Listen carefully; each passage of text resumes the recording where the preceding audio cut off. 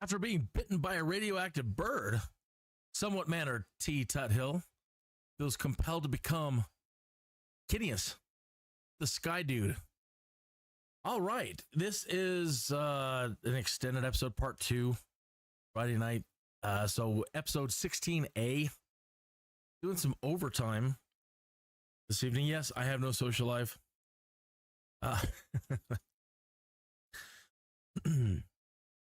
The somewhat truth of the matter is the wife, they have released some new Sims packs, and whenever they do that, she wants to pick those up. She follows a couple of big people on YouTube that do Sims, like Little Simsy and Whiny Brit and Plum Bella. I'm sure there's tons and tons and tons of others, but those are the 3 that I know that she's infatuated with. And Little Simsy just did a bunch of reviews of the new stuff, so she wants to check it out. All right, I've got things turned off at the moment. All you're seeing is the screen. I've been letting everybody rest, so I'm finding out you probably have to turn off NEOFLY for your pilots to rest. Now, hopefully that is the case. I didn't take them out of their planes before I turned off, and I probably should have for this test to see if they will take breaks. So I know last night I just left it running while I slept. And when I got up this morning, they had not rested at all. And one of them was down to 0. So move that over to this other monitor now. Finally have 2 monitors here. Helps a little bit. I still have more stuff on the screen than I need. Okay. Oh, yeah, that helps. So so you do have to shut off NEOFLY, I guess, if you're needing them to recharge. Because now are they all back up? They're all back to 100. I think when you leave it, I don't know. But last night, I didn't turn it off, and I came in this morning. This guy, Ghost Rider, he was down to 0%. So I had to delay starting the live stream for a little while, a couple hours, to let them all recharge.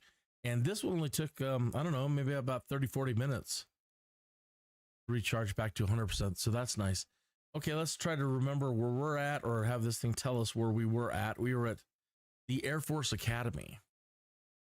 So we need to restart here at the Air Force Academy and get these guys on some more jobs. So while that is going back to there, yeah, let's come in here and get everybody going again. So Berlin, just a few more pounds of gas. Petrol. See how much we can make this evening. We broke 300,000. Oh, wait, I better stop right there and don't put any fuel in for this guy. Let's get these guys going, because we've been talking about getting Berlin here a different plane, even just something like one of these 152s. It's way better than his little tiny toy plane. He can't carry but 150 pounds plus his fuel, and I got to keep his fuel down like 24, 25 pounds. He can't do much. That is just, I don't know why you would want something like that. It's just training purposes, I suppose. So we'll go back to this guy, and yeah, give him some more fuel, about 24 pounds as well. I don't want them to spend a whole lot, and I don't want them doing long trips.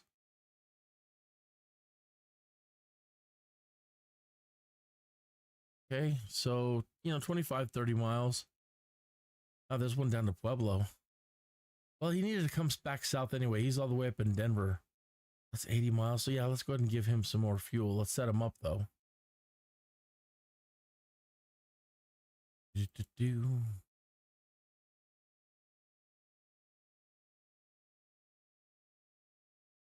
And that should be plenty. Okay, you got to, and remember to make them go once you've set them up with the job. Click that little icon next to their photo to make them go. Here's Maverick. How's he doing? We got lucky earlier when he landed at the last place. He had like 2 pounds of fuel left. So we'll give him a little bit more this time. Not much though. Oh, and we're at a place where gas is 3 times as much. Oh, well, it is what it is. He has no choice. He can't get out of there on 10. I mean, maybe he could, but we'd be really pushing it. So 23 due to KEIK and have him go. All right. All right. Now we need to, I don't even know if we can sell this guy's plane, but we're going to try to find out. Let's go back to the hangar here. We have him. And that's it. I can't believe how expensive that airplane is. It seems to be more than the Skyhawks. So I don't know what's so special about that little toy. Can we sell his aircraft? Let's take him out of it first.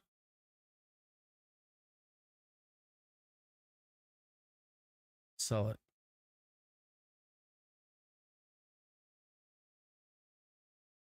We did. It let us sell Berlin's plane. Okay. Let's see about getting another Skyhawk. Let's do 152. I mean, we could probably get another 172. But let's see what the price is for 152s. New 135.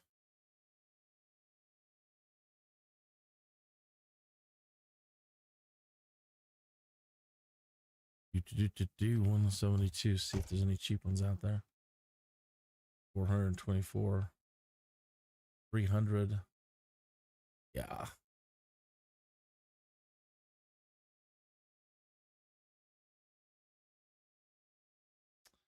So brand new. This one. Is it pink? Looks pink. That's the only one. Hey, but that for that price, hey, you know what? That is a steal. So I say now. We can always turn around and get him a more. Get him, you know, we're gonna have to keep upgrading planes anyway. Let's go back to our hangar at KAFF. So we're probably gonna have to bring him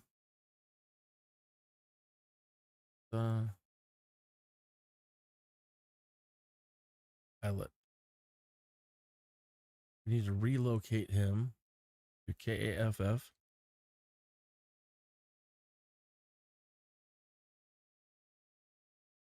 Come back in here and assign him. Yay, it's working. Everything's working fine.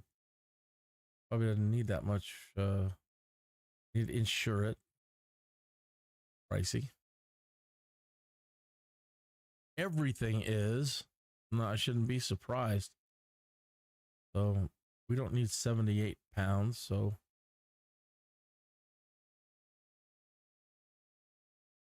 start him off with 30 in there. Now he can start taking much heavier jobs. Much nicer. Much nicer. He was limited to 150. It's just doing us nothing. Doing no good. Or it's way up in the mountains. No bueno. Let's shorten this. 3133. 33 it is. Set it. And there you go, mister. And your maybe we can change the livery color. I don't really care. Pink, purple. I'm not sure what color that is. All right, let's make sure they're all working. There he goes. He's got his little pop-up there, loading and embarking. He's flying at cruise speed, and he has just taken off. Great. All 3 of them working, only 130 down, still 319. Fantastic. I'm sorry that there's no noise. It's just so quiet. Been trying to suggest to YouTube a way to allow us to have music on our live stream that is completely compliant. And I hope they agree to something like that and go, you know, why didn't we think of that long ago? Kineas is brilliant. We should let him have what he wants. I hope. Got my fingers crossed. Okay, now it's us. Time for us to get back to KAFF.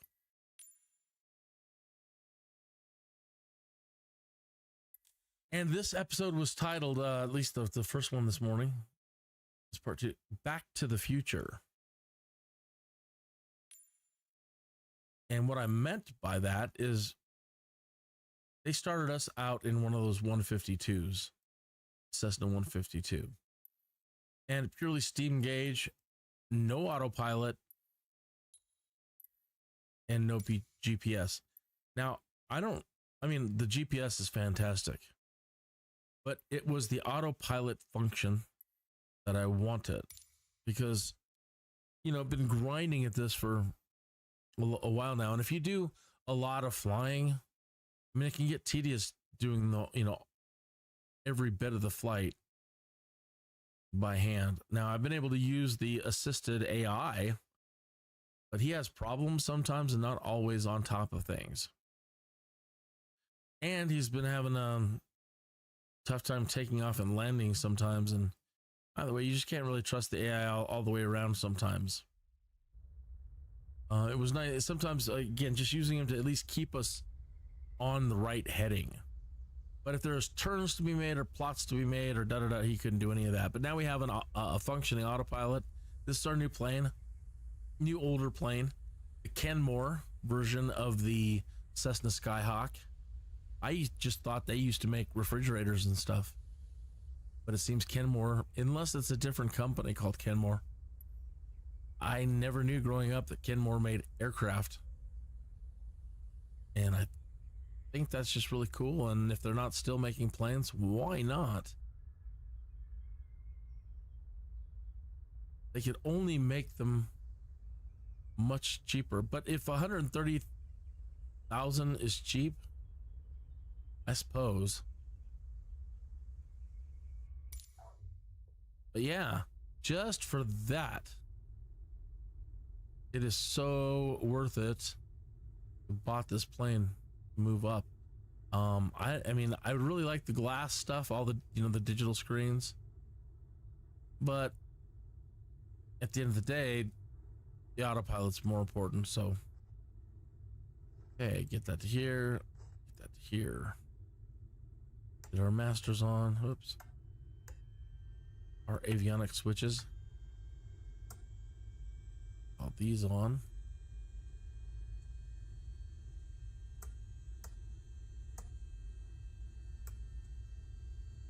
And do a fuel pump test. The GPS are on now, and in a moment we'll be prompted to hit enter twice on both of them, then they will sync with the satellites.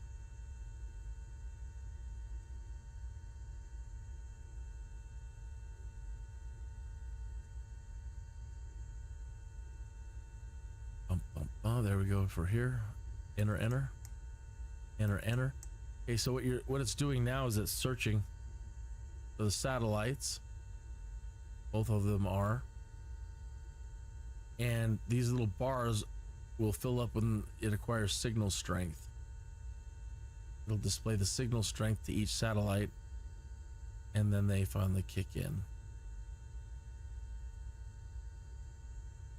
Okay, so those are ready to go.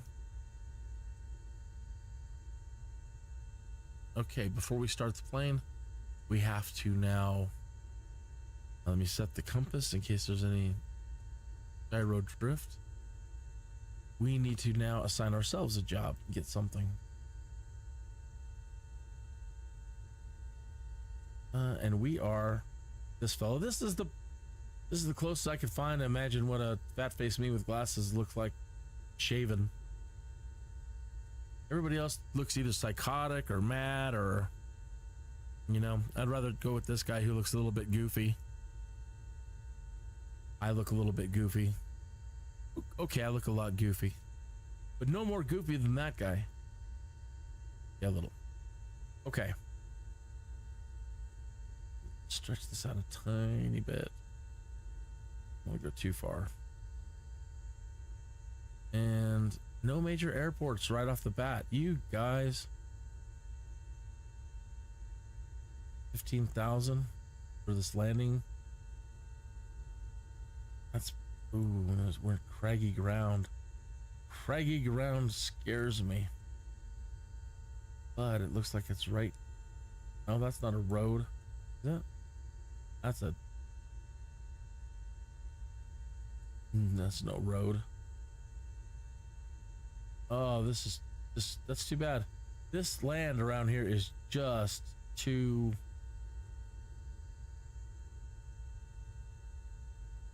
Just too bumpy. That can easily flip the plane over. So I'm sorry I can't help with that one. Let's see where this one's going to. It's heading towards the mountain at all, which it is. Not a chance. I'm not even going anywhere near that without a helicopter. Nada, yet no. So those are out of the question.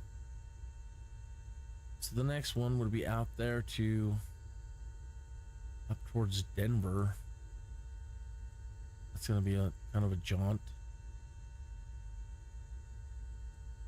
That's the highest paying one. Let's see how close this one is. Old Colorado City, huh? I don't think we've ever gone there.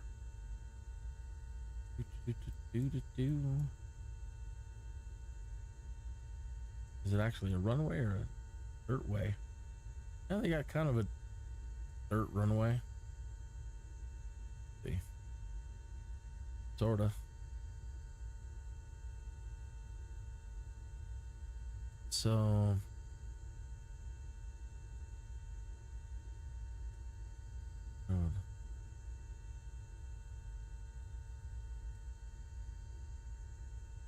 Eula, so gotta go past Pueblo.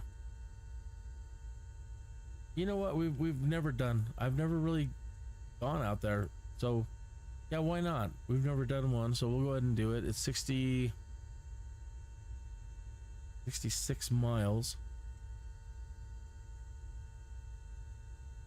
5,000 bucks. I didn't see this one. 7,000. That's so much closer.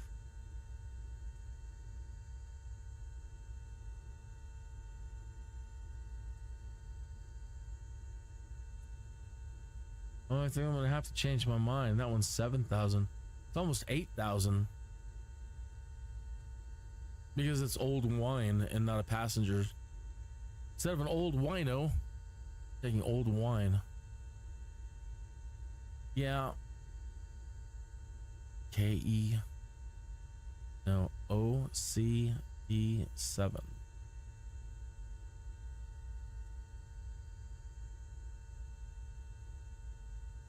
Dirt field, of course. We have old wine and they want us to land in the dirt field.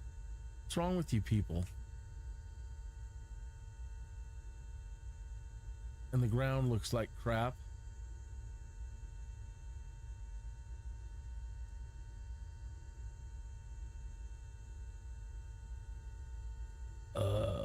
And there's potholes all over the place. They just want us to crash on this one. Man. Always something. Suppose if we were real careful.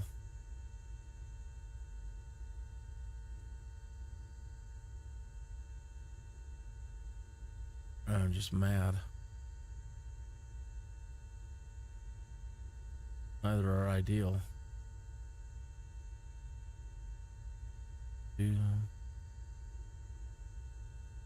One for 5,000.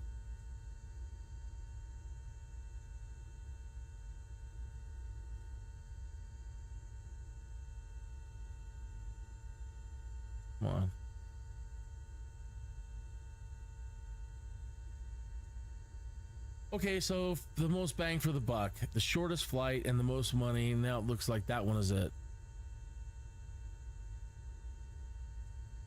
It's only 31 miles for 5,214. Okay, and let's look at the ground. Better. Much better. Much flatter. That's no worries. Okay. That's the one we're doing. Transporter from dispatch. I see you asked for a fragile cargo mission. The ground crew is waiting to carefully load the crates for you in the parking. Okay. Transporter, loading has started. Stand by. Yeah, let's plug this into the GPS since we have one now. That is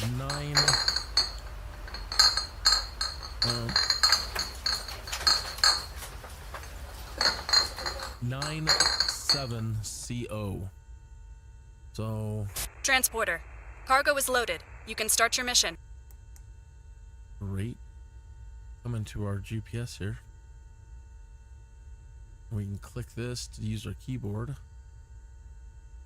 97CO.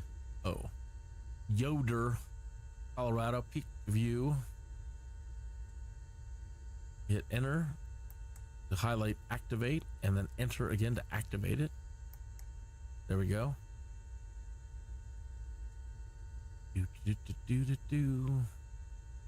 And that's all the fooling around we're really going to do with that at the moment, I think. Mess around, I can show you some other functions. It's very cool, very powerful. One thing I haven't quite figured out how to do again, and I've forgotten, is setting up an ILS landing. And I might just hopefully we can find a flight back to Colorado Springs or to Pueblo or to Denver or any of the places that have an ILS runway where we can practice doing one. That's an instrument landing system.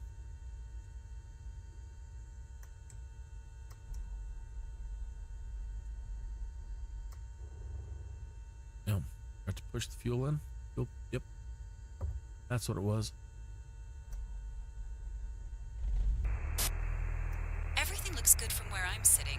Taxi to the runway and take off.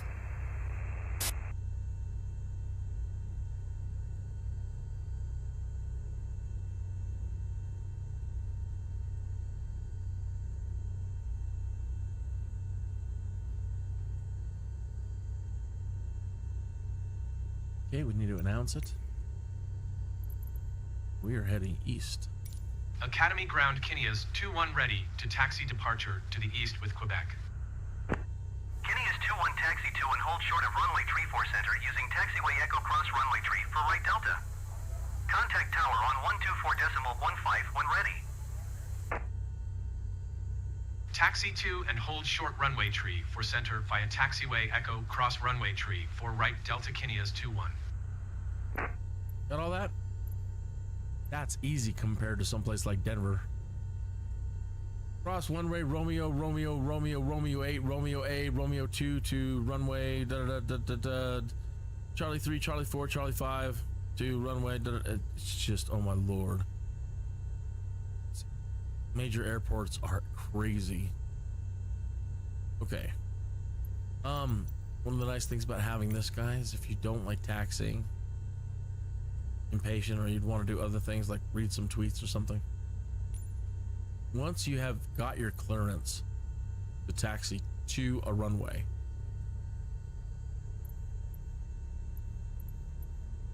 and you've responded back,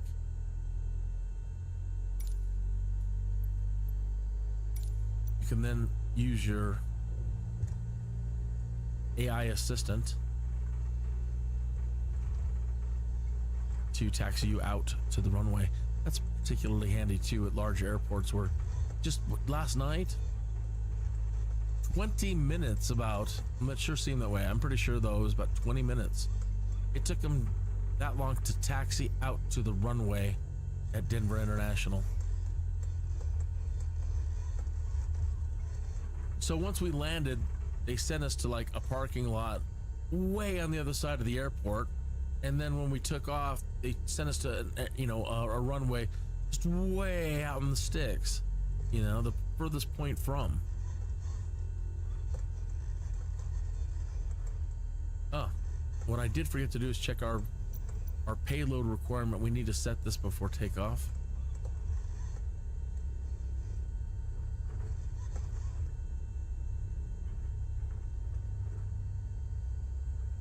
Need to make sure that they want 539 pounds set.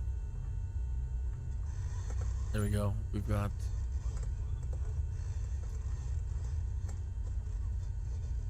and we'll get a plus 49 if I go all the way out, increase our weight to maximum. Get a 100 up. I'm not sure what it is, if it's experience points or what. We'll get a plus 161. So since we have an autopilot now, I can make flying this thing more manageable without flopping the plane all over the place. Trying to keep it steady. Yada yada yada. We'll just go ahead and go for it and go to maximum weight.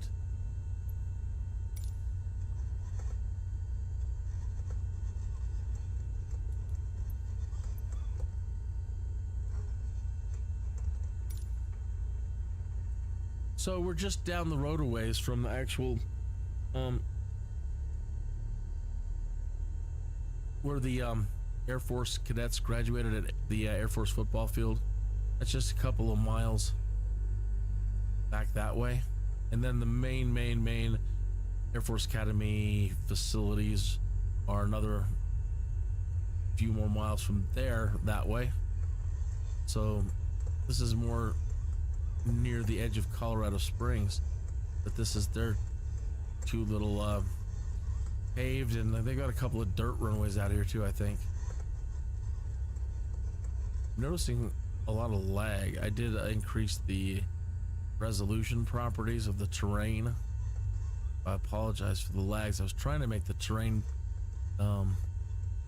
better, more visible, or more detail in the terrain, and try to make it a little bit more visually exciting when you're watching. Academy Tower Kineas 21 at runway tree for center, ready for departure east. That plays havoc. You try to make a fast movement. Kineas 21 altimeter tree 0.021072 at 8. East departure approved. All right, we need to change our altimeter to 3002. Cleared for takeoff runway tree for center, That's about right. Kineas 21. Good. All right. Since he's set, let's see how he does taking off. He's been pulling hard to the right and not applying enough rudder on takeoff. And unfortunately, it doesn't seem like your AI gains experience when you're using something like NEOFLY. It's become more and more accurate. He didn't do too bad earlier, but his takeoffs again, he's been going far right, sometimes off. He's gone off the runway.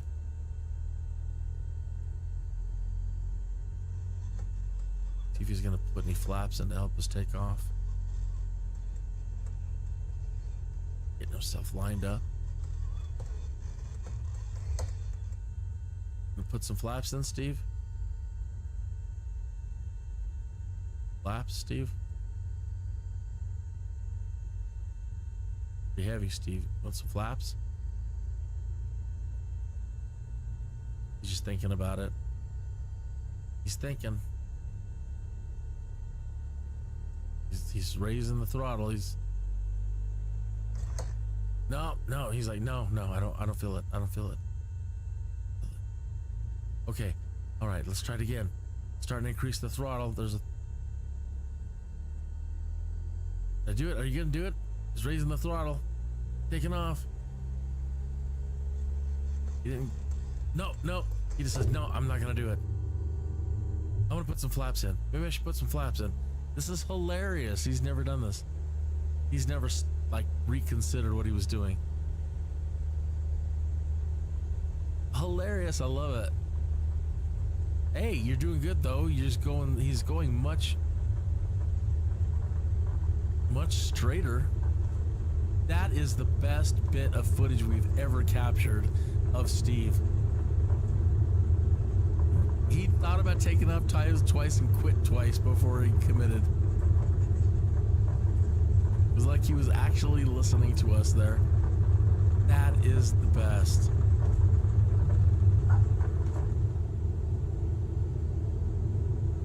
Great job, my man. Transporter, have a nice flight.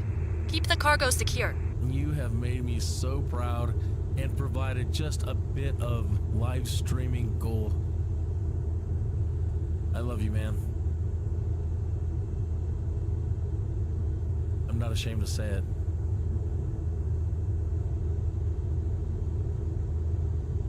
Now we're flying towards the Air Force Academy. Please don't crash now, Steve.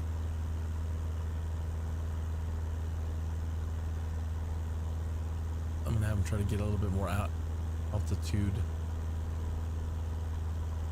And then we'll turn on the autopilot. But since he was taking off in this direction, I thought maybe we could go ahead and there it is. That is the Air Force Academy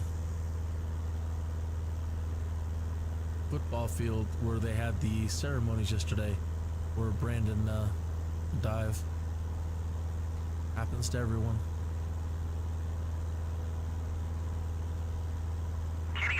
Continue for east departure. I'm trying to find the kinder. Academy Tower Kinneas 2-1 continue for east departure. Less nasty me. Oh, let's just say that happens. Okay, let's get back in here. And we are going to make sure, double tap the CDI. Make sure we're set to GPS. Make sure we're set to GPS there. Make sure we're set to GPS up here. That it's displayed properly. Okay. We're going to turn on the... Oh, we need to disconnect Steve.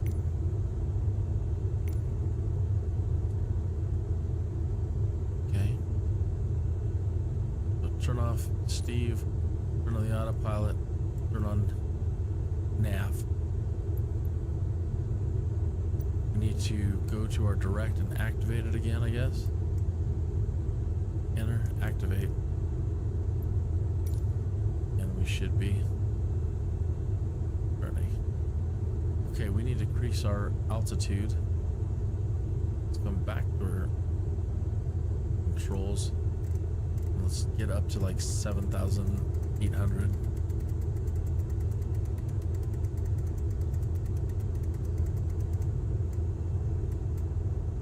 Let's go 8. Okay. Arm it. Right.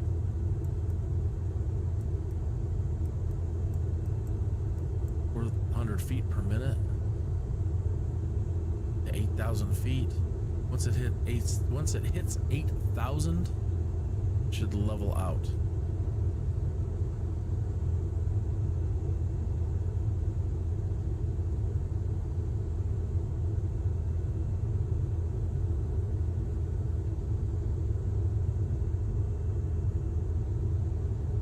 Hopefully we'll clear everything here. Yeah, we got it.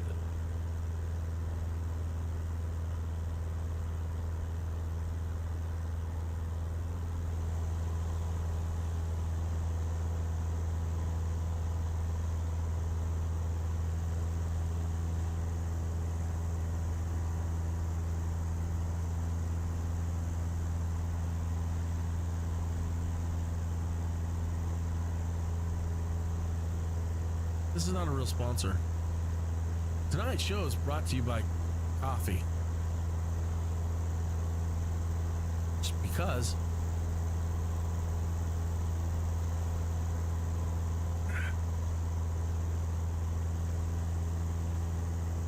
Tonight's sponsor is brought to you by coffee. If you have to ask, you'll never know.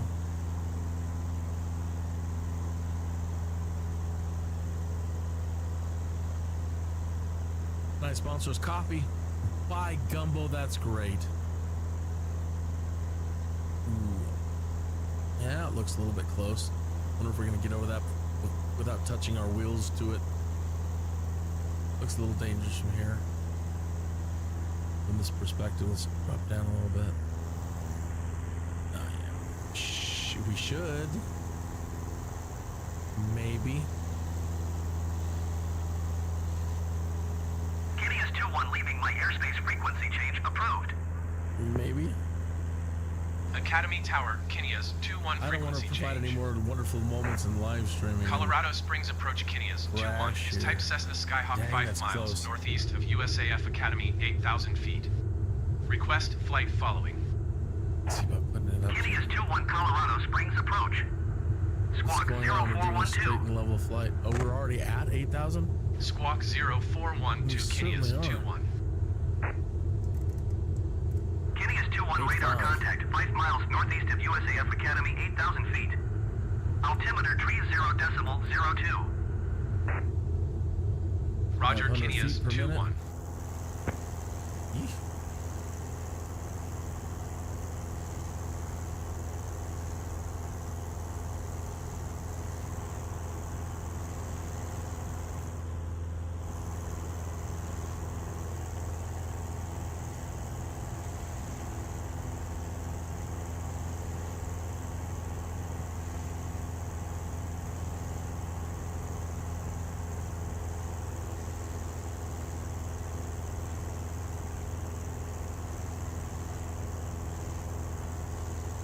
I know you can get really amazing shock absorbers on, you know, like the bush planes.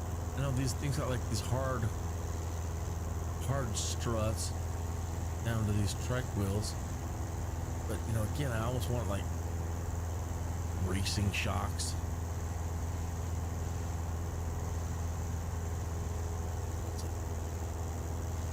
Much fatter rubber tires. Like the ones on the bush planes.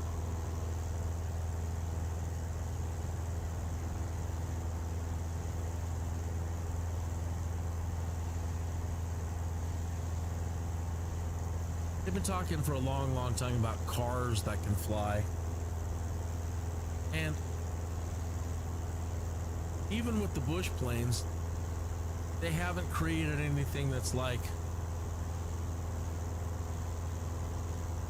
a plane mixed with an all-terrain vehicle. You know, something you can land and maybe fold the wings up a little bit.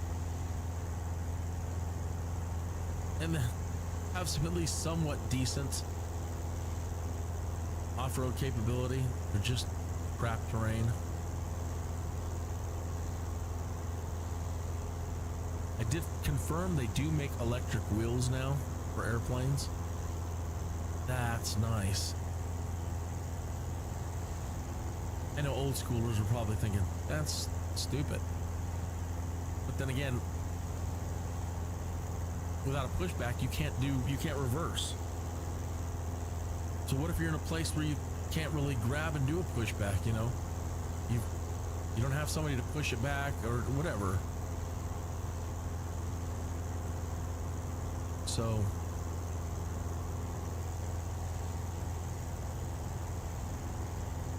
I'm thinking about that for a while, and I finally, instead of thinking about it, I'm like, let's just go look it up. This is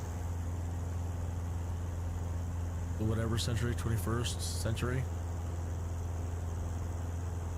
Should be able to find it, anything like that on Google if it exists, and sure enough.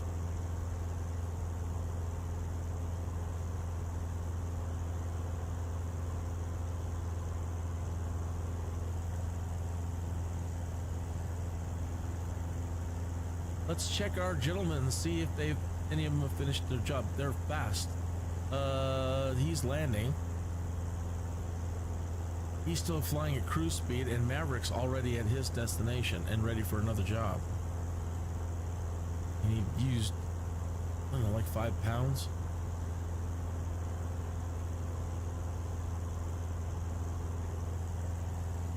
Good. All right, what do we got? ACFO. Well, look at that. He's getting all the good ones, man. He's getting all the major airports. There's Centennial. ACYS. 70 miles, though? No. Just go to Kappa. Go to Centennial.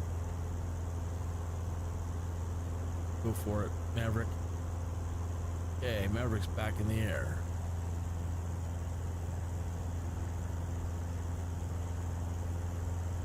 Balloon is landing. Man, they must have, they got all recharged on their brake, but they're declining already fast. 5 points for these guys, too, already. 95 points. 95% on health. Their health is just like, it's not their health. It's, they should say how tired they are. Their stamina. I mean, it makes you think that when, like, I was worried this morning when I saw that he was 0. I thought, what, did he have a heart attack or something?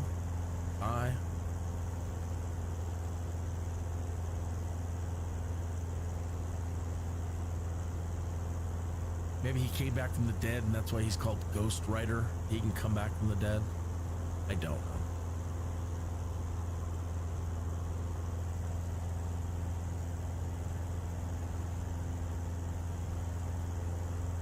They're all doing really well. Last time I checked, all the planes are,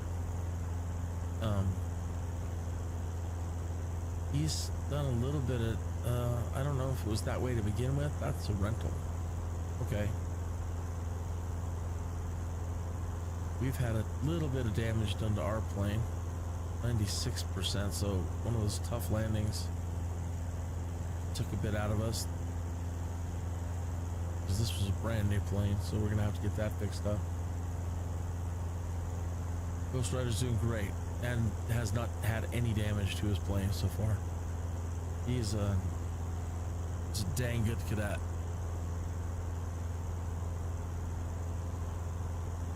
Looking back on our screen here, we're approaching Stephen King's whatever it is, the mist, the fog.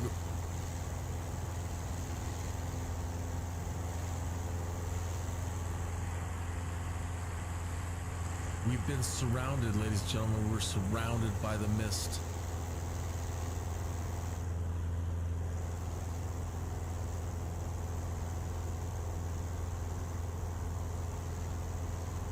When that can make trying to land in a place like this, unless it's more visibility, it can make it really bad. But we have superpowers. You know, I've been reluctant to turn it off because it looks so nice right now with the subdued lighting, and it just feels so nice, and despite the mist, just peaceful, calm.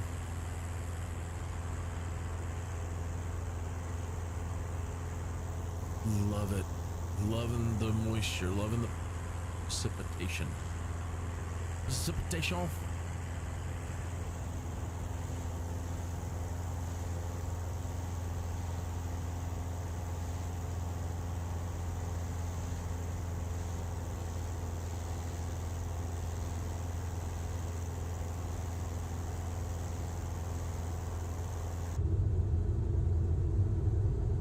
We can check our status in here. The flight plan. Oh. Direct 2. Still active. No, it's not.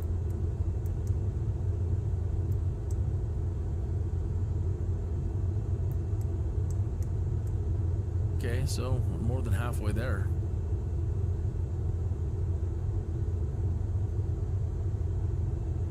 Should have started singing Bon Jovi about 4 minutes ago. We're halfway there. Living on a prayer.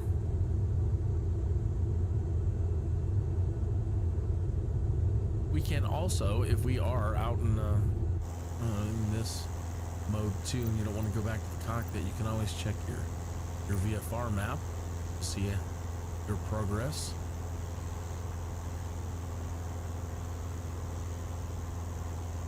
I say now, as we're not getting. Did it blow out our? Did it blow out our plot? It didn't in here.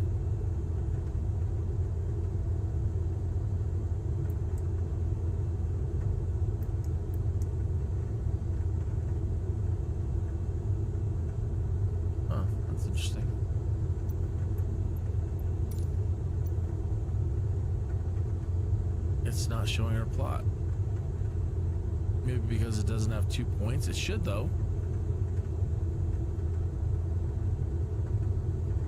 But that is it, straight ahead, coming up quickly. So yes, it's dangerous to try to fly when you can't really see the ground, so I am going to invoke my superpower. Skydude power activate and come up here.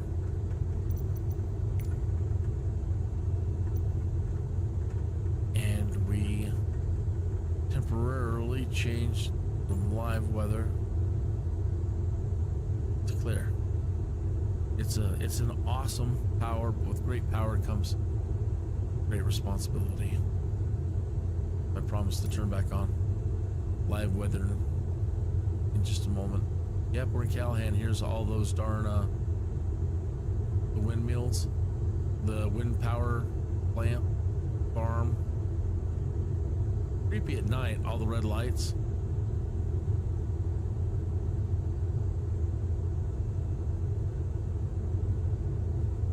I suppose I could do that. We can see the red lights.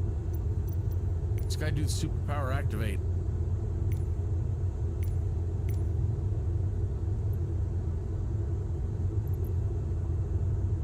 Right, all the little wind farms out there.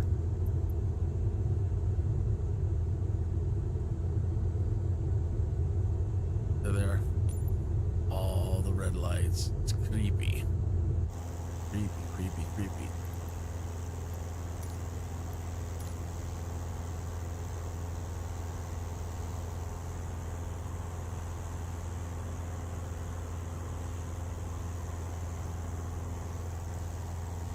Fires of Mordor.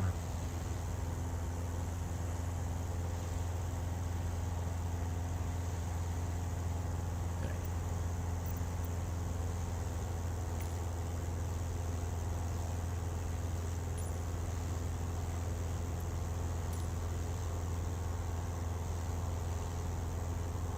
Getting close enough, probably call it in.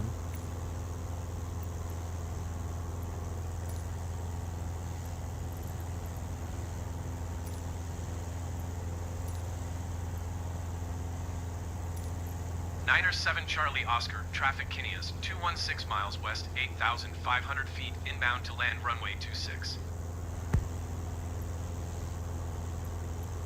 There's no tower there, so don't need anything. There is our traffic pattern. So let's hop back in. Turn off our autopilot.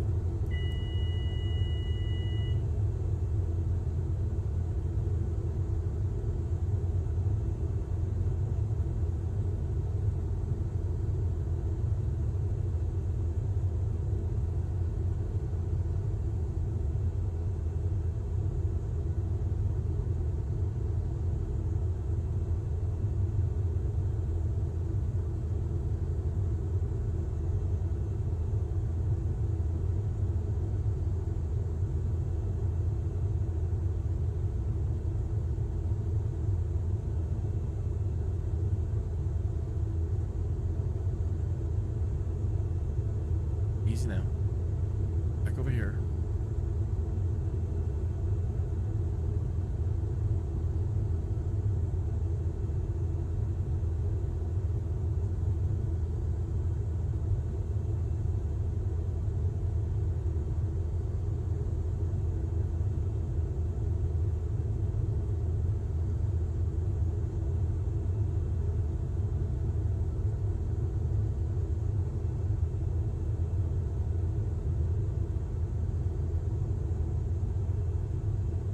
Spin the heading bug around and turn autopilot on to keep us flying forward for a minute or two.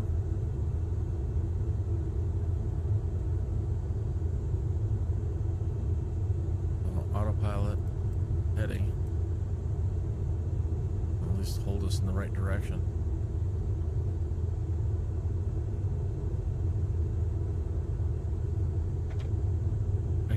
appreciate the camera controls for the cockpit. They won't raise the seat up any higher or I'm doing something wrong. I don't like feeling like a midget below the dang screen.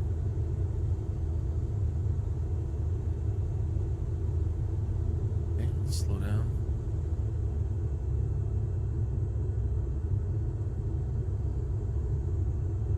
And put in a little bit of flaps.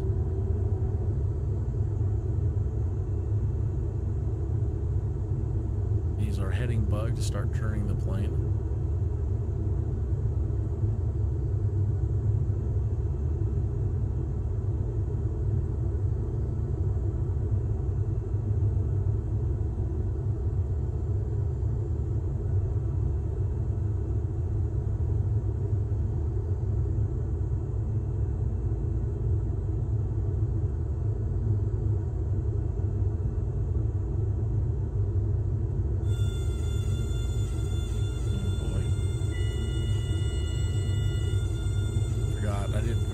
Speed, so the plane was trying to stay level. We wanted it to descend.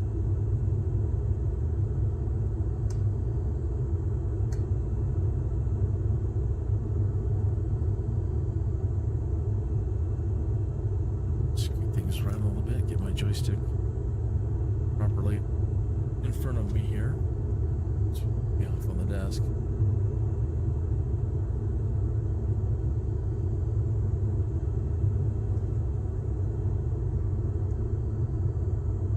Throttle off, so we're just free falling. About 60 knots is where they say is the best angle to hold yourself. The best glide. So if you find yourself in an emergency situation where you have to glide, you're out, you've run out of fuel, something's happened, you need to glide to the ground, pitch for 60, and brake.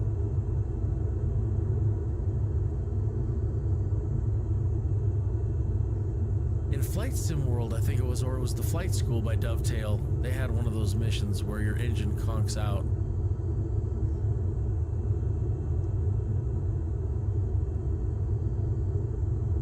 And you get bonuses for how far you can drift to find a place to land.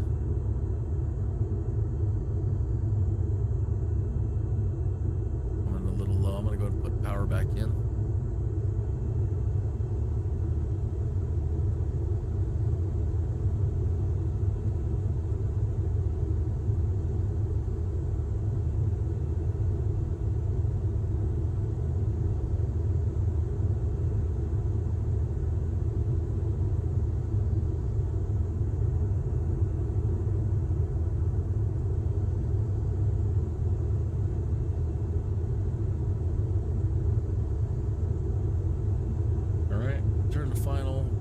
Flaps.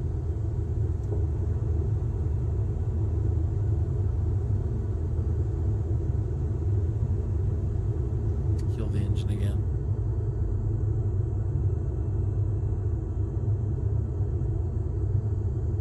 Take our foot off the gas.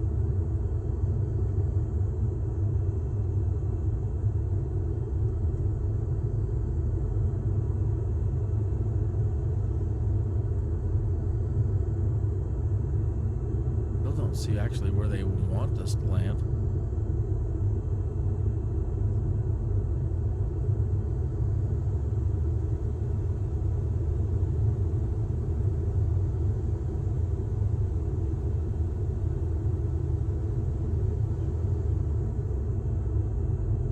I don't know. Maybe out there. I don't know. There's a big tower right there.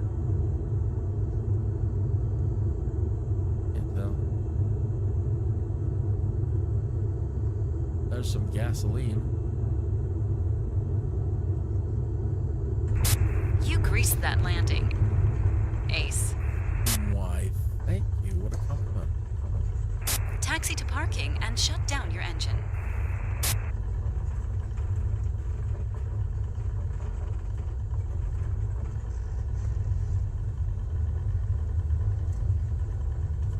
It's funny. We came here to drop off fuel, and there's the fuel station right there. We refilled.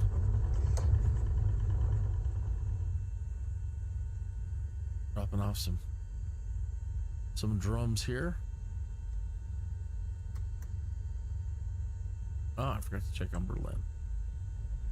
Okay, pilot. Removing the fragile goods may take a little longer than normal. Stand by. Oh no, is this the old wine? That's right, not the fuel. Oh, okay, Berlin.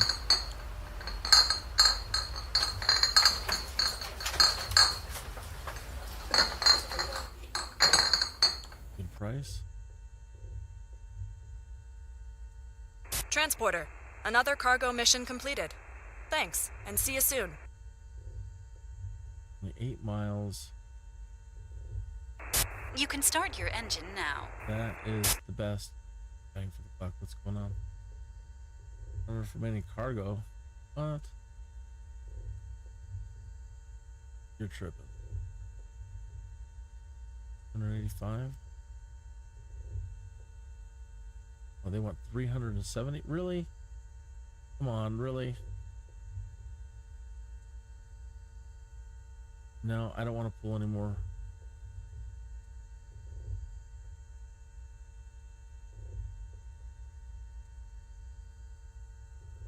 Alright, well, that one it is then.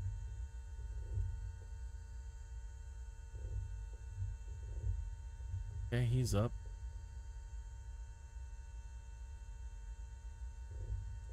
Maverick is approaching and getting ready to land again. Ghost Rider's still doing that long one.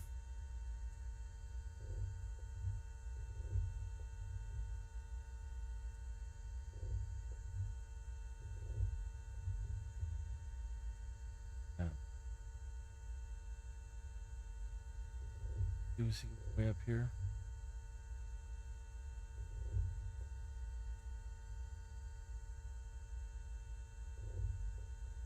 Where's that Maverick? Ghost.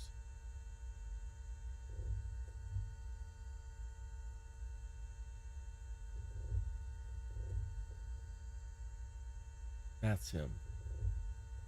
All right, yeah. So he's almost there. Cool.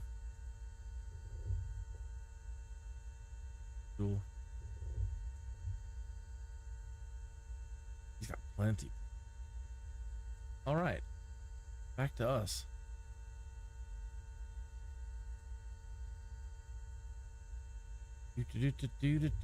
Again, no major airports. Oh no, my bad. There's one to K-Fly, our home base. Transporter. You must deliver this package before the deadline. The earlier, the better. Okay. Captain, we have some crates marked as urgent. We'll load them now.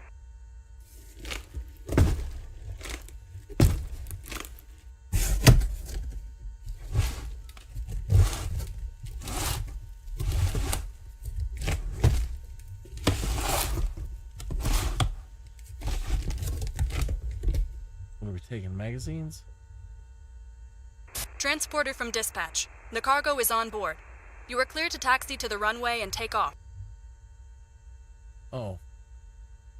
Fish? You got a lake around here somewhere? The rare inland fish. All right.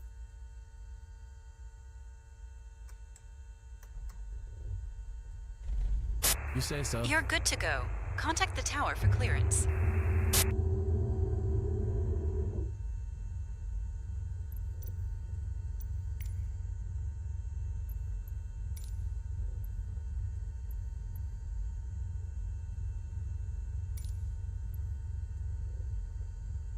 We are going back. Niner 7 Charlie Oscar, traffic Kineas, 2-1 taking off runway 8 west departure. Okay. Clear this and put in Fly. Enter. All right, set for K-Fly. Hopefully we can make it on time. She's been real, they've been assigning me ones that were just as soon as I get there and I land and I touch down, and just before I turn off my dang engine, it's been, oh, sorry, time's up. Son of a gun. Oh. I have to try to keep the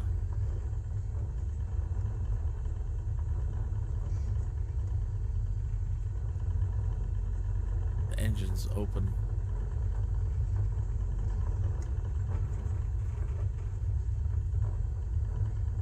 Damn trees right in the way. I wanted to go that way. This way. And these trees are in the way.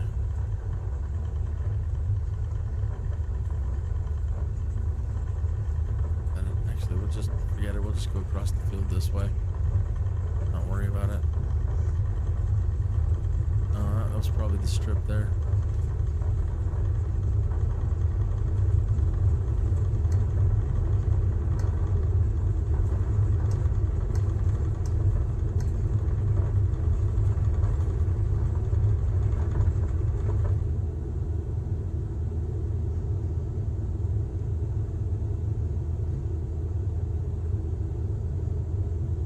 Transporter, have a nice flight. Will do. Thank you.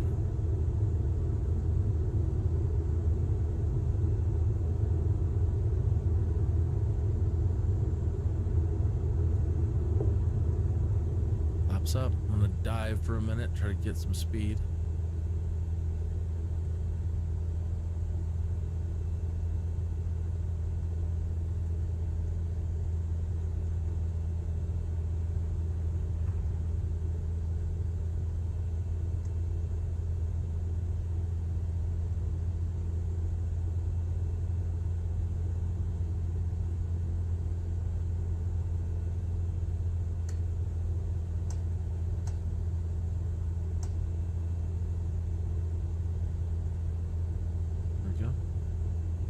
Small climb.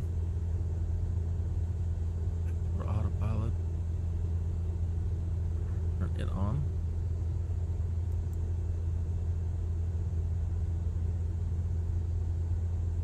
Colorado Springs approach Kineas 2-1 is type Cessna, Skyhawk 1 miles south of Niner 7 Charlie Oscar, 6,700 feet.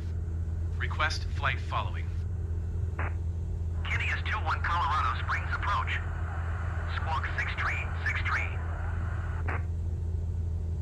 Squawk 6 tree, Kineas 2-1.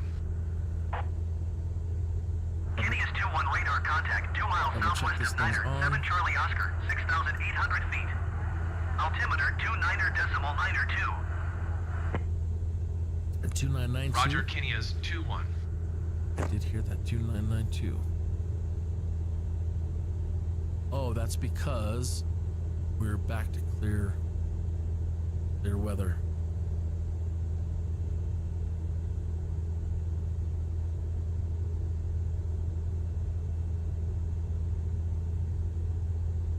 Give me a moment. I'm going to look up something here on the internet and see if they've made any changes to, we can change our seat height.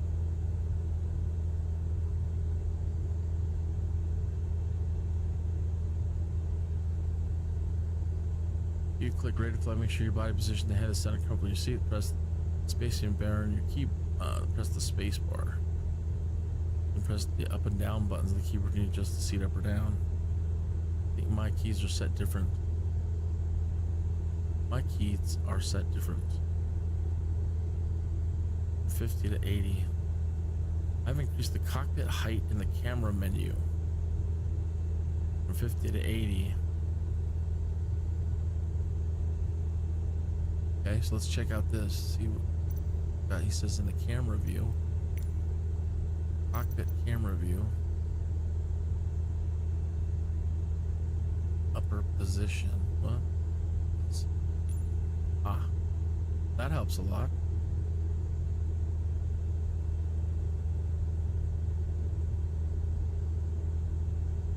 It provides a much more, the guy typed, he made a spelling mistake. This provides a much more realistic cutoff angle.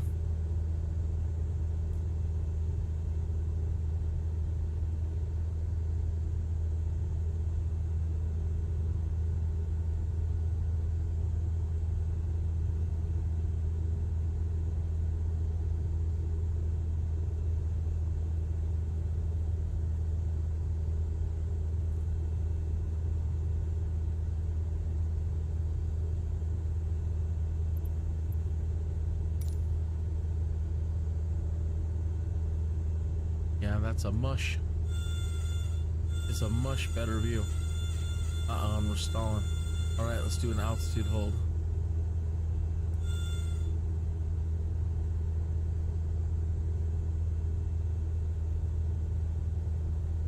Flaps are all. Oh, the flaps weren't all the way up. And let's see if our mix is right. We're not getting full power. Our mix, our RPM.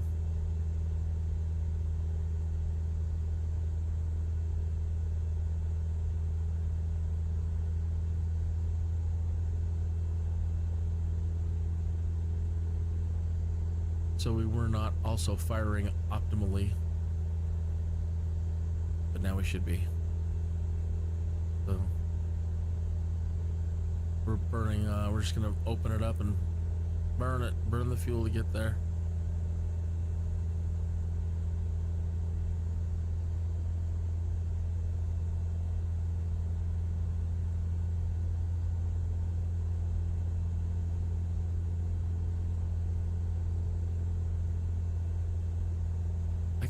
Try to maybe speed up a little bit by putting the vertical speed at like 100 down, but there's no way to make a smaller incremental adjustment.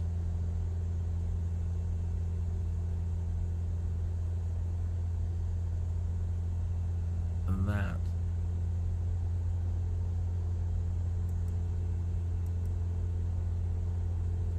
Could do like 0.01.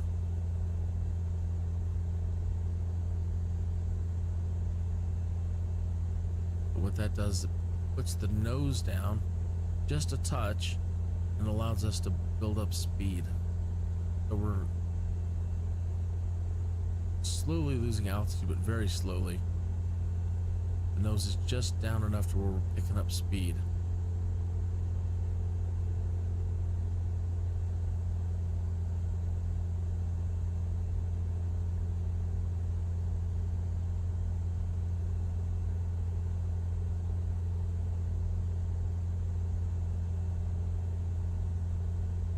What happened to our course?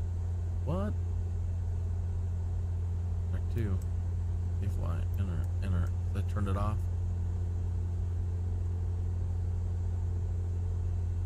Half of there. Oh, it's in. It was in heading and not nav. Remember when we were coming in for a landing and I set it to heading? Yeah. Have to put it back. So I wasted a minute or two, but not much.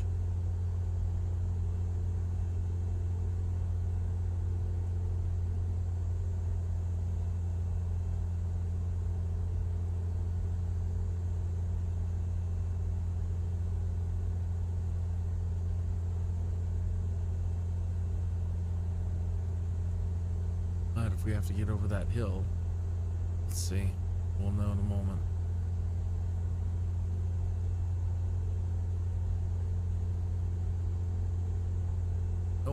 Going back out here. Good.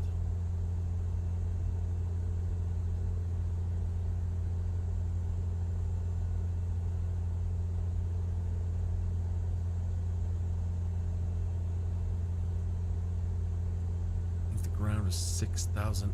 The touchdown zone 6,800. Let's see what happens if we put our nose down just another. So we can do it incrementally. That's actually 1. Did 0.5.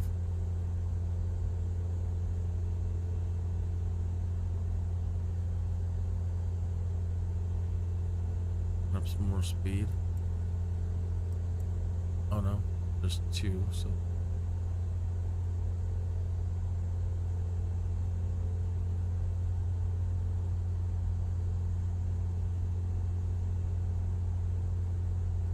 Might get to 120 knots.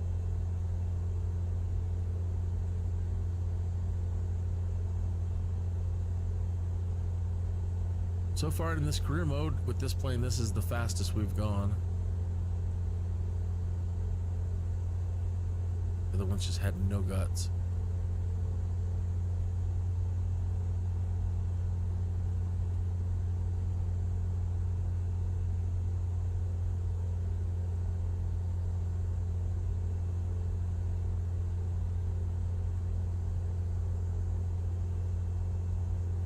Looks like a dirt track out there, but it's a farming plot. One of those circular. Yeah.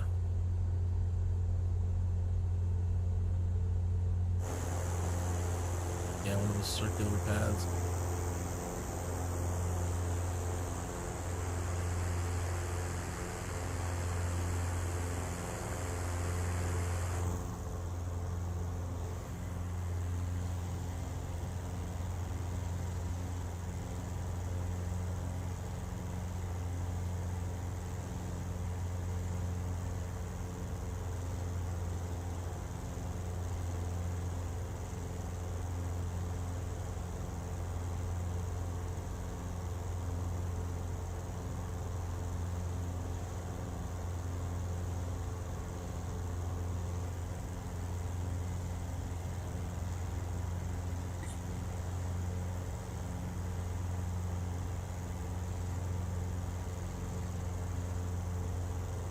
Now I'm worried again, we still have to get over that hill to it. Just level us out.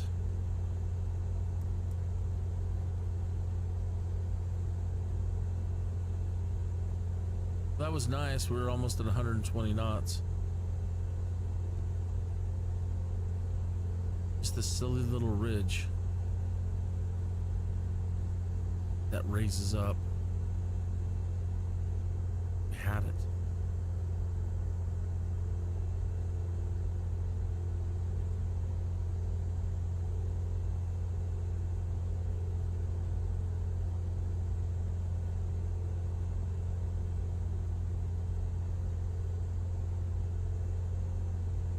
And there it is. No, we got it still. Well, let's come back over here. Oh, down. 300 feet.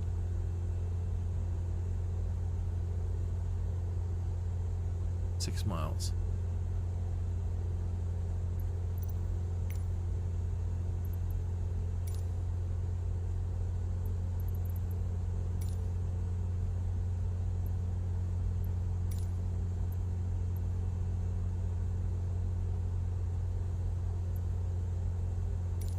Kilo Foxtrot Lima Yankee, traffic Kinias, 216 miles southeast, 6,700 feet, inbound to land runway tree.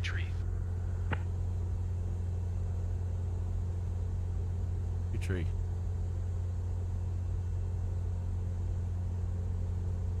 Just gunning it. I'm gonna skip the skip all that. Actually, I'm gonna turn off the autopilot.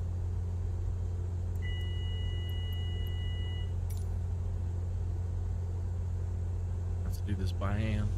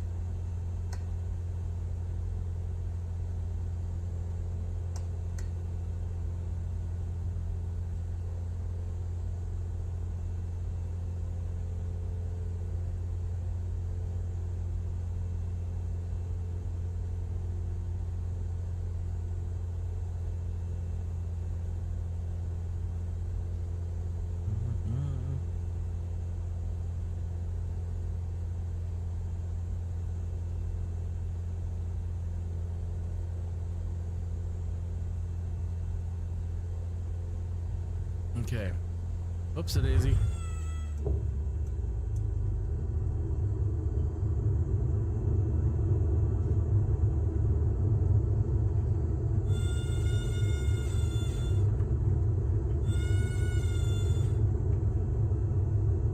Little baby.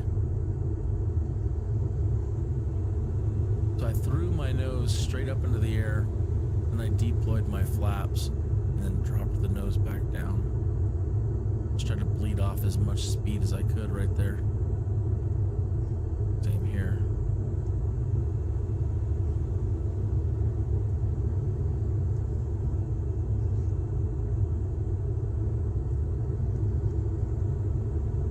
Down closer to parking.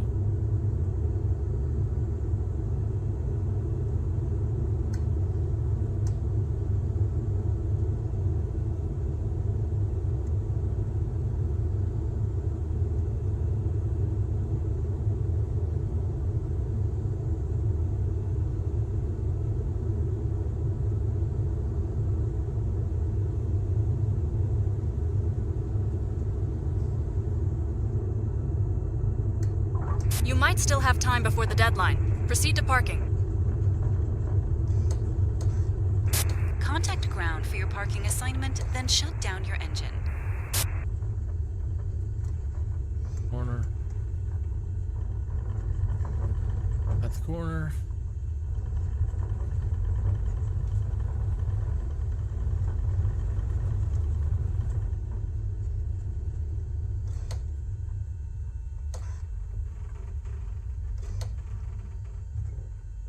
Down the engine.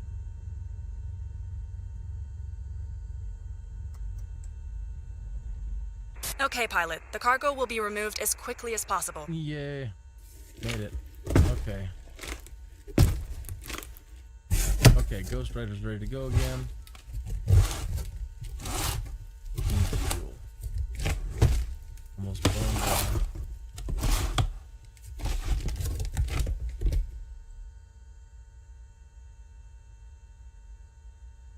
Transporter. Another cargo mission completed. Thanks, and see you soon. 5 miles. Ready for engine start. Okay. Average ready to go.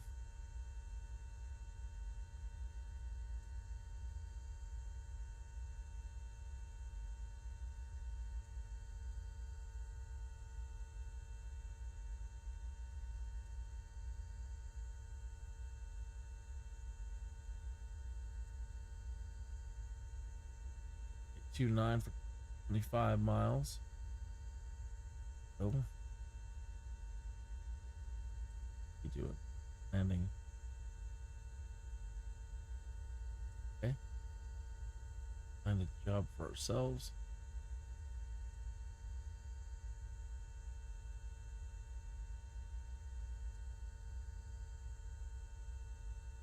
On to the major airports.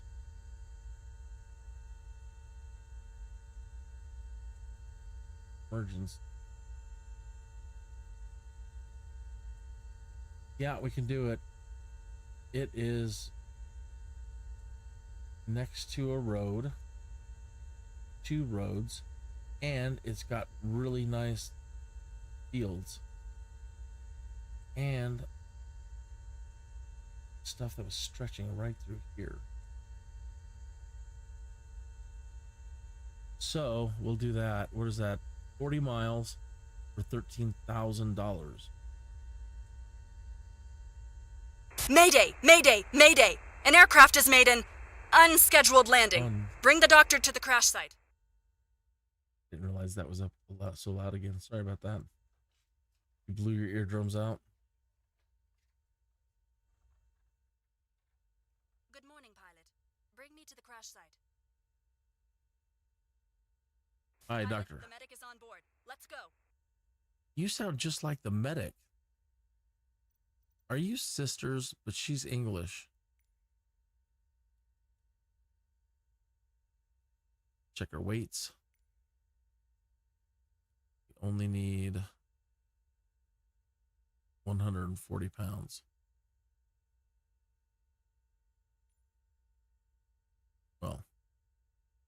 check that. 160.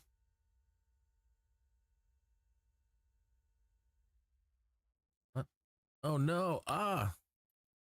Now this bugs things up. Whenever this happens to you, and it's a bug, I don't know what's causing it to toggle. But when it does this to you, even if you click continue, it can mess up.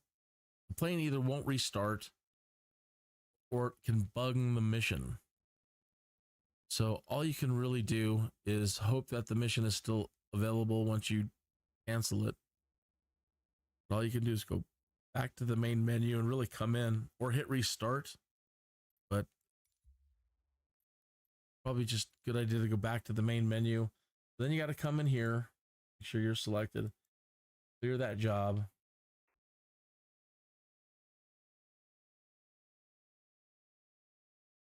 And then respawn.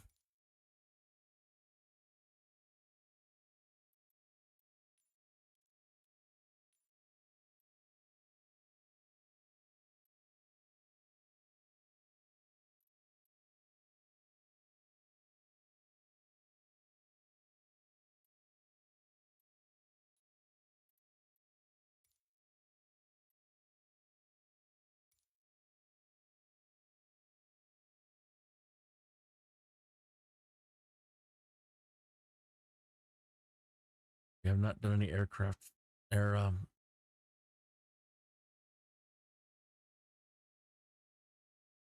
airliner flying in a long time. It's going to be a trip when we get back to airliners. I was when I stopped and started playing Baldur's Gate, I wanted to play some other games for a little bit. I was using the fly-by-wire study level. The study level version. Very nice. Okay, so this is bad weather, so we'll use our superpower again. And we'll do that. Okay, we need to check our weights again. Oh, we got to see if we can get that job again.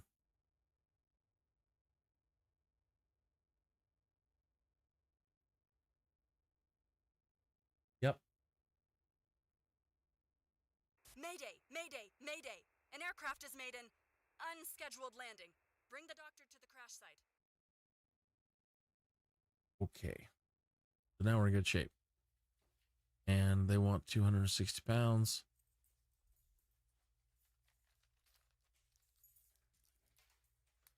Hello, pilot. I'm the medic. Let's go. 7. Pilot, the medic is on board. Let's go. Trying to keep us as light as possible. And how many miles? It is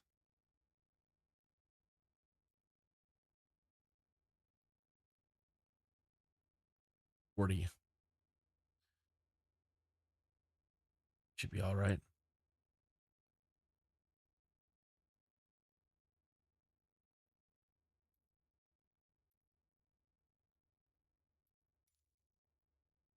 Okay. So now, in the real world, how would you do this? The real world,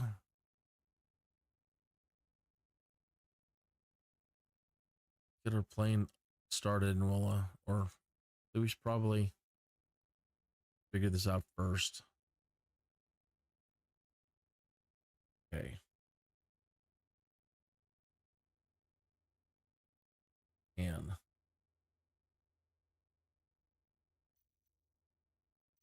because now there's no map to pull up when you click on this thing. So let's try to use the Neopad, which shows us a map, and see if we can get the area, possibly any sort of names or. Okay, so we need to fly out to here.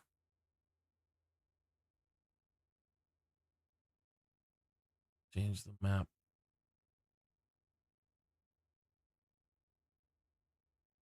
Perfectly. Very nice flat. Okay, so near Lyman. So let's go to SkyVector and see if there's a VOR. Zoom out a little bit. There's Hugo. There's Lyman.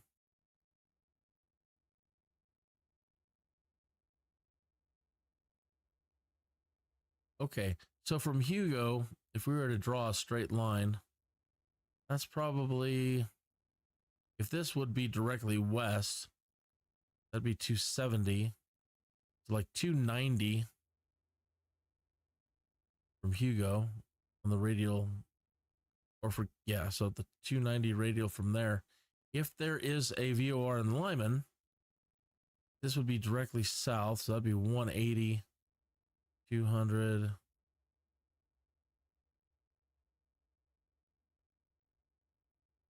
You know, I don't know. I'd say if that is 70, 60, 50, 40, 30, probably 200, the 200 radial.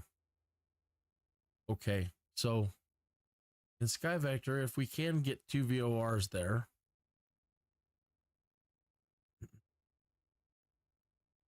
SkyVector.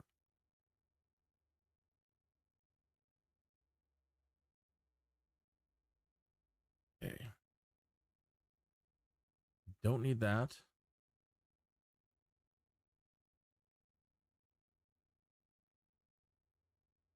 We need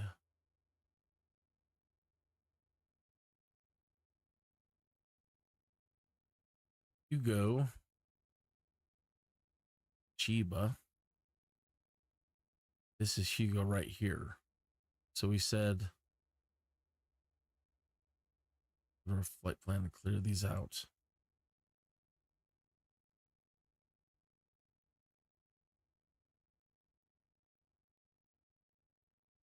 All right, so from Hugo, let's add this.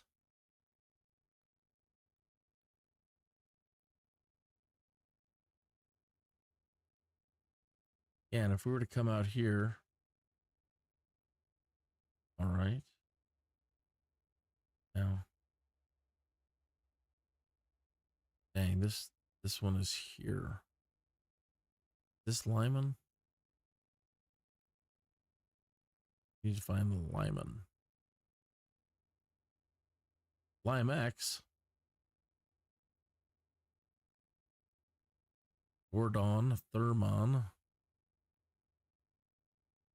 Oak. Lyman. Okay.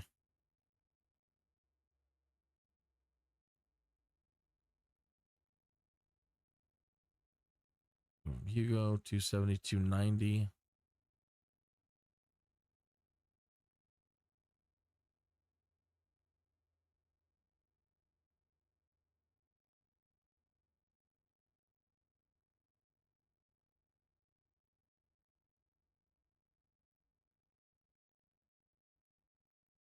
That's 273.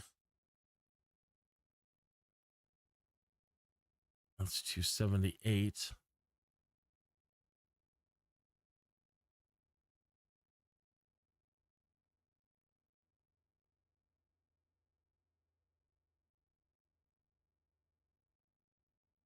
It's 202.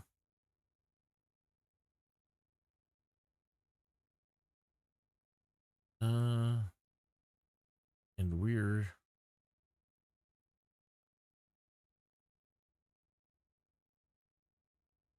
Okay. So if we use nav1 and both of them work, if we put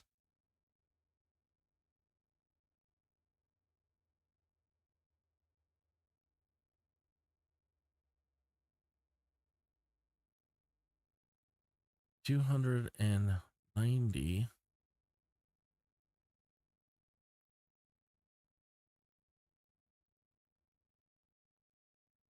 and what's the distance?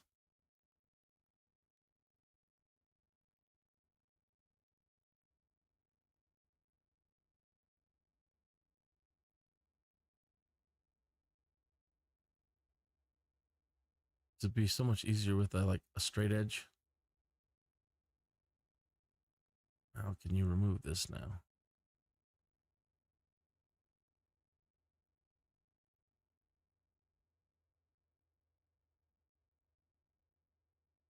can't delete it.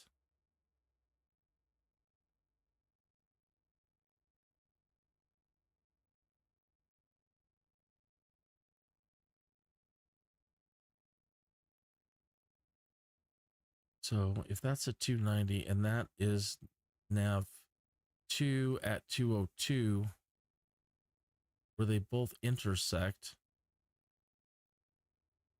would be right in here.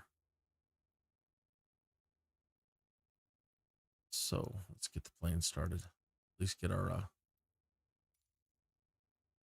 GPS running.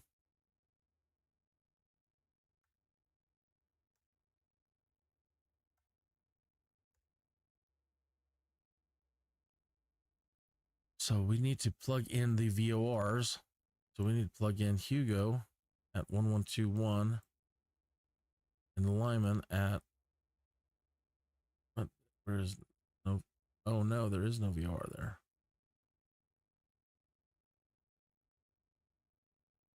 Or a straight line from Thurman, then.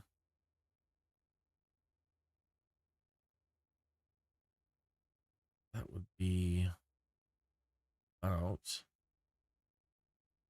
21. That would come through Lyman. One. Oh, then we need to shoot down here. 2. Up. 100.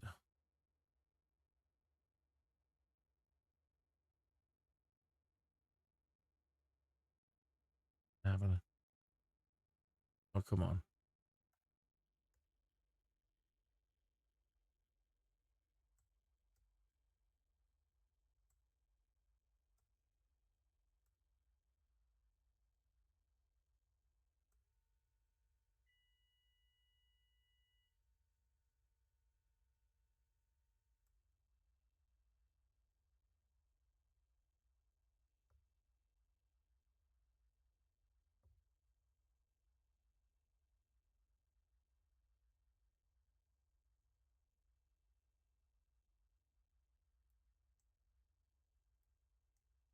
Okay. Now 1, but Hugo at 290. That was 1121.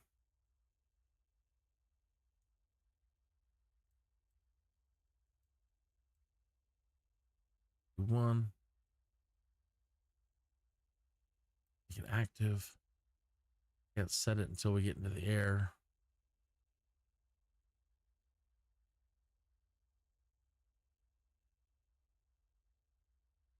And Thurman, so far away. 1129.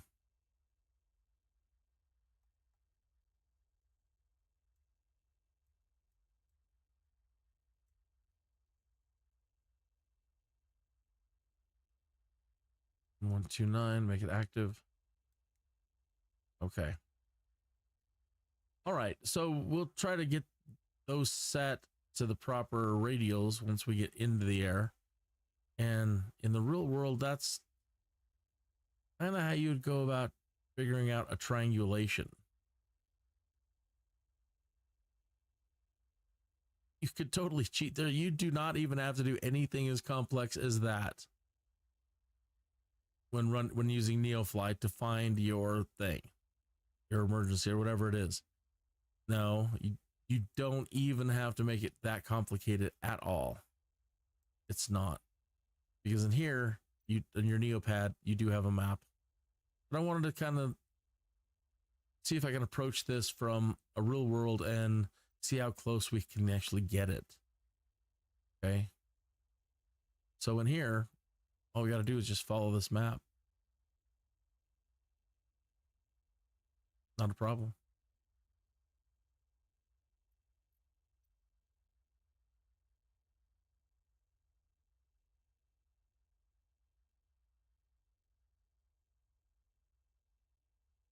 Okay. So announce our takeoff. Then we got to check. Let's check him before we start the engine. I don't want to use any fuel. You can really touchy about it. So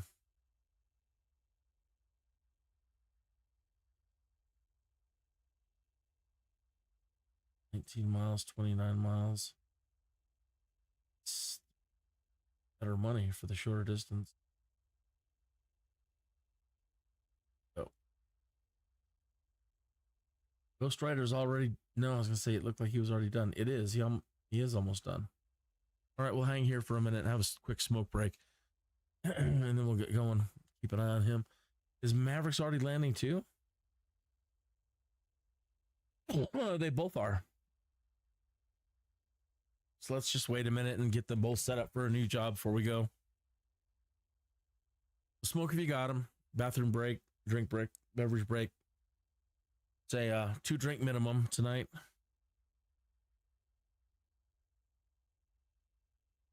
Standing room only, two drink minimum.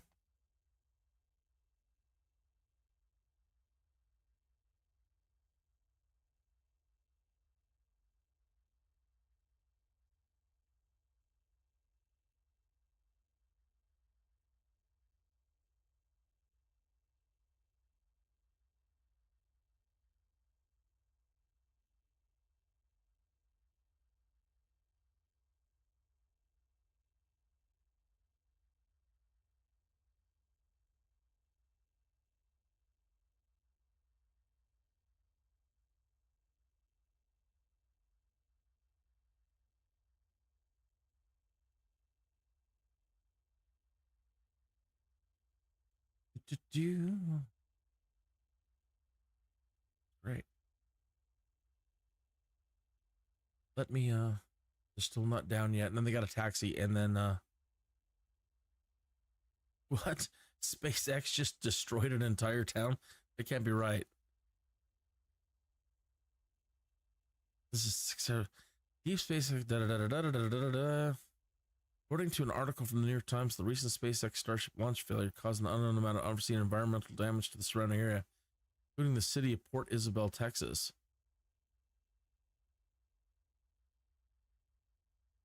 President Sharon Almager called it a truly terrifying and on a completely different level from previous launches from Elon Musk's SpaceX launch pad in Boca Chica, and expressed the sentiment that the locals here are just being sacrificed. About a thick granular sand grain that just landed on everything. While local fitness gym owner Lewis described the rumbling as equivalent to a mini earthquake.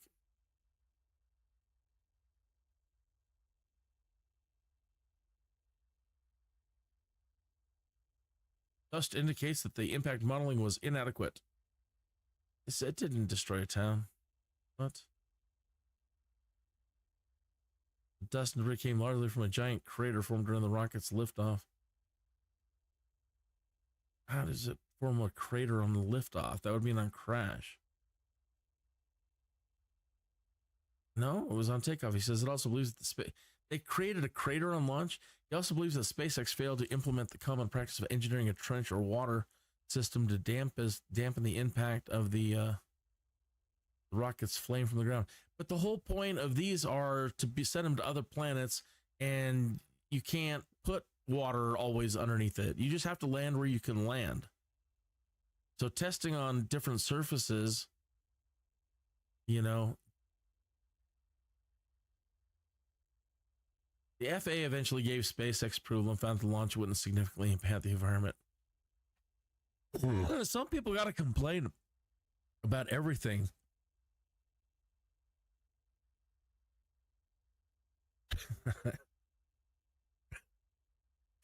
However, the dust cloud that rained down on Port Isabel may prove them wrong. It's just dust. Get over it. Get a feather dust. Send them all feather dusters. Oh my. These guys are coming down still. Almost there. Crazy. Just stop.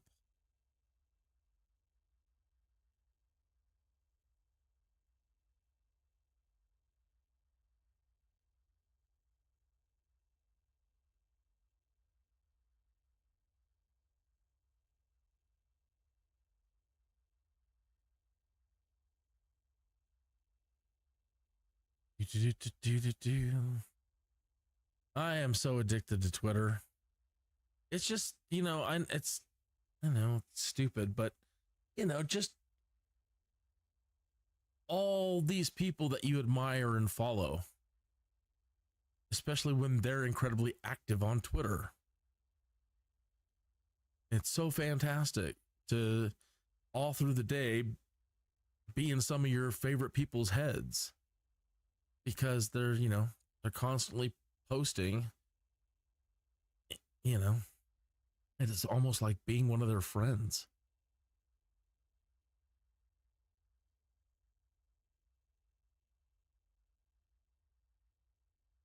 Alex Jones reveals why Mark Zuckerberg and his elitist friends are building underground bunkers around his compound in Hawaii. Well, you know what? All villains need secret layers. So that's my guess is why Mark Zuckerberg and his elitist friends are building underground bunkers is because all villains need secret layers. Or what's the point of being a supervillain? You can't have a secret layer. What's the point of being a super rich if you can't be a supervillain and have an underground secret layer? Now, I don't care that they do because I'm on the side of like James Bond. And for every one of them turds, there's a James Bond that is going to get them eventually. We hope. I mean, some of these turds have managed to hang on. Forgive me, and I'm getting into controversial territory where you can get your live stream shut down. But there's a lot of evil. There's a lot of super evil people on the planet, and that have lived super long. Have managed to, I guess, have enough crew, enough minions. Man freaks out in bagel shop because women on dating sites don't like short guys. I think I've seen that one before. It seems really familiar. Shh. What do you mean? Just find somebody that's shorter.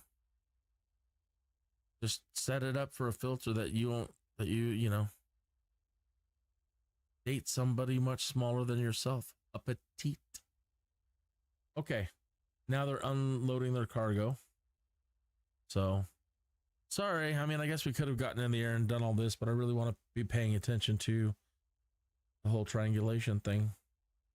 I don't want to have to think about these guys.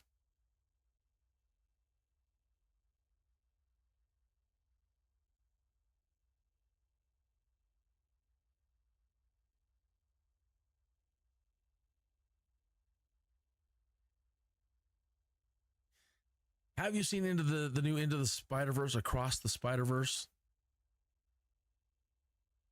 Let me know if you have.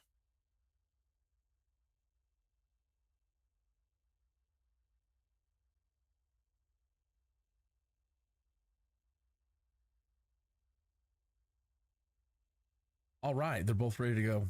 Okay. Ghost Rider needs fuel.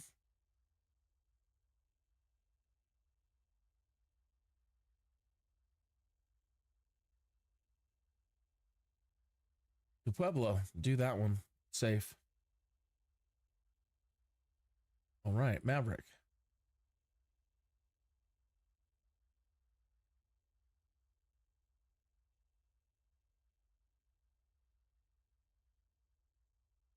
Dun, dun, dun, dun, dun, dun.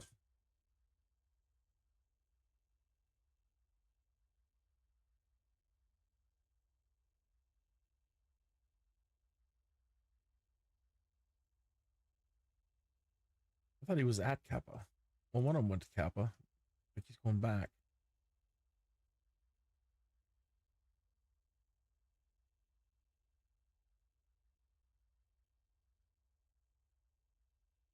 Okay, and Berlin's in flight.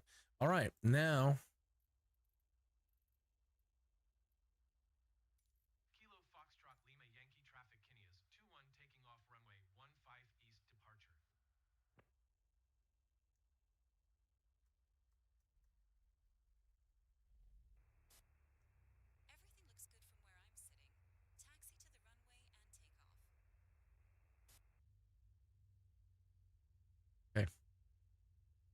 We already got that. Those are right there. Hugo's there. Thurman should be there. Maybe it's because... let me double check Thurman. Whatever it is. Head back to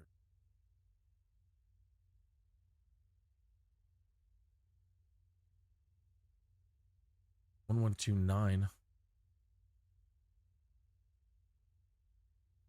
That is correct.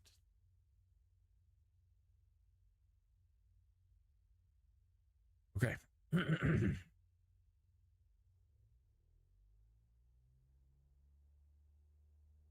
Easy.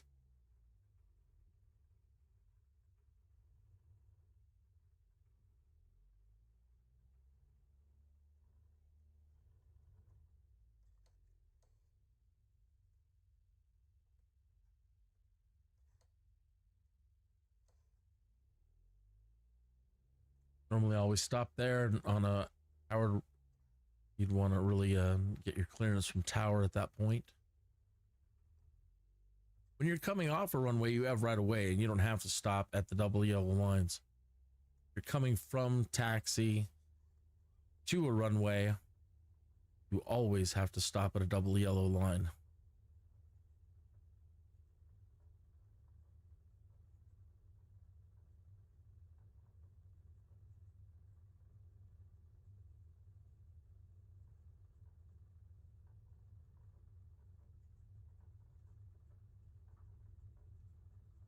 Good.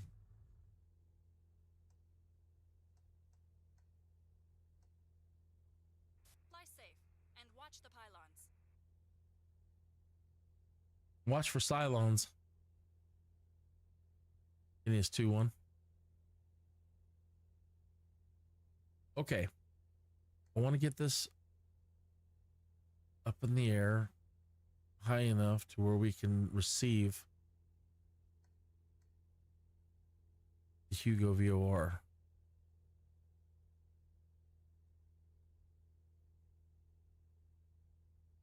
And I really need to check our mix because it doesn't seem maybe getting the maximum burn.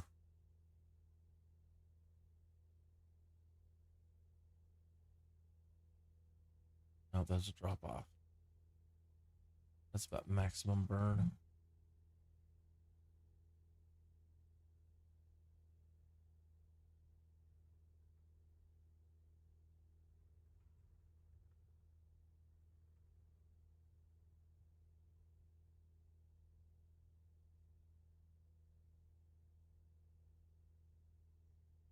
Brutal to the plane. Move, flip, turn.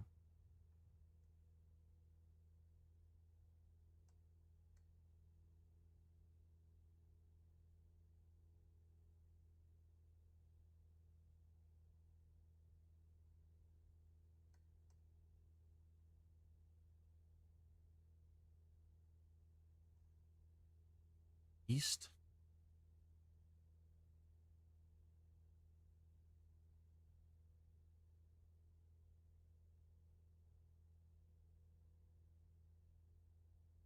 There.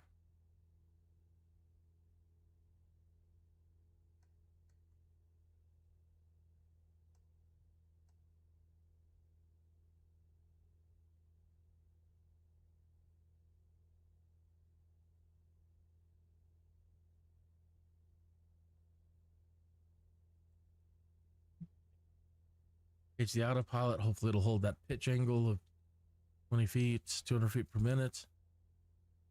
Right there. Hold that core setting. I want this to come alive. And we're going to need to set it to like 290.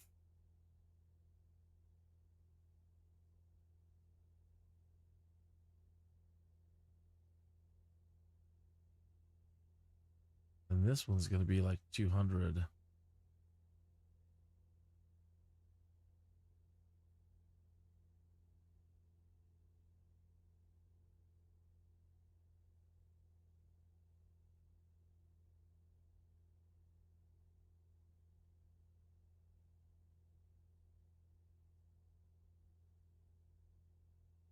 80, 90,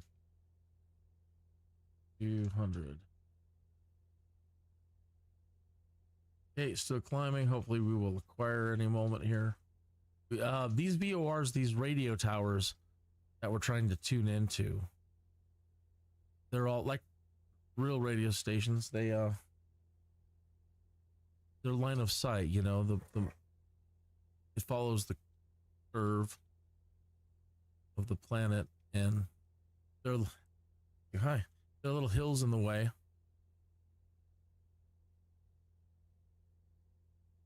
And they can block the signal, so you have to be high enough in the air.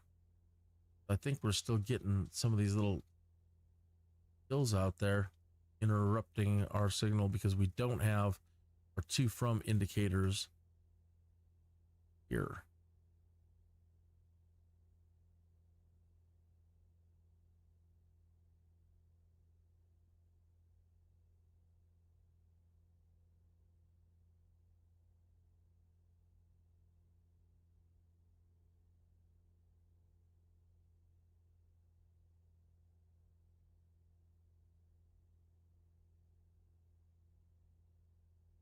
Use our heading bug.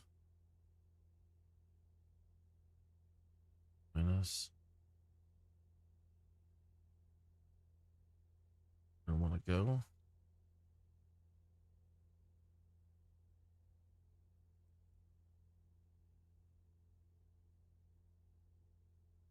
Still holding this climb angle.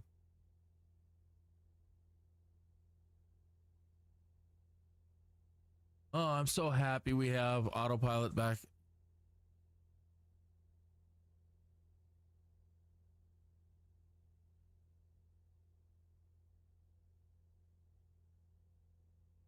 It makes the whole world wonderful.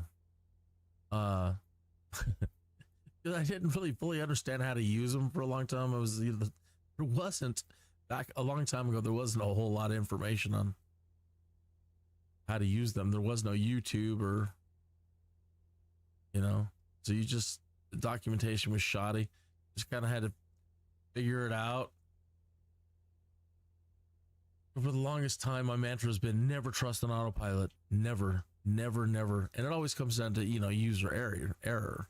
It's idiot, you know, it's my own stupidity, lack of knowledge with these things. So pressing something, the next thing you know, I'm just slamming into the ground, killing myself.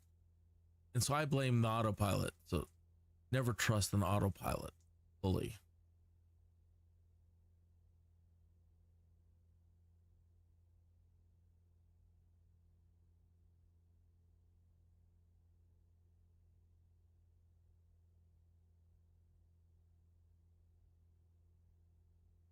Berlin is taxing to parking. We're up to 355,000.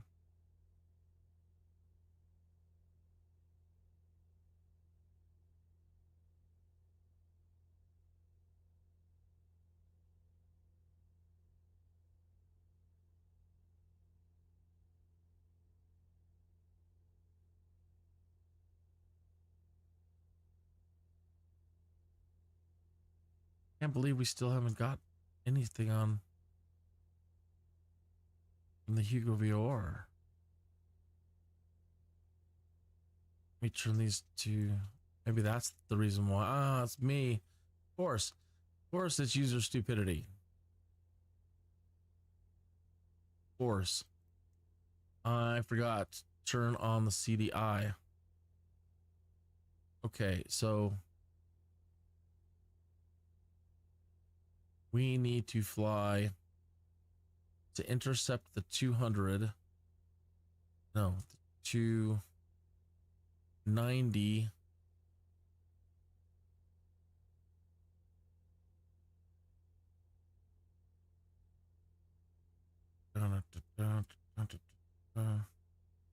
This be to or from? Be from? Did you from 290? It's the opposite. 2 would be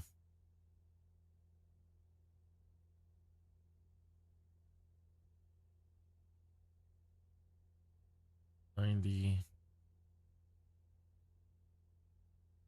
95 or 102.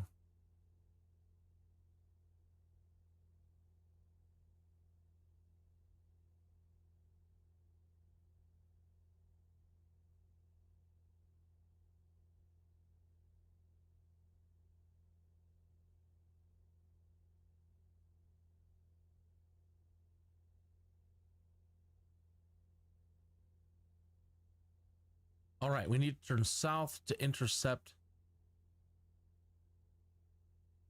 the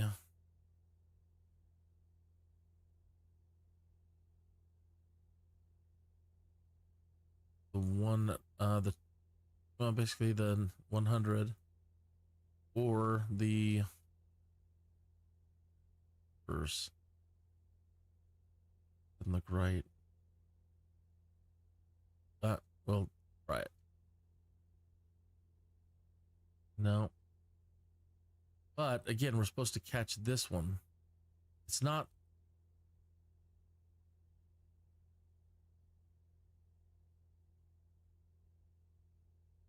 No, that's wrong.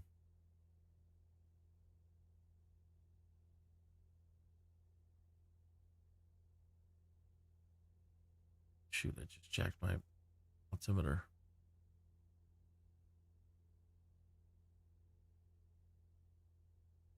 No, I want the from 290. So let's keep moving this around. Let's try that again. We're going way too far south now. Go. 270 would be even better. 260 it looks from here.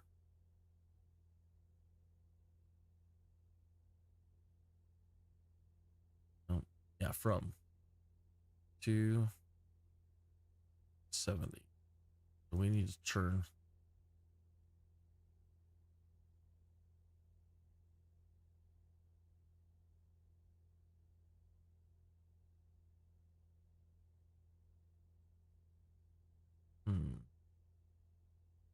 Southwest? No, that's wrong. I have to go.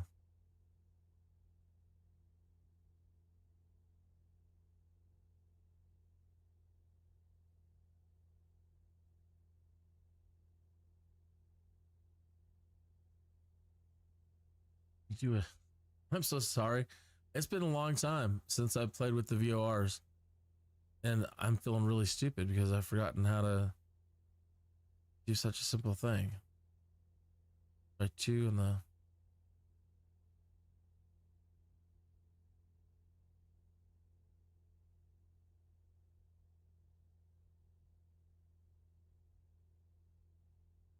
still don't have that Thurman one at all. No, we can't get a 2. We can get only a from.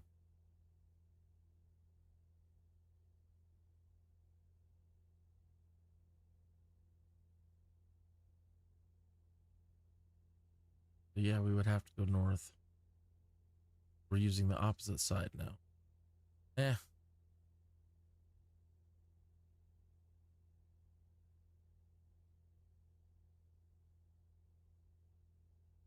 Let's see if we can intercept it. But again, it's kind of pointless because now we're not getting that Thurman one to check. It's you follow one radial and then when you cross the other radial, you're in your spot. I don't.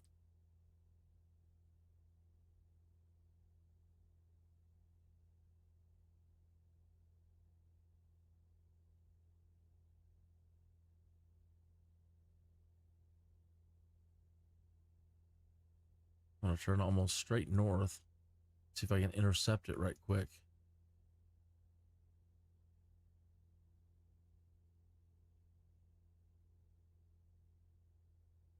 There, the Thurman one now it came alive.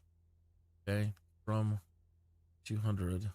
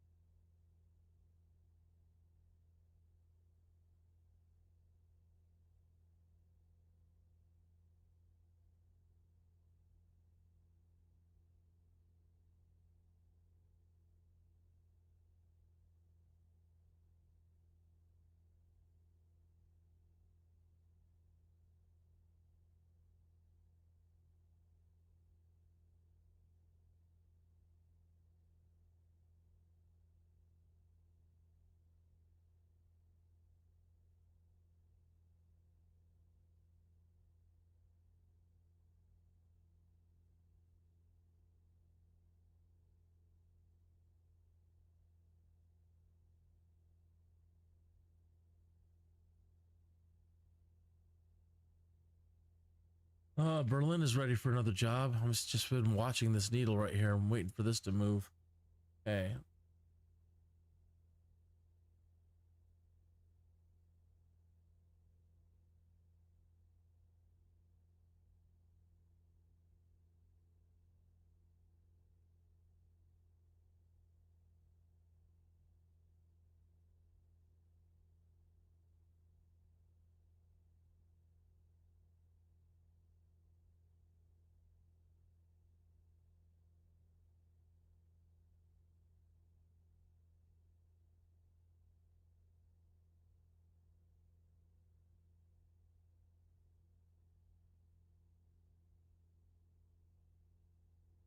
There's Hugo, and I've got a beam. I'm trying to dial in this radial right here that shoots out that. She'd be getting to it here any moment. And then we want to try to catch a radial that's coming down from Thurman this way. So imagine a straight line from there and a straight line from there, and that makes an X.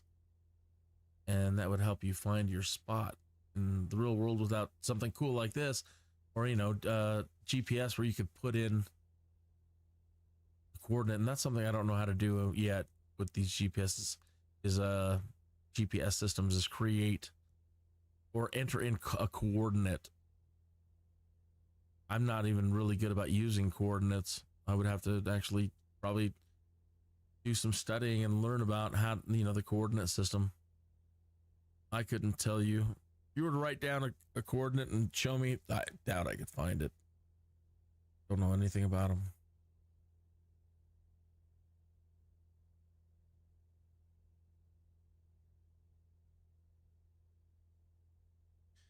So normally, I think I should have taken off from Colorado Springs from K-Fly and gone north first, so that we could have really made sure we're traveling on the beam for a good distance.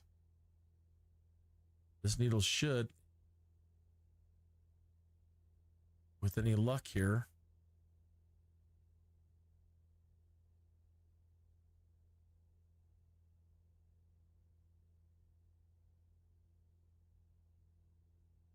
at least catch the 270 and see if it comes alive.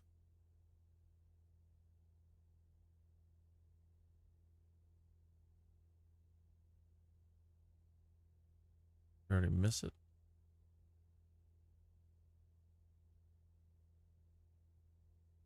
I think so.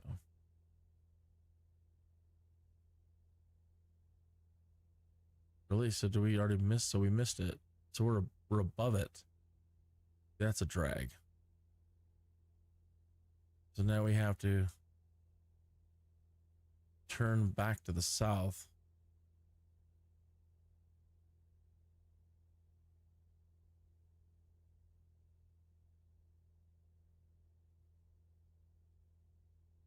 Southeast to get onto it again.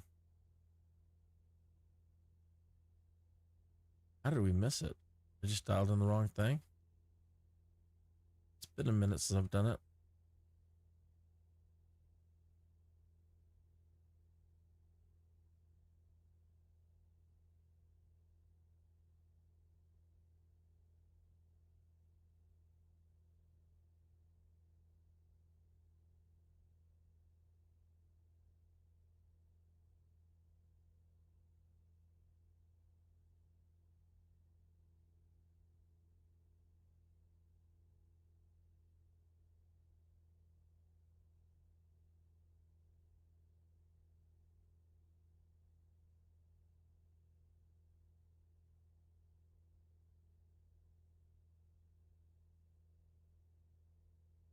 Straight to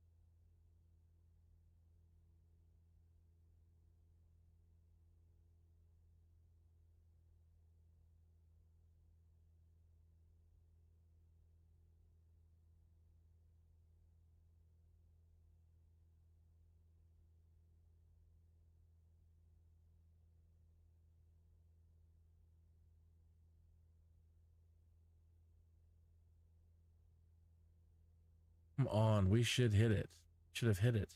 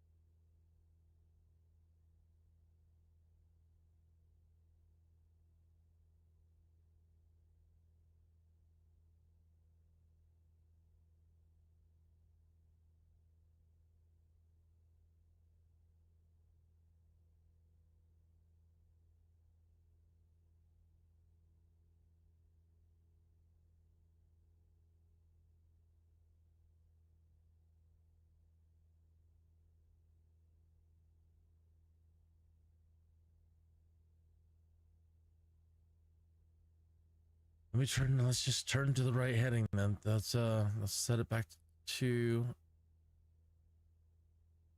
do this. See if I can do this right.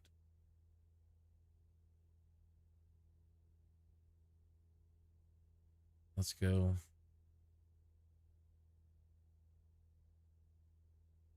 $100.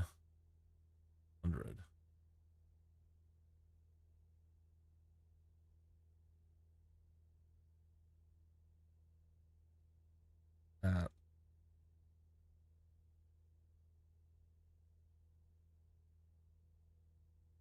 Still tells us we'd have to go south.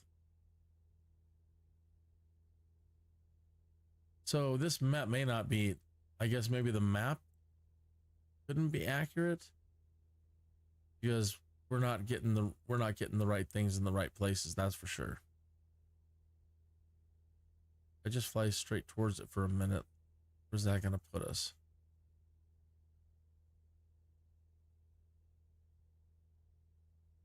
Wrong. Oh, wrong.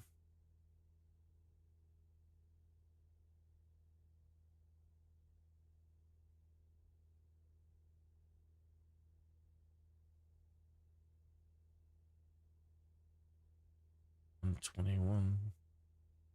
5. Turning this way. Yeah, the map is not right.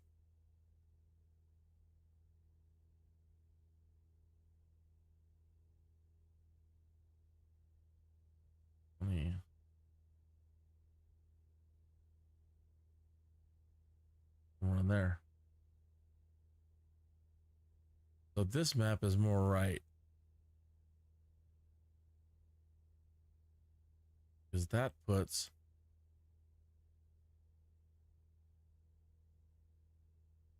you go here.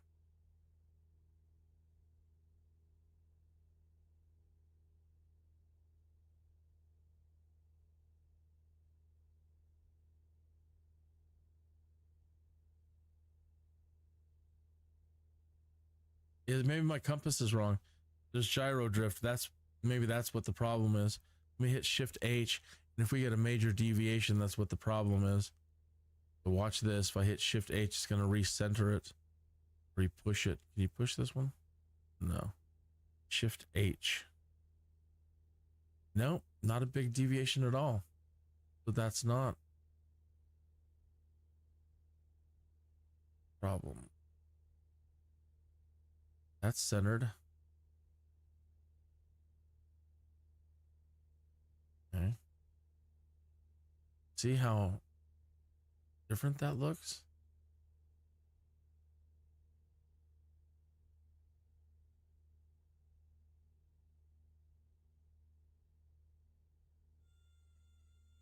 That's lovely.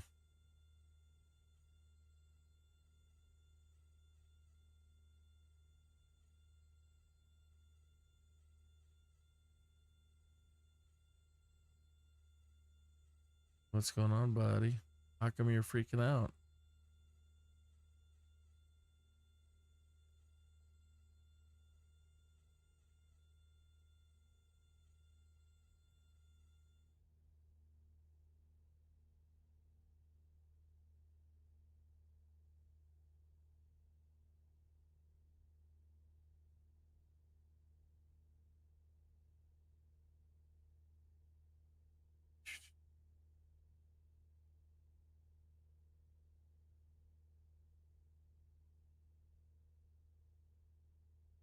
from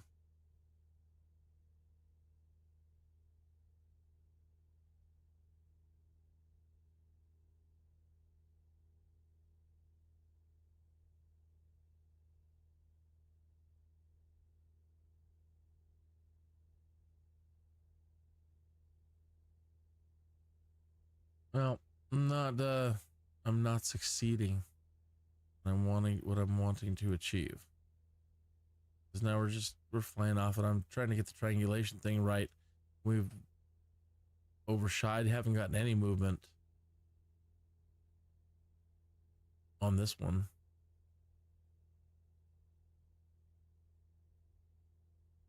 So we're just gonna use the tool provided to us in here.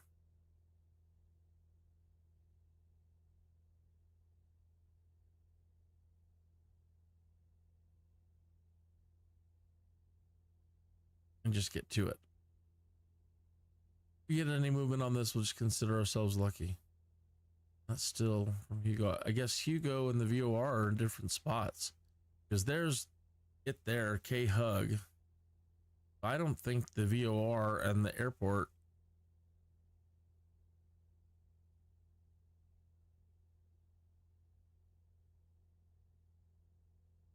are in the same spots.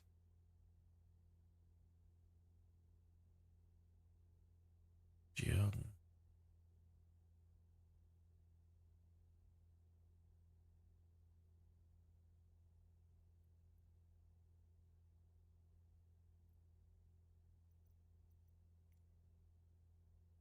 He goes on here.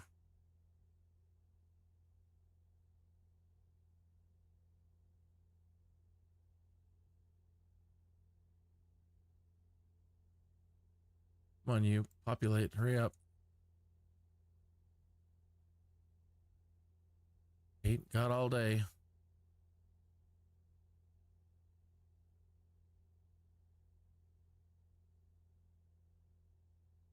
Just as it populated, I moved it and bumped it. Starting to populate.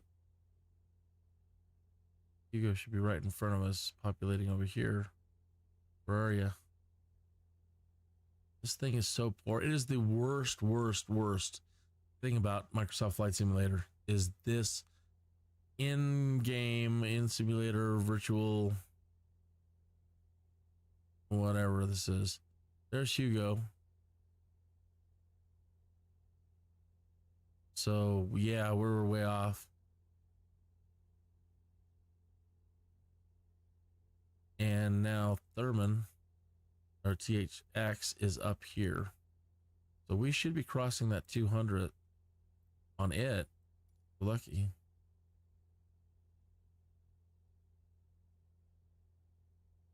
Should get something.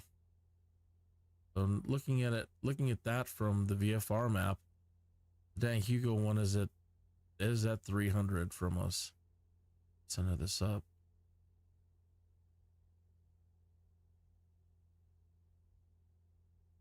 200. Right. Oh, no, I'm messing with the wrong one now.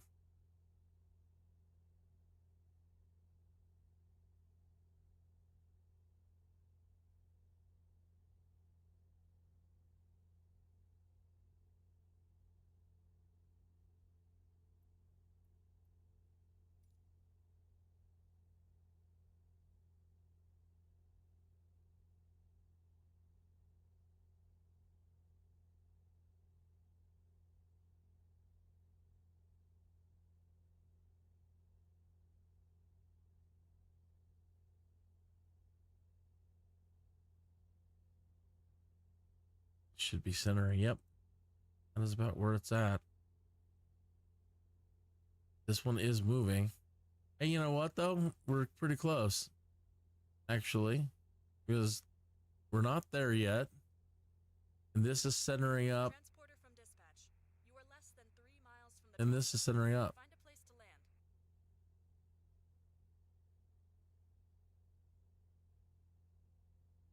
So not too bad.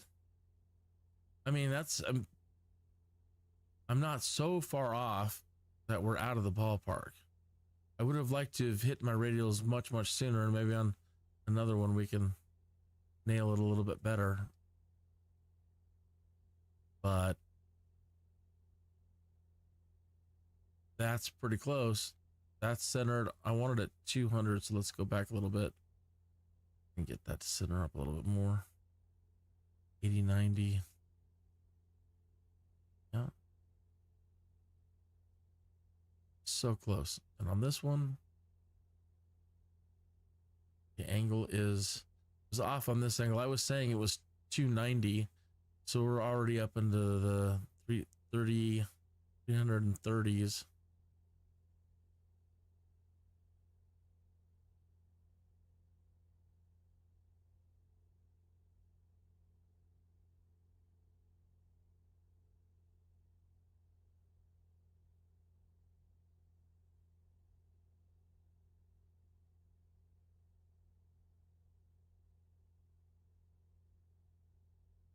I'm going to pause right here for a second.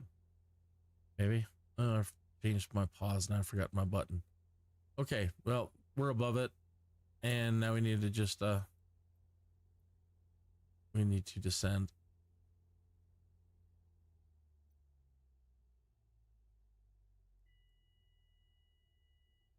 And we're way up here. In the world, it gets so high.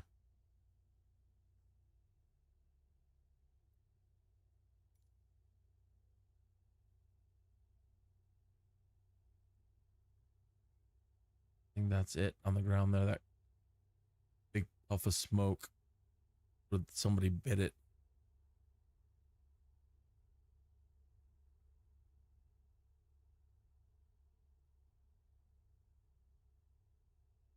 You just land on that road, possibly.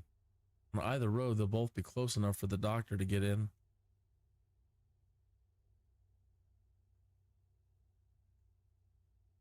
Doctors, unfortunately, don't like jumping out with parachutes.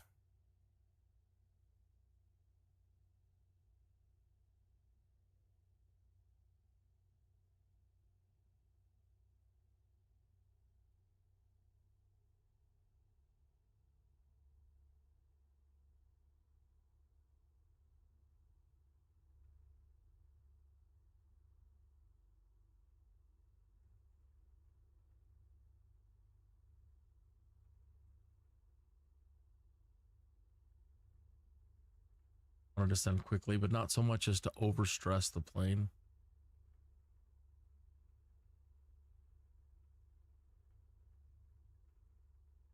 Pretty good.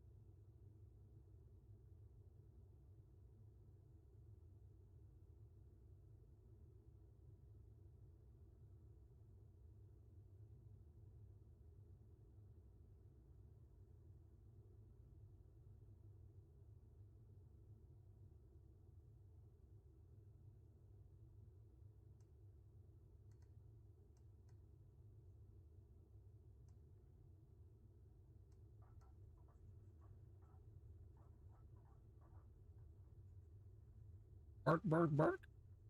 Transporter from dispatch. You did it. Nice. Secure the aircraft with the parking brake. Right, one moment.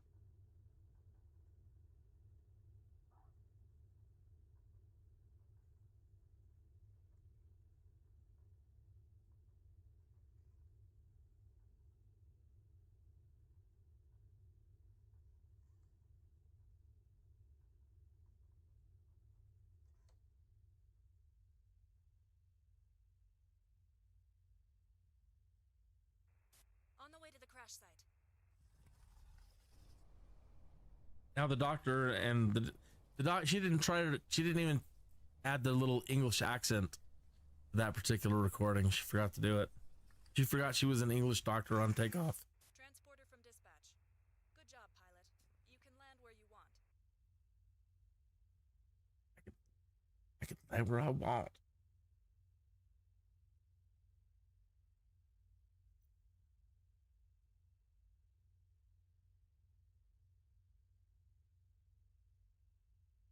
Okay.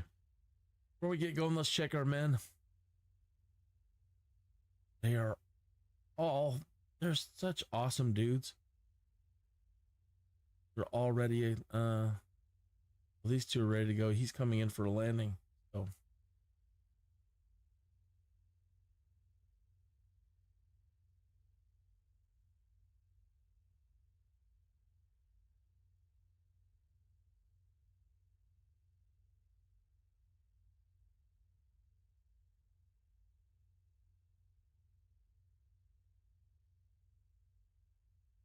Eight two eight two eight two nine. Or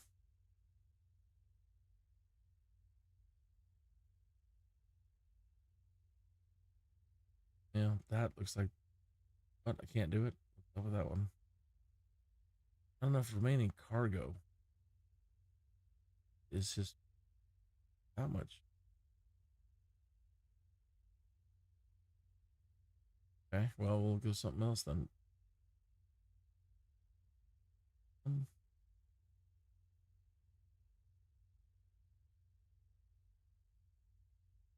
Closer.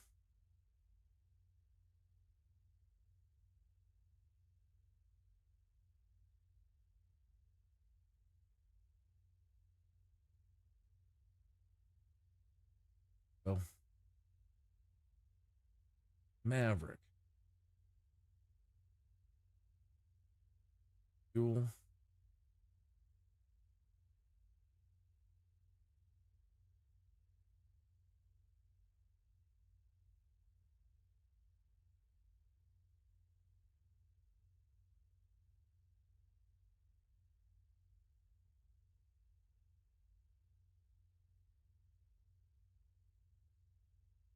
One, 3, 3.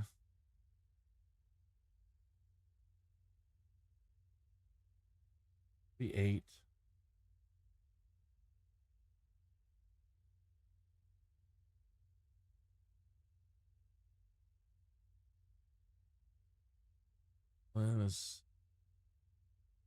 He is coming down. All right. How are we doing out of here? Good. And we are out there now. So the nearest airport, the Ellicott.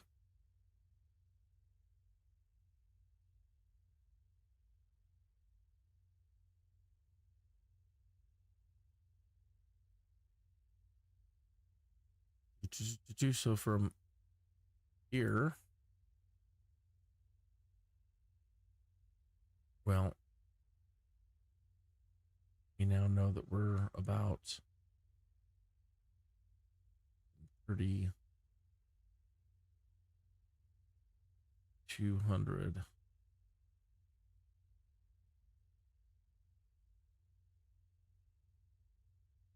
It's approximately here. Now this you can use a GPS point.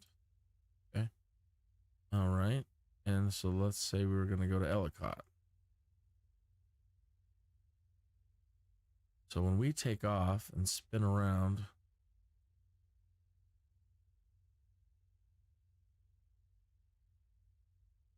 We want to go approximately, well, of course, setting of 239. Now this, we know from there is 90, 91, the 272, 2,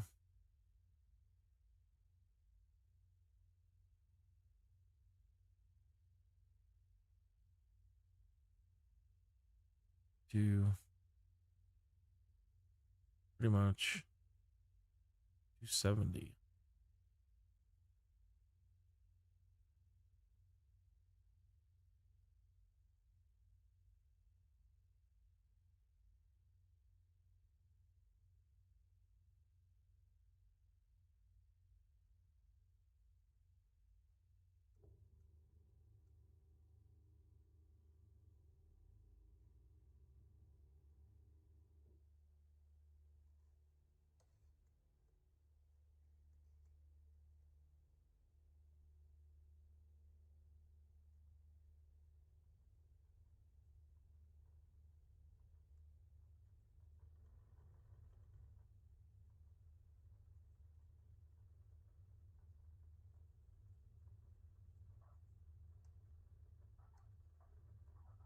That's why I want racing shocks. That is why I want racing shocks. I'll be damned. Did you see that? We may have just, I have collision off, but we may have just totaled the plane. I might have to do and I haven't been saving my progress. I may have just made a humongous error that will take us all the way back to before this evening, when I first turned it back on. It's not a humongous setback, but we've been at it for a while now. Holy jeez.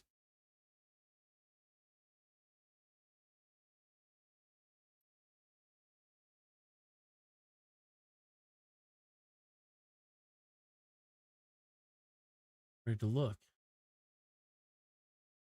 It only says we did 96. We're at 96. It says we didn't do much for flipping over. If it hasn't updated, let's try to keep going and see what happens when we get to Ellicott.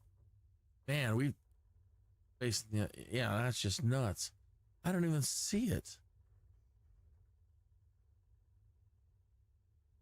I don't even know how. Something like that. It's one of these big bumps right there.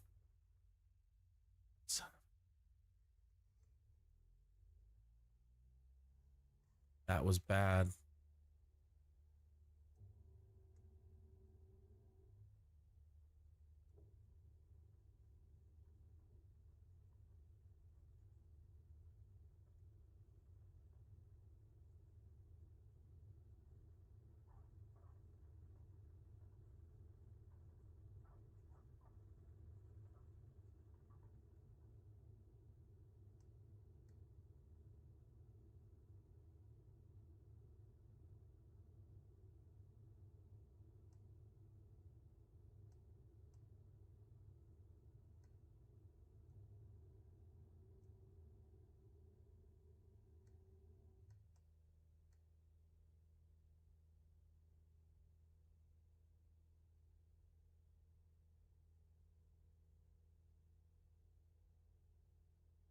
Yeah, I know what you're thinking.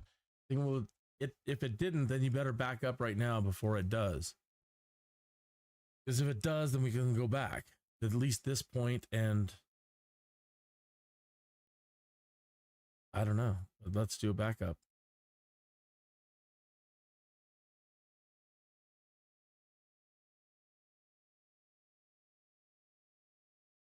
Okay. Since we're here, will this work in pause? Of course not. It's fine. Control U now. You.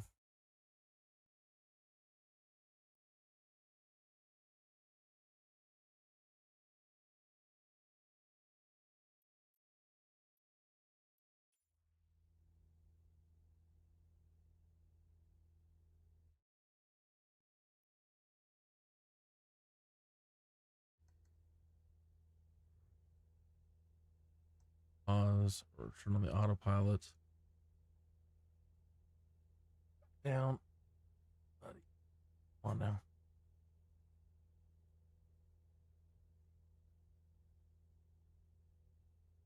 Hold it right there, man. Okay. Back to this receiver, and now it's at like 270, so it's just straight west. Is type Cessna Skyhawk 9er, miles southwest of Kilo Lima, India, Charlie, 6,100 feet. Request flight following. Kineas 21 Denver Center.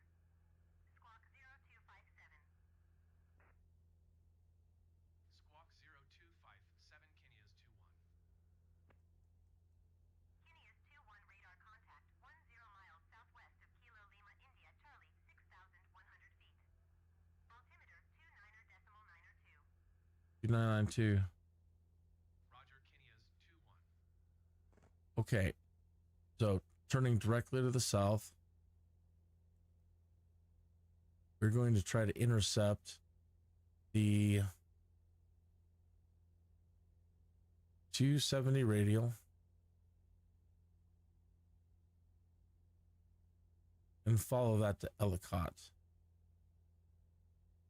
Now the Black Forest VOR is here.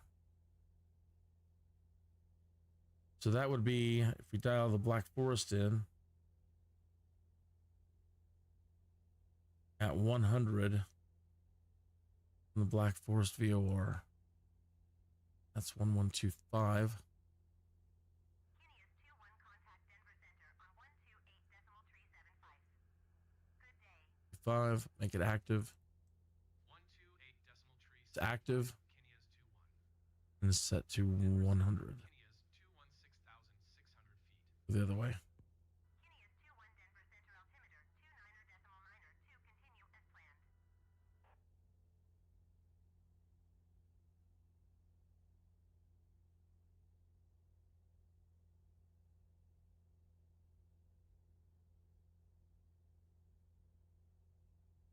Right in there. Trying to intercept this. We're gonna then we turn to 70 and follow that until this centers, and that should be the approximate location of this airport here. So yeah, this radial, that crossing that point X. So now we're just keeping an eye, making sure. Let me do another compass heading adjustment. Yeah, we're off a little bit. Readjust for south, and we're keeping an eye on this. And I want to hold alt. That's ridiculous. Need to be any higher than this.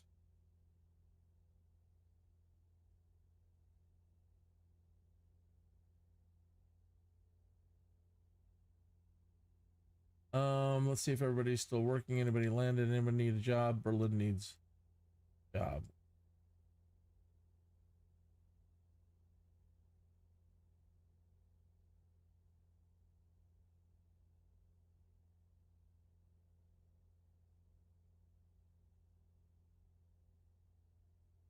As far as I want you to go, that's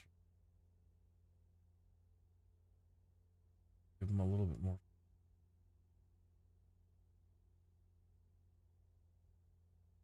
Safe.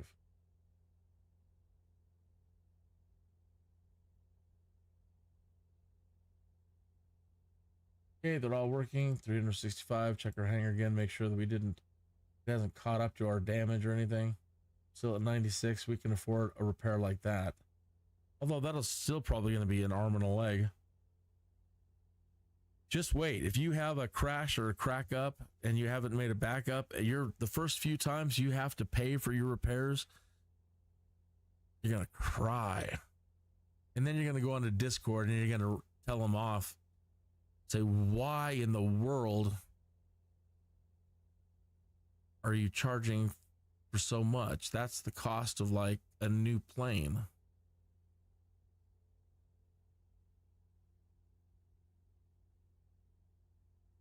You know, or half the cost, you know, of a good plane.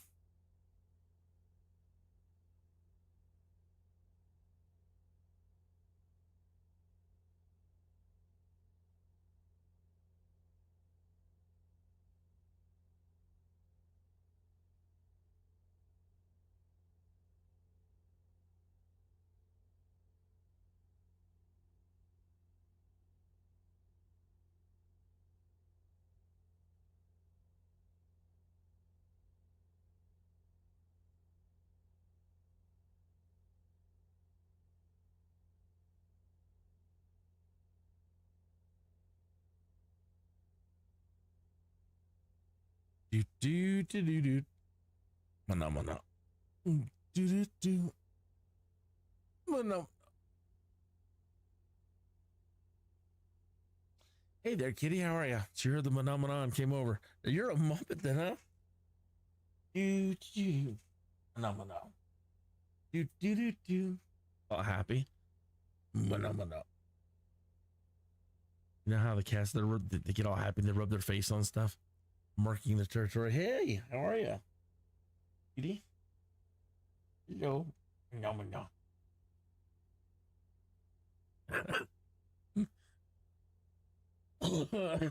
Dads.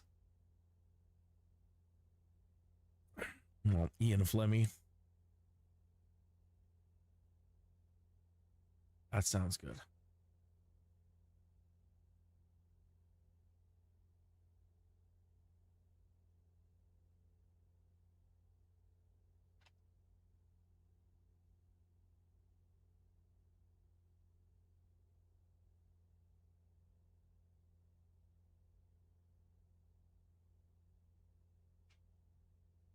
Oh, did I screw up again with the top one?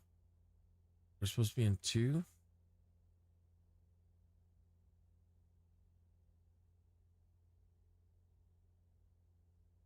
Turning and we're heading down towards it.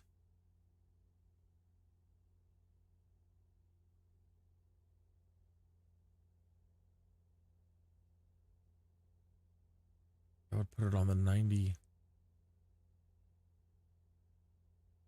We'd have to put this at 270 on the bottom.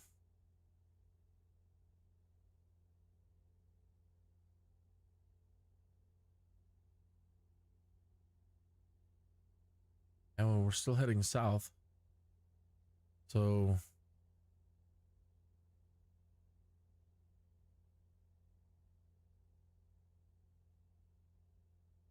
maybe it didn't matter. Maybe it is the same thing. But with any luck here,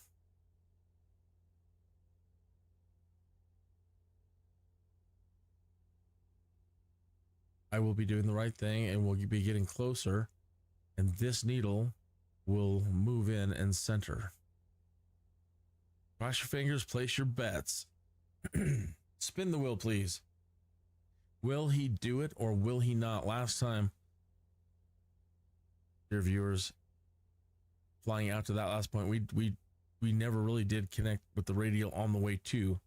Only once we got there, centering things up a little bit. So that wasn't ideal.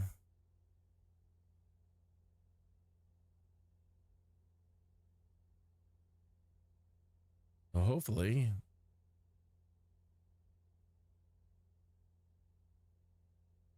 we will properly intercept.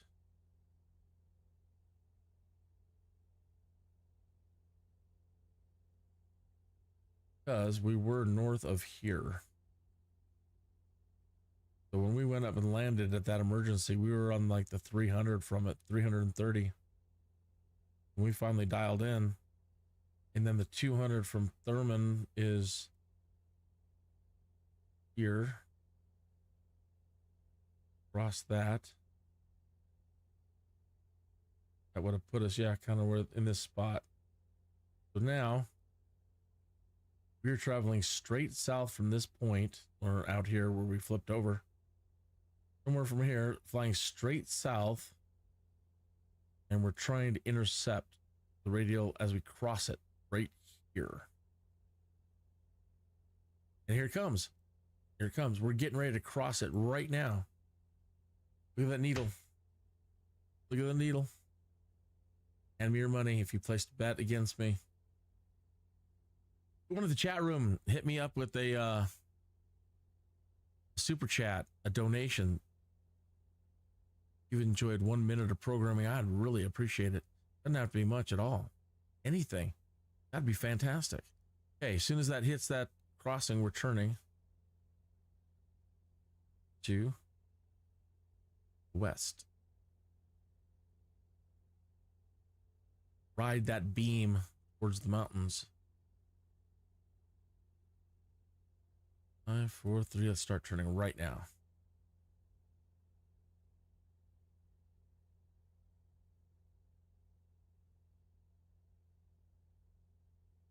There's west.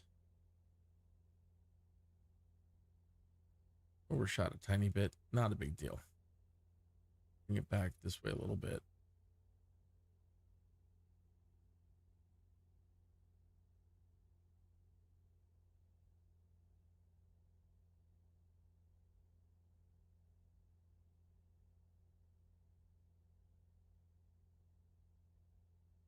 If we can't wiggle ourselves right back to straight line.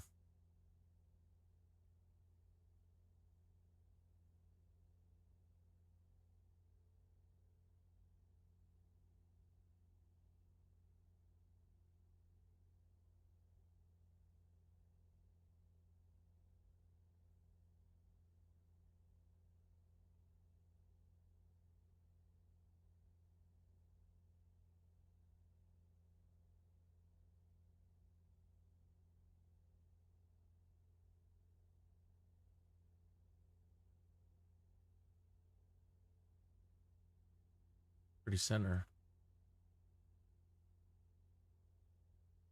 Close enough. All right, turning back straight west. Now, okay, so now flew south from here, and we've just come down and we've just crossed it right here, and we've made a hard right turn to the west. Okay, now we're flying this way, probably up the angle a little bit. We might be a little low, but we're shooting now.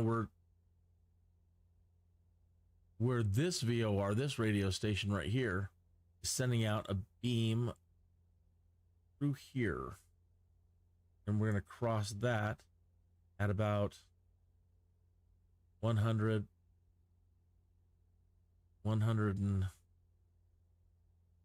5, 10, 15, oh, 90. That's about 110. Yeah.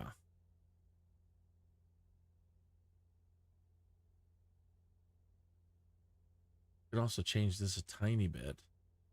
Go, that's 272. Yeah, 270's not good enough. Whatever. Come back over here. Set that to 110. About. Okay. If we keep traveling west now, this is our actual compass heading. This is the radial that we're following. Not the actual compass heading where we're going. We're not, I mean, we are heading east and west, but okay. I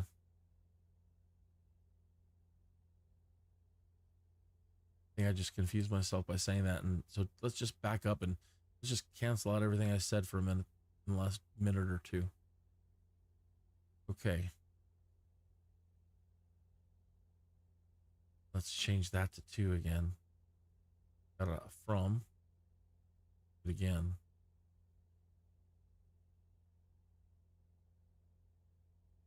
Two.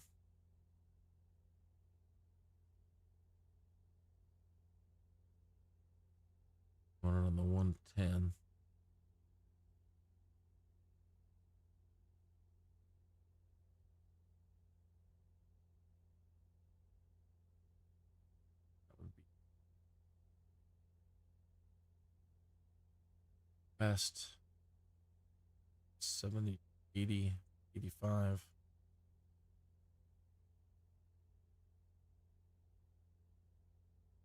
Well, again, cross your fingers and place your bets. And as we keep traveling west, see if we can't get this one to center up. And hopefully right around there will be the airport that we're looking for.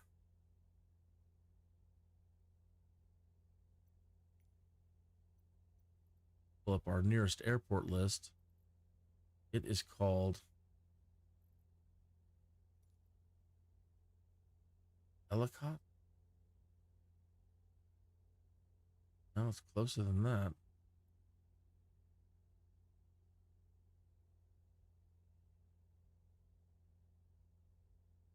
Oh, CO4. Colorado Springs East.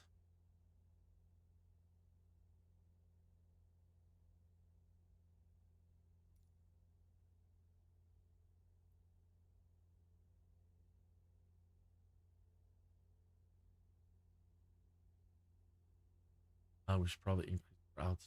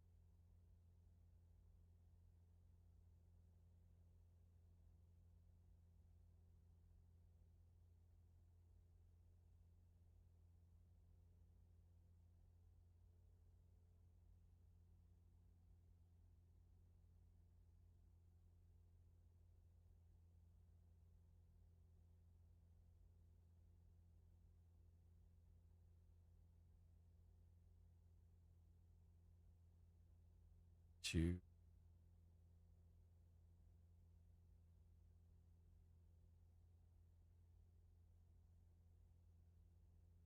turn a little bit to the leave. It's somewhere in between them.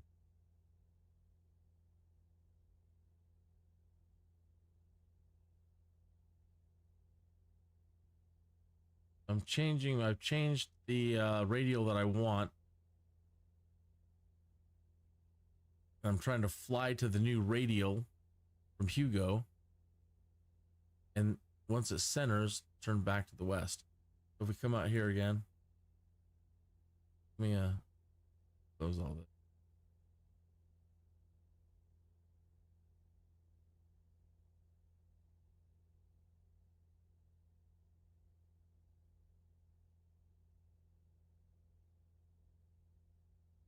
So I had it at 270.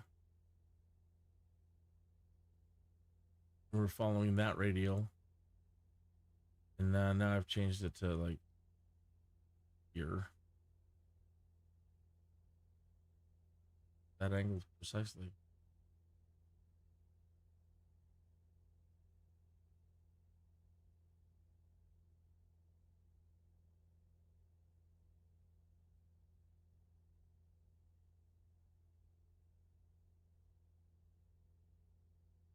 Idiot, you're not giving me the inverse. All right. We're getting ready to center up again.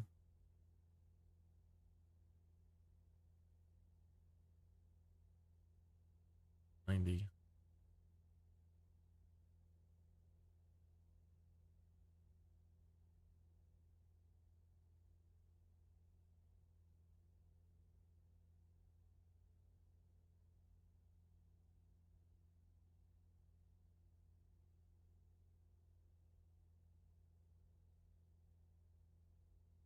Anyway.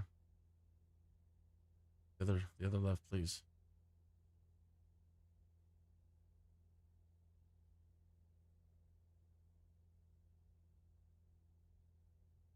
Okay. Back to the west.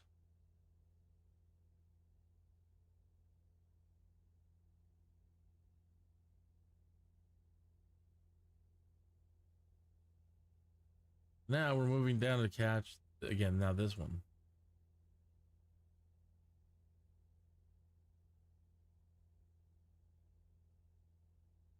As it travels, that's 111.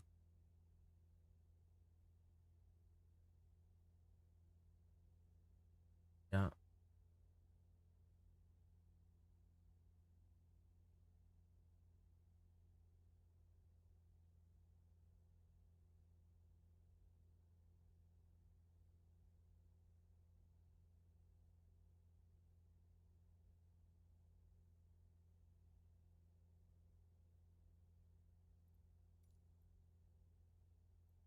So it has a runway going north-south. And we'll, it doesn't really matter. I've forgotten to check which way the wind is. Getting readings up. Nah, we'll just take 35 then. Charlie Oscar, 4 traffic Kineas, 217 miles northeast, 8,400 feet inbound to land runway.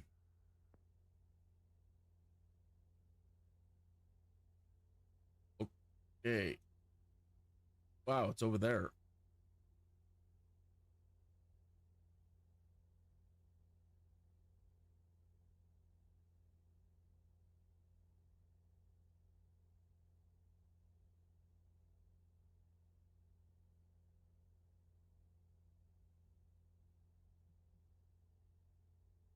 I thought for sure that we were just further south from it.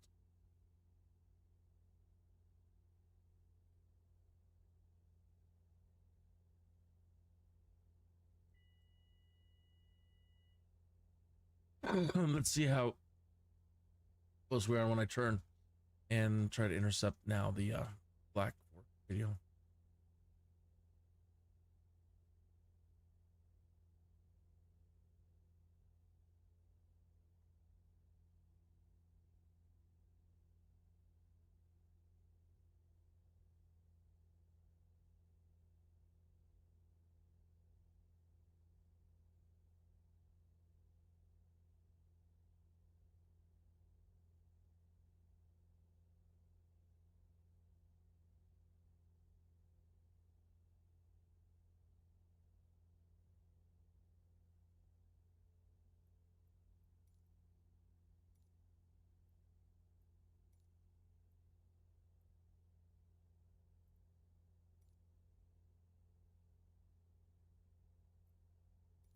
Charlie Oscar, 4 traffic Kineas, 21 is on final runway 17 to land.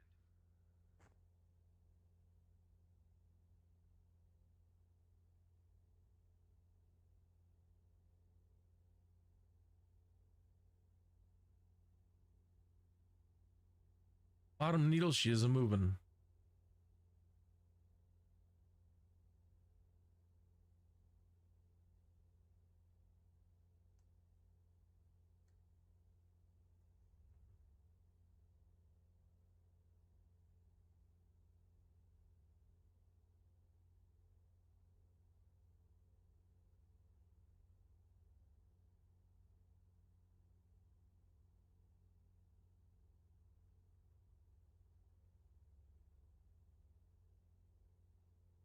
Okay.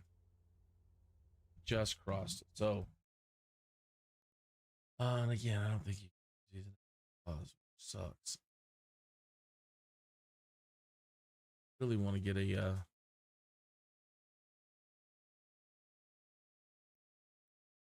fast.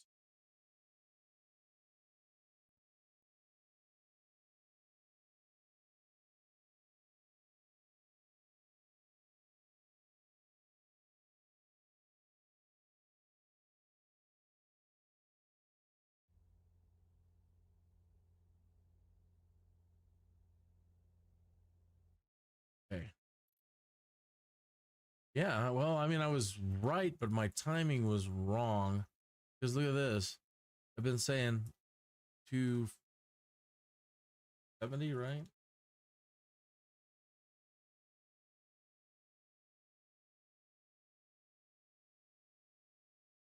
And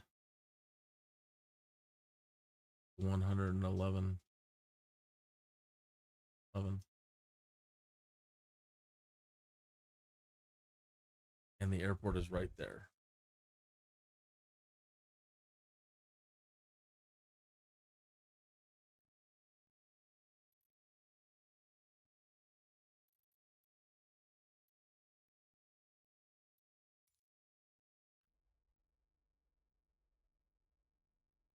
That was much more successful.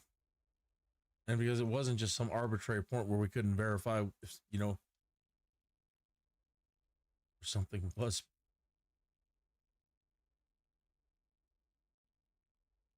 Yep.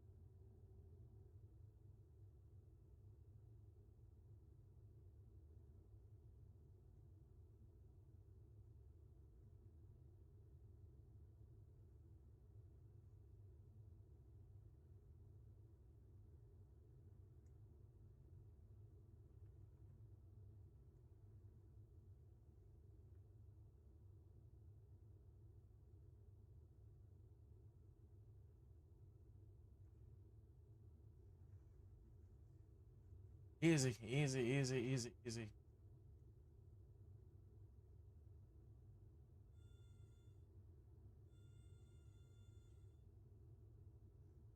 Transporting. Missed it. Almost done. Go to the parking. Taxi to parking and shut down your engine. I was trying to land looking out my side window.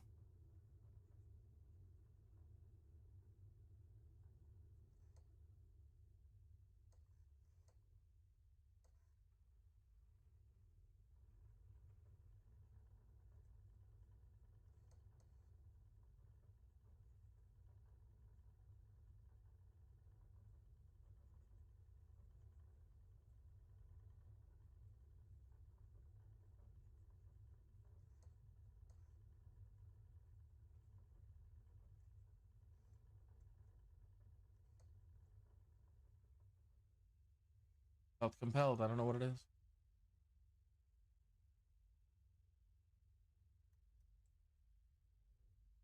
Great work out there today. Another life has been saved thanks to you. All right, where are we going to be at? We're at 387, 699. Come on. You can start your engine now.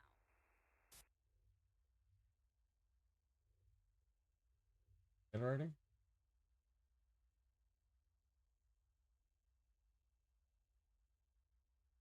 Okay.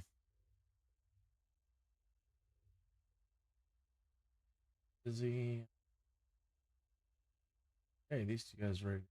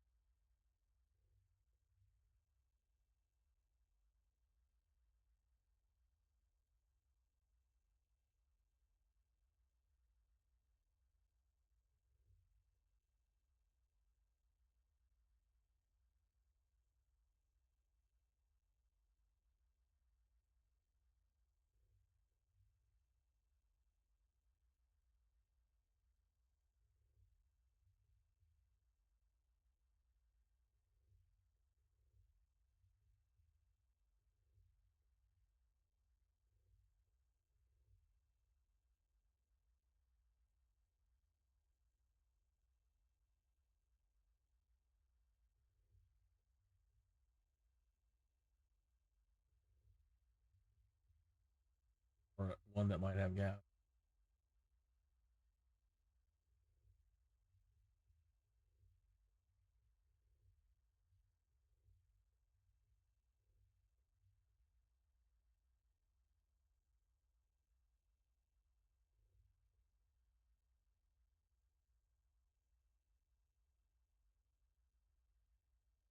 Okay.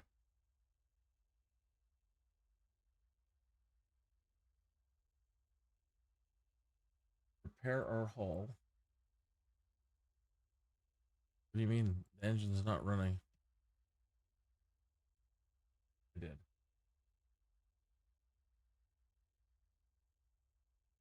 $3,600. That's not bad considering we flipped over.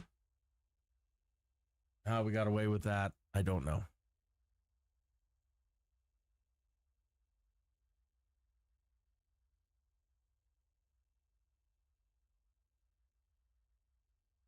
Tune up. Usually supplies the cost of the $800 for just about a 2% tune up.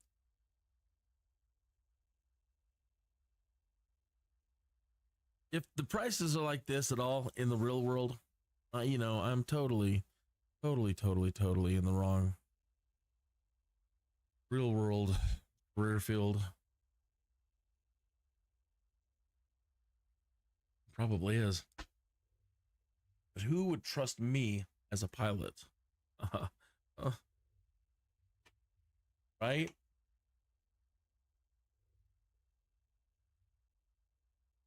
I think I'm doing pretty good as a Skydude, but and on a normal road like that, come on, there wouldn't be a big dip in the road like that. Maybe. I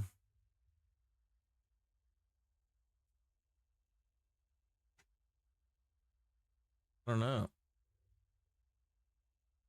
It would be nice to be making these kind of money for, you know, $2,000 or more for 20 miles.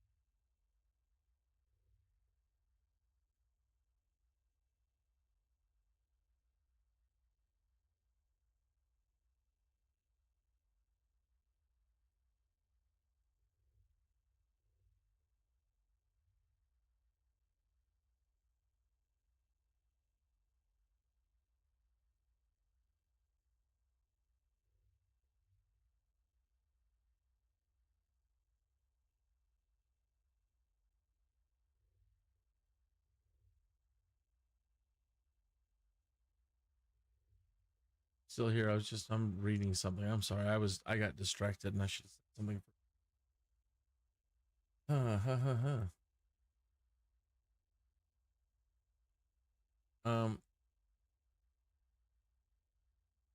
Getting a job, fixed our plan. And head back to Butts.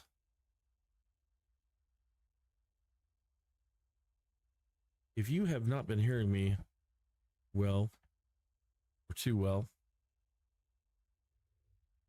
or let me know if there's any problems with the audio. I'm moving things around and had my microphone kind of facing away.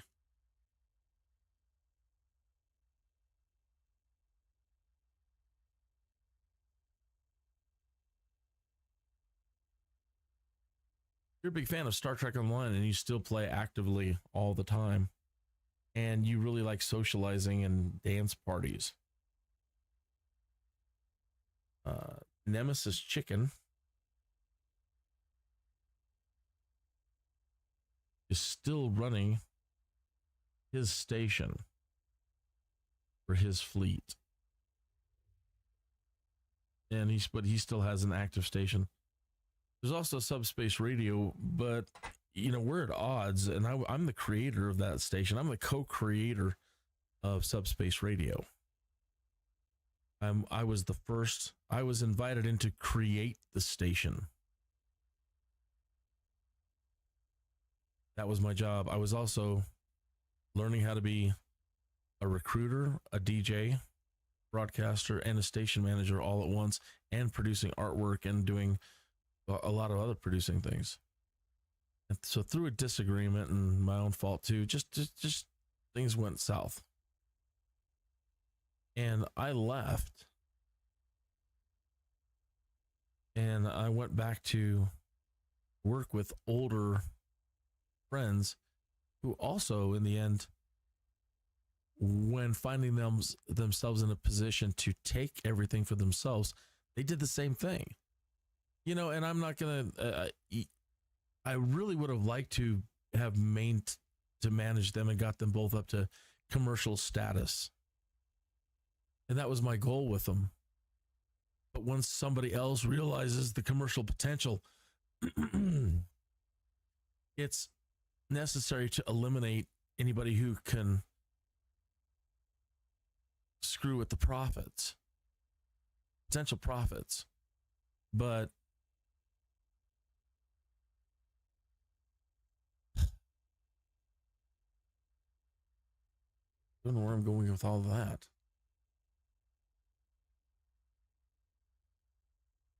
Gonna say, so yeah, now I remember where I was going with all that. You're still looking for dance parties, of course. The most popular ones are going to be run by Subspace Radio and TrekRadio.net.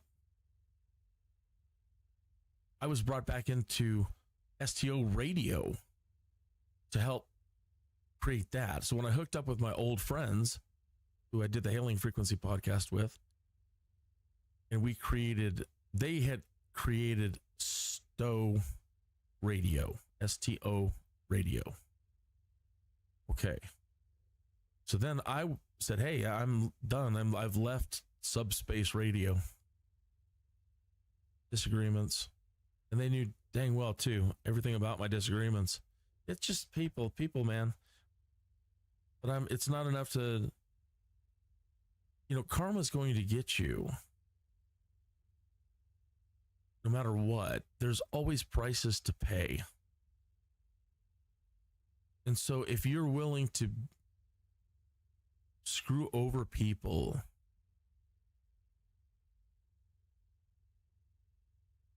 to take somebody else's creative ideas, when you brought them into to do this, to create it. So then I transformed it. Zach and I transformed it into Star Trek Radio, and then there was some dispute right there. They want, they're like, no, we're not going to let you call it Star Trek Radio. We reserve the rights to that. Okay. Well, Trek Radio. Okay. So, after that debacle, and now having to be actually being ousted from that one because of the power madness tripping, commercial potential and power madness. Yeah, I was ousted for that one. So I don't like them at all because everybody has taken advantage of me and my creating for them and creatively directing them. And then when it came time to finally commercialize and, hey, let's put this stuff on paper. I want it on paper. I want it in writing. People take what they want.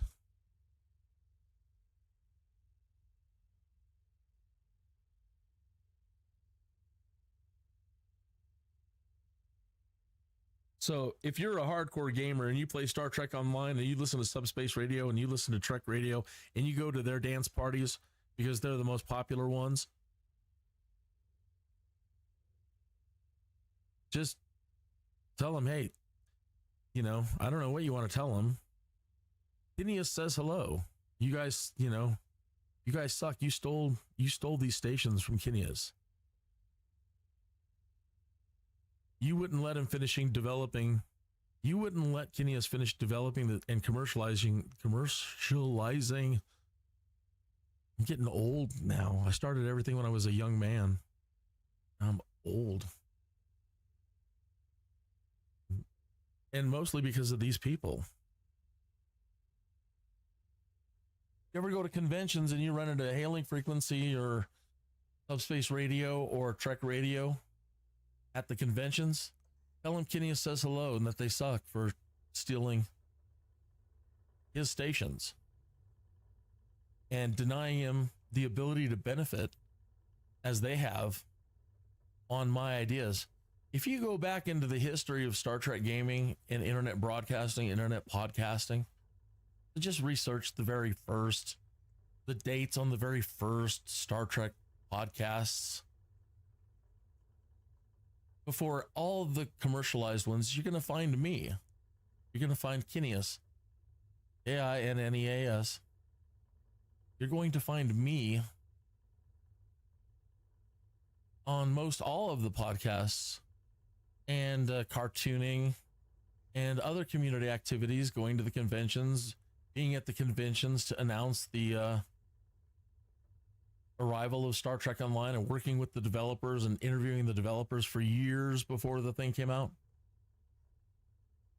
Since 2004. Since 2004 and 2005, I was involved. And you're going to find my name all over everything between 2005 to 2016. But the real important dates to follow are 2005 to 2010, before Star Trek Online came out. Star Trek Online came out in 2010. But I was there at the conventions and under non-disclosure agreements for a while, not to tell everybody that Cryptic Studios took over after Perpetual. And then I was there at the Las Vegas convention with Leonard Nimoy in front of me, announcing to the world that Cryptic Studios had indeed purchased the licensing from CBS and would go ahead and be the first ones to produce a Star Trek Online MMO, for better or for worse.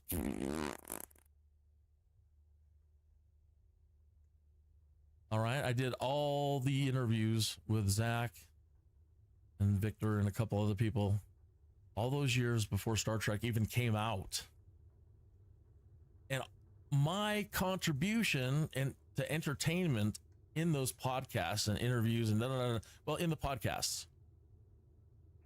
Have a nice flight. Just to remind you, we're not paying you for this one. I didn't get a job. Oh, well, that's all right. That's how much my brain gets distracted when I get thinking about all this stuff.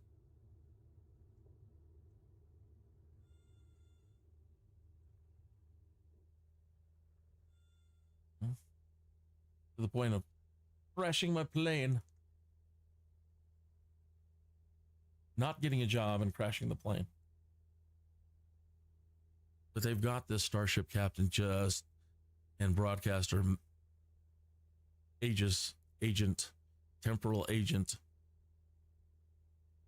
very upset.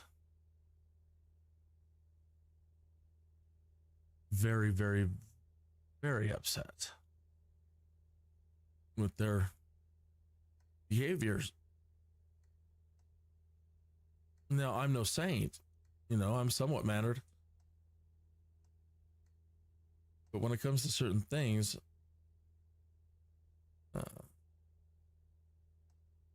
especially taking credit for, my point was with that, before I almost crashed, I was saying that my contribution to the most popular podcast, the Hailing Frequency podcast, doing all the best interviews for Star Trek Online,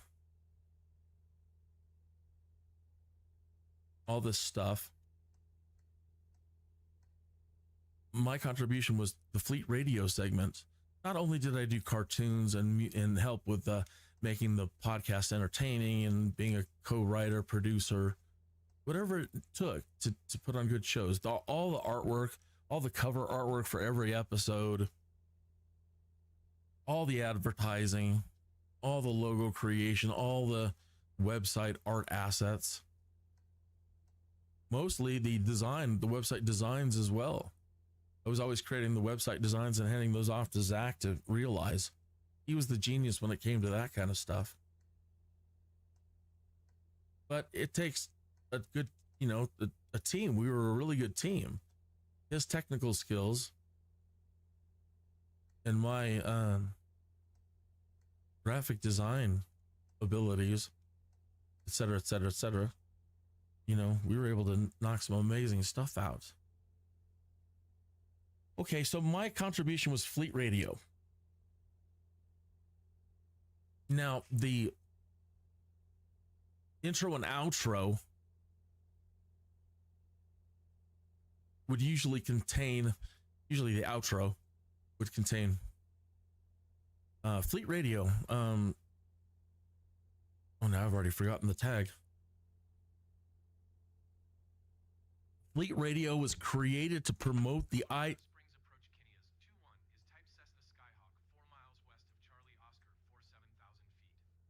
Request flight following. Kinneas 21 Colorado Springs approach.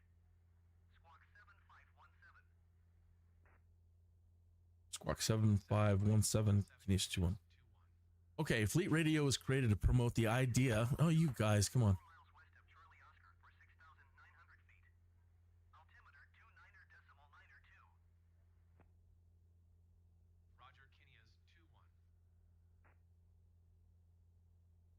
Fleet Radio was created to promote the idea of radio and media in Star Trek Online.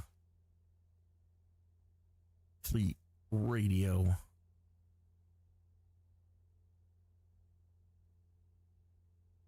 Fleet Radio was created to promote the idea of radio and media in Star Trek Online. Yeah, so from 2005 to 2010, on over 100 podcasts and broadcasts and specials. There was Fleet Radio and Fleet Radio specials and interviews with bands like Warp 11. So everybody knows, but they don't know. I mean, everybody knows who I am, but then all of a sudden I'm out of the equation and nobody says anything, and the world and overall is no wiser as to where I went, or, you know, or would even care. I mean, everybody's so busy. It's like another podcast. Who's this guy? Who's this person? And then somebody comes along and says, well, I'm running it now. Okay. Whatever. They just go along, and I'm not there to say, hey, you bad guys, you nefarious Klingons, you sneaky Romulans.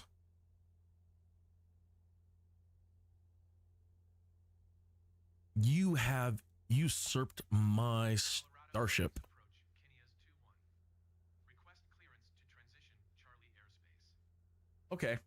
Kinneas 21 Colorado Springs approach. Cleared through the Charlie airspace. So right, Through Charlie airspace, Kinneas guys, 21. shut. So right around 2010. Okay, so predicting the future. Predicting the future. So we started in 2004, 2005, and hanging out in the Star Trek community, you're always talking about technology. And there was nothing else to do but sit there and stare at each other and talk about things. And we were invited into at StarTrek.com to start heavy discussions on what we wanted Star Trek Online to be.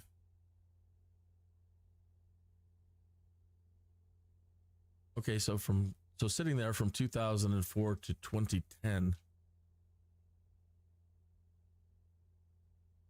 you learn a lot about technology, and, you know, podcasting was brand new.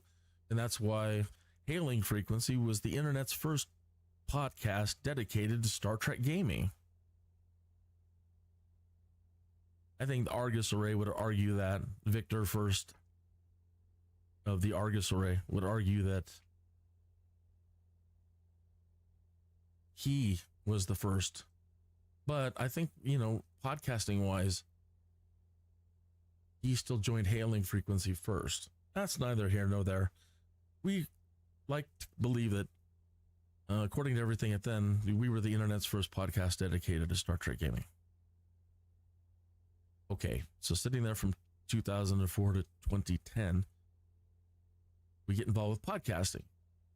But the technology isn't evolved and we don't have the money to do internet broadcasting. It's terribly expensive, and the number of listeners seats and licensing and SAM broadcaster licensing and copyright rules, and this is all brand new territory.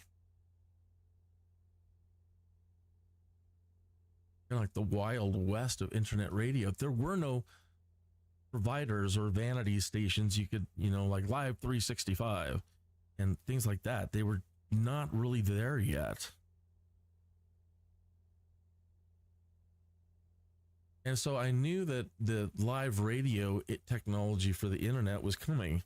And that's why Fleet Radio was created, from with the idea of radio and media and Star Trek Online, because I wanted to create radio stations that provided more immersion to your MMO play. I wanted in-character DJs. I was an in-character DJ, mostly. All right. I wanted every DJ and broadcaster to be in character. But then comes, well, what about the news? And what about this? And then we need to do an interview and, blah, blah, blah.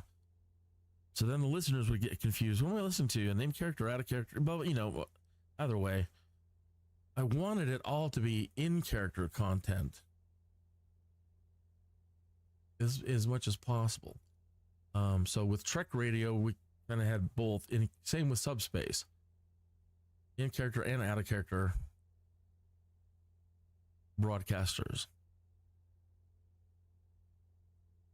And so as soon as Star Trek Online, right before it came online, we did Hailing Frequency Live and Stowzone Live to demonstrate internet radio technology and the ability to broadcast live.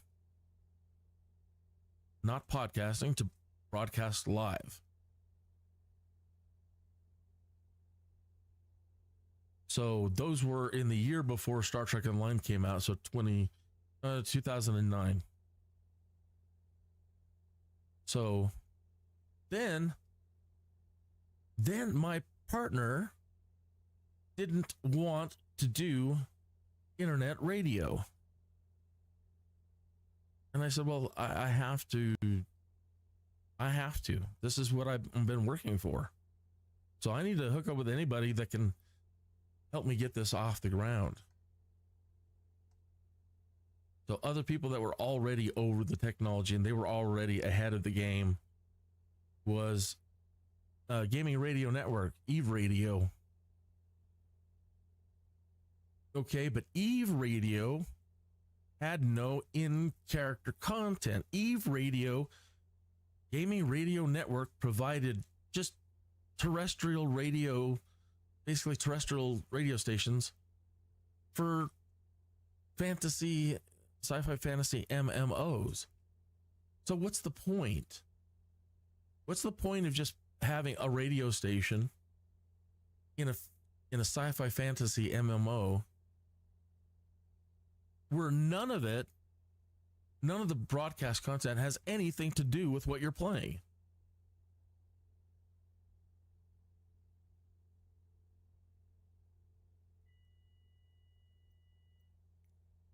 So that's the distinction between all the things that I created and everybody else. Nobody else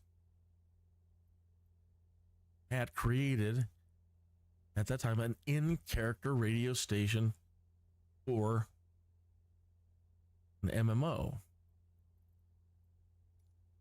So I went to Gaming Radio Network and I said, I want to create a radio station, and you have the technology and the broadband bandwidth and all the abilities to help allow me to create this station.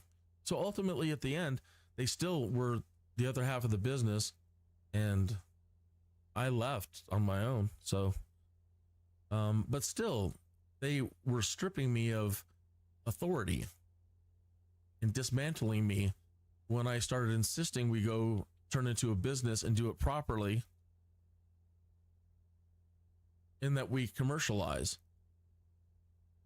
And they absolutely refused. They lost their mind. They no, we're not commercializing. Everybody does it now. Everything is commercialized. Hey, we got Shrag. Check out my channel. Hey, I've got all my Shrag channel. Order this. And they're like, no, we don't want to do it. I'll bet they are now. So in which case, give them hell for me. Because that's what split us apart. And same with all the rest. They would not commit to paperwork, and they defaulted on all of our verbal agreements for partnership. They trod over copyright.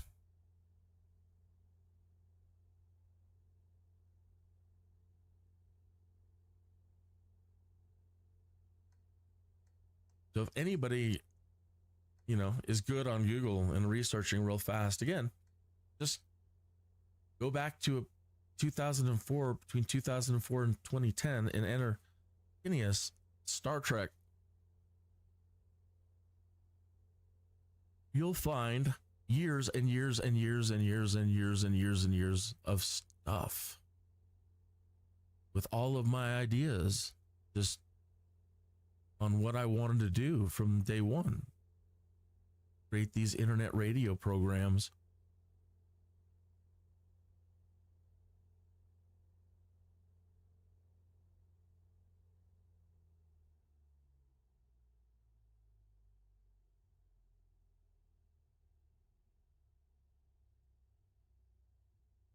It's late on a Friday night. I don't mind telling you all this stuff. I know I'm not paying attention to what I'm doing. The other guys are, the pilots are probably done with their jobs, but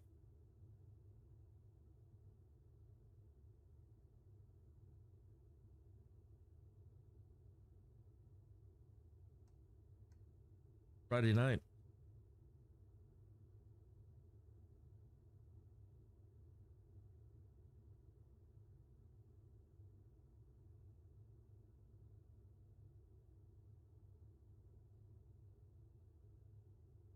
If things didn't part badly enough with them, everything sure parted formally with Star Trek in general. One of the things that I most loved in life, if you talk to anybody I know and they said, and they don't know what's going on in my life these days, but if you talk to anybody who knew me growing up or even as an adult through college, yada, yada, yada, tell me something about Tuthill. What do you, just one thing about him. A lot of what people say, he likes Star Trek, man. He loves Star Trek. He is a Star Trek dude. That guy loves the heck out of Star Trek. Okay, so again, to make matters worse,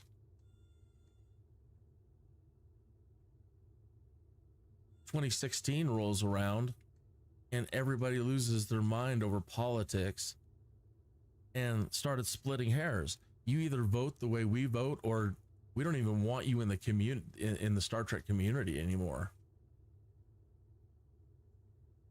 When they said just months earlier, we don't care. Hey, it's do your civic duty.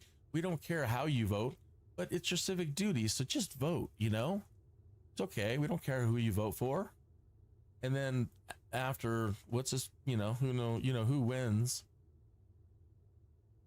If you voted for him, now it's we hate you. When just months earlier, all of our favorite stars and celebrities and the people that we admire the most and love the most in the world, all of a sudden they snapped. And they said, if you don't vote with us, We have touchdown. or if you voted for him, you're no longer welcome Taxi to parking and shut down your engine. in our Star Trek community.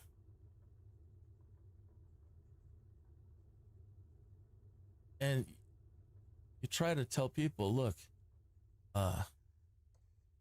I've been involved in the Star Trek community before you were born, and to all the major stars of the Next Generation and forward, you know, Voyager, yada yada yada, Deep Space Nine. I was a Star Trek fan before you were cast into your roles. All of you. You know, I'm an original series Star Trek fan. You're saying it's your community now?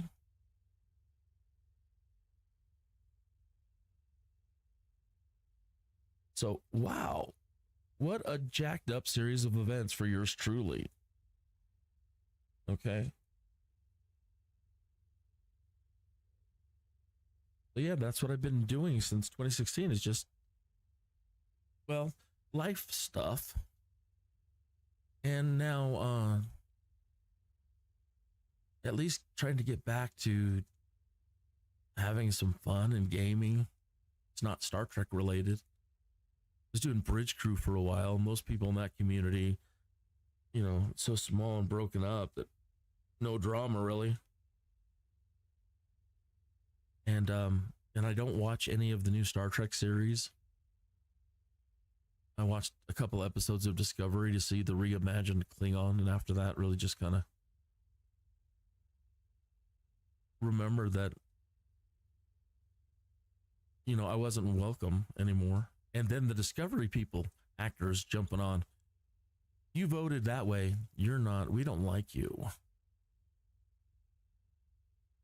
You're not welcome. Wow. That's, last time I checked, this was still America. And we don't do that. We don't normally split hairs until, well, really before that growing up. You know, it wasn't hatred towards the opposite political party. And now it's just outright hatred. And I don't appreciate it at all. At all. I don't appreciate all the things that have happened to me. But it goes back to, you know, I've had so many great things happen in life that it seems it's a big deal, but it's still such a small deal that, you know, not hiring lawyers or anything.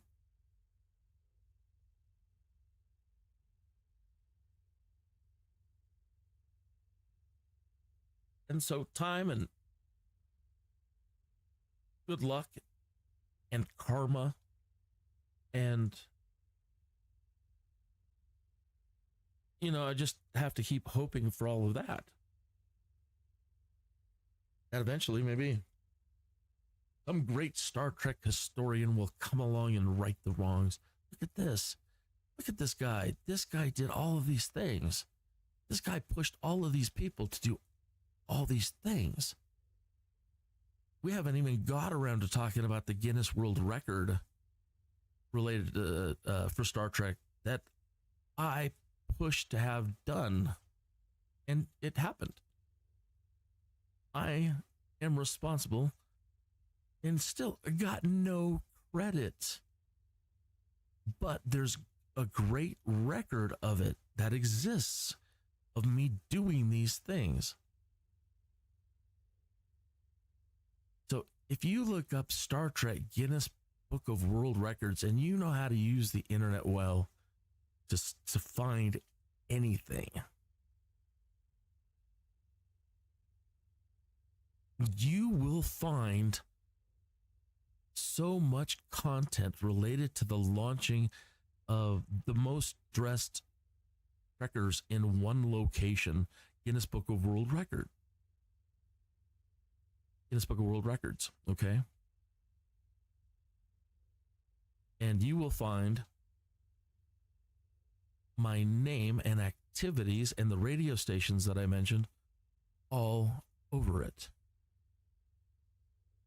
Not only did I push Cryptic to do it and their media department to do it, Atari was involved, Bandai was involved, and I organized the simulcast, I and Gaming Radio Network organized the simulcast from London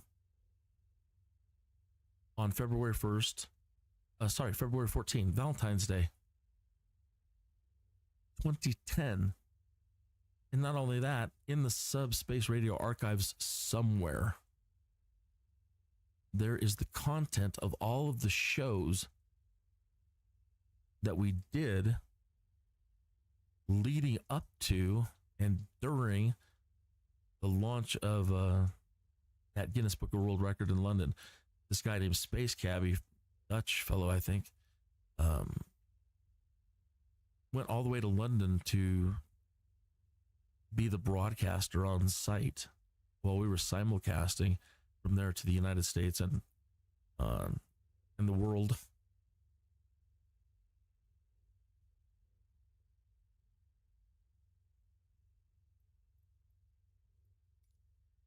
All right. So that was a long stretch of these guys doing nothing while I just ranted. It feels good to tell somebody about it.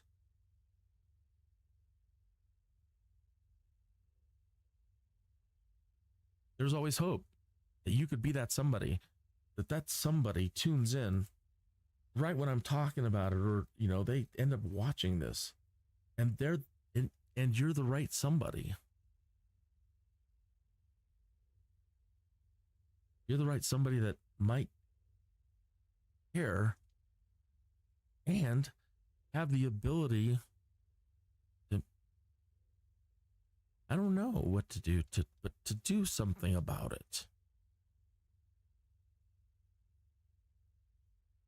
In some way.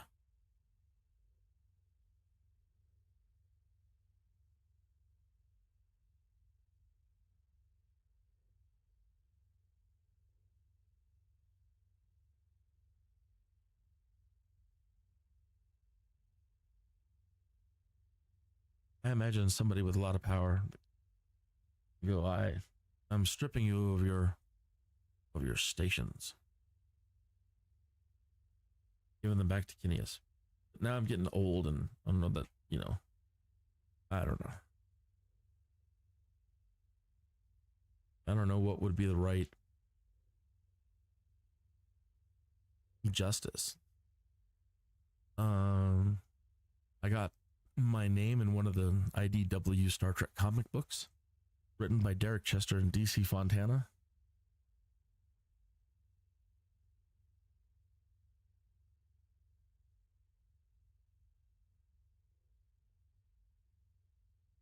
Hung out with Derek Chester in Las Vegas. We had met officially at that point. We had been friends for a long time and had not met face to face. Finally did, and I don't know, kind of a weird time in Las Vegas. It was weird.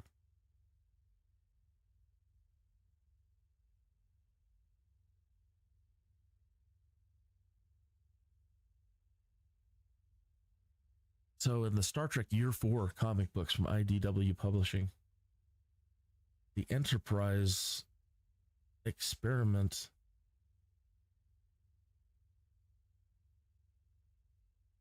which is based on that one episode where Spock defects over to the Romulans and he steals their cloaking technology. You know, he has a liaison, or, you know, he has an affair, or tries to get the sub-commander of the Romulan ship to fall in love with him. And then he betrays her and he steals the cloaking technology.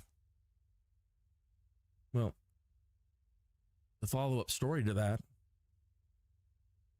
would have aired on television at some point had there been another season. She gets so mad, and when she gets her ship working again, her and her friends go after the Enterprise and they ambush it and eat the crap out of it and send a boarding party over.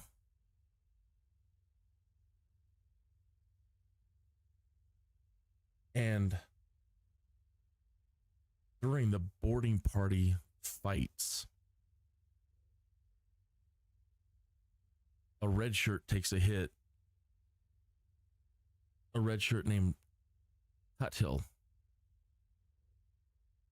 Tuthill's hit.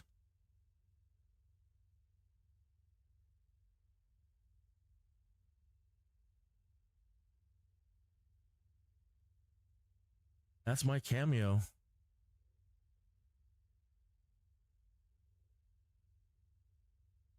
That's where I first appeared in Star Trek. I'm the red shirt Tuthill, who was wounded in a boarding party fight with the Romulans on the Enterprise under Captain Kirk.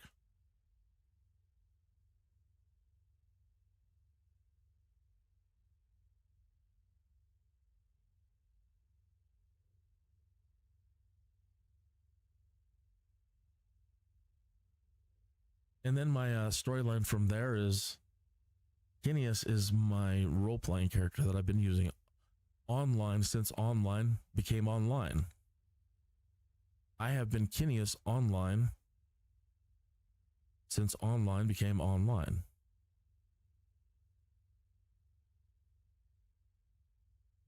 For every activity. So now if you're really, really good with computers and research on the internets, and you can find anything anywhere, no matter how much it's been buried, you're an elite finder of anything on the internet, or when things became online.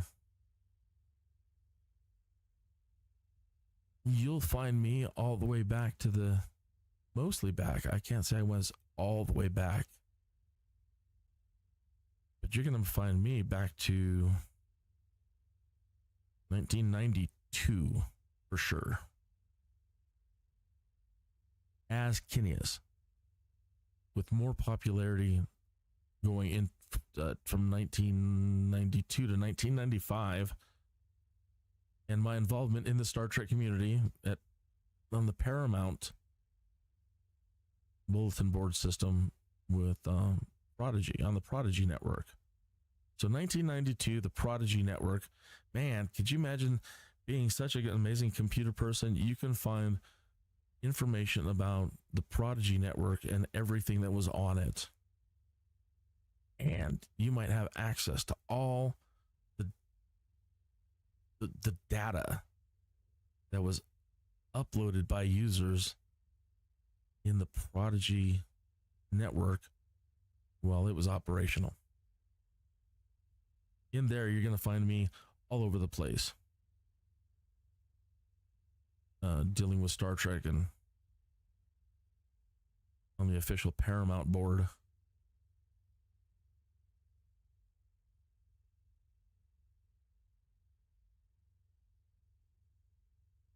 Really, 5,000, Pueblo? Problem. Oh, I can't do job with the engine running. So you're going to find me in there already. You can start your engine now. Dealing with Star Trek. So now around the year 2000, Interplay was in Activision. We're creating the Starfleet Command video games.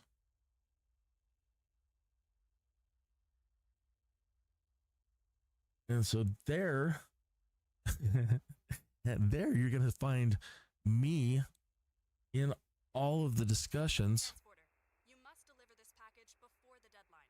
The earlier, the better. Now you're going to find me in the... Captain, we have some Jesus. crates marked as urgent.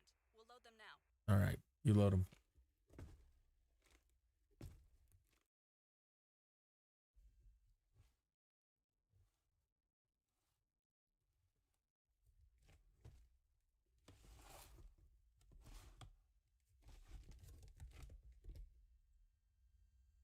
So you're going to find me all over the place. Transporter from dispatch. The cargo is on board. You are clear to taxi to the runway and take off. In the first discussions on turning Starfleet Command into a persistent universe. We didn't even have a name for it, really. I think it was at the exact same time that like Ultima Online was happening. Things like that. And we're like, yeah, we want a persistent universe, something like a persistent universe for this. Every time these we come into either way, we wanted it to be persistent. We wanted a place to socially hang out once the battle was done. And we wanted the playing field to either way, that's the beginning of the beginning of the discussions to create Star Trek Online.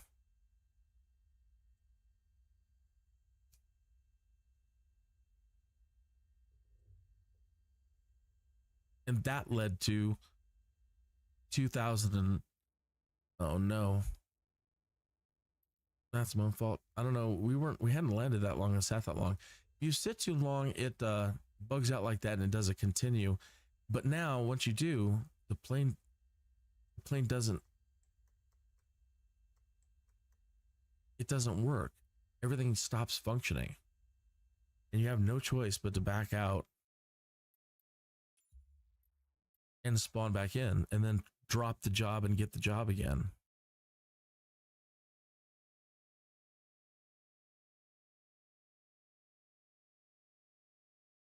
Okay, so yeah, so that was the year 2000.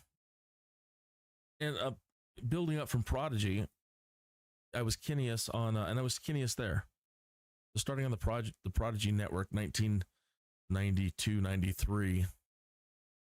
I was Kineas in the Star Trek boards. I was using that name for my role playing on the Paramount Star Trek boards.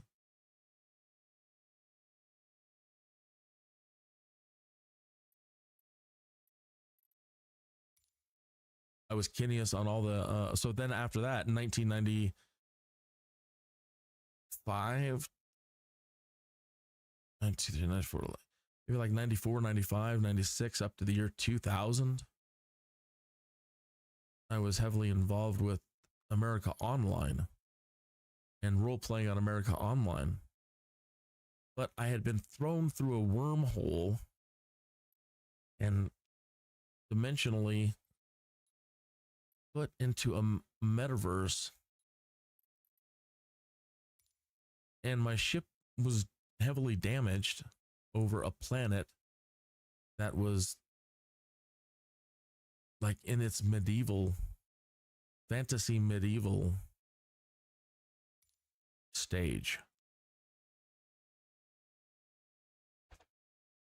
And so I took a break from Star Trek role playing to go back to more like Dungeons and Dragons fantasy role playing on America Online, where I was a community leader and a chat host for AOL's Red Dragon Inn.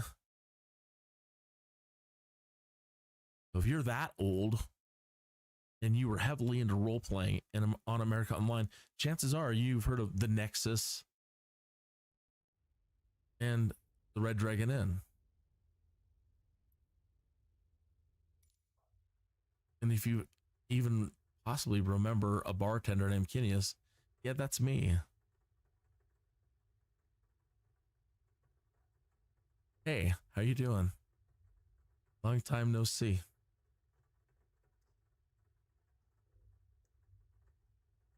So there's this long history of my involvement in Star Trek activities. So now we move up to 2004, 2005. We're StarTrek.com, the official website for Star Trek, invites us all into the community to discuss what we want Star Trek Online to be. Any idea no matter how big or how small or how weird, is bad when you're invited into the great brainstorm.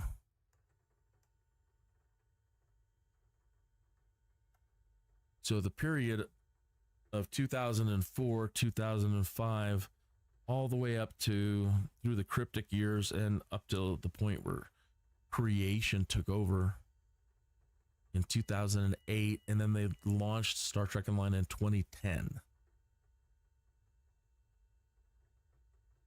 So yeah, we sat there for 7 years. We did a 7-year mission. Many of us migrated over to StoneNet, StarTrekOnline.net, because we could post cartoons, and I could post my stoned cartoons.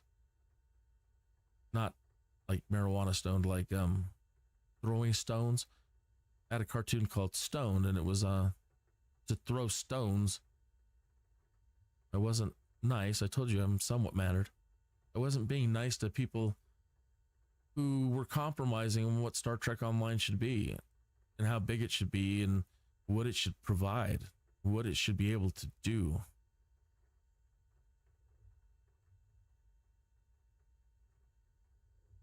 And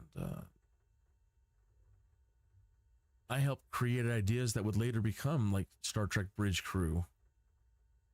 Well, how do you create a game that allows us to all operate a starship from the bridge?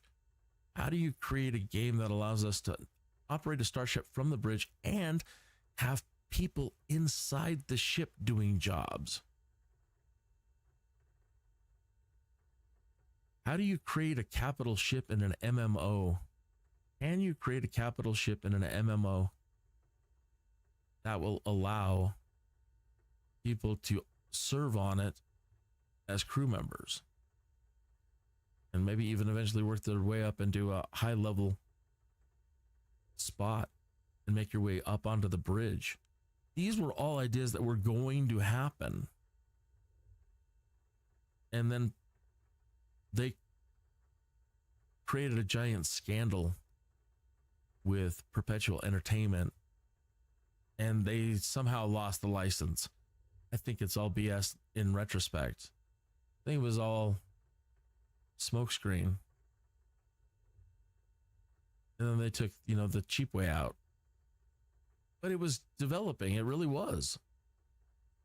A much greater version, a much, much, much, much greater iteration of Star Trek Online was going to happen. They promised it would evolve, and it's been evolving. Cryptic even said they would allow it to evolve, but it hasn't really. Star Citizen is something that's evolving.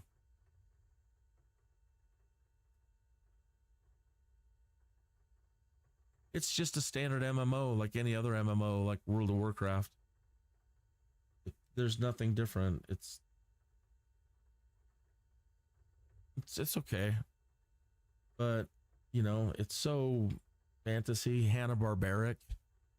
It's so goofy and bears no resemblance to what a real world experience in the Star Trek universe would be like.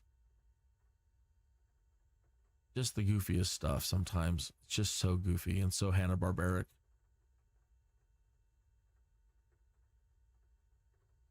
Starship combat, Hanna-Barbaric, just crap going on everywhere. You can't even see anymore.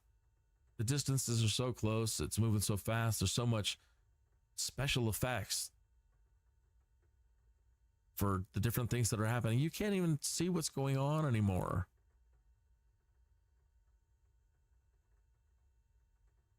You can't do a raiding party or combats with like less than 10 people, with only about 10 people, maybe max. I don't know what they've changed it to now. But you could really only do like 4 or 5 people, to do anything with. Maybe up to 10, I think, or 20 maybe. But there's nothing massive about it.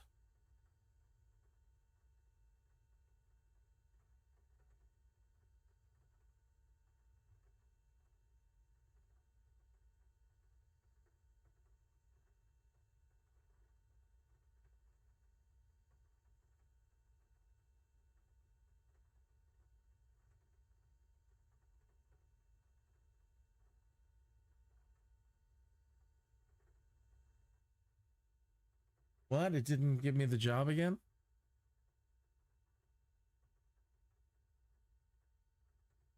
Uh-oh.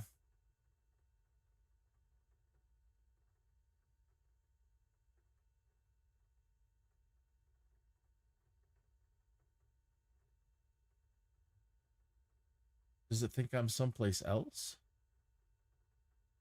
No. Oh, I'm at K-Fly. Ah, I spawned into the wrong location.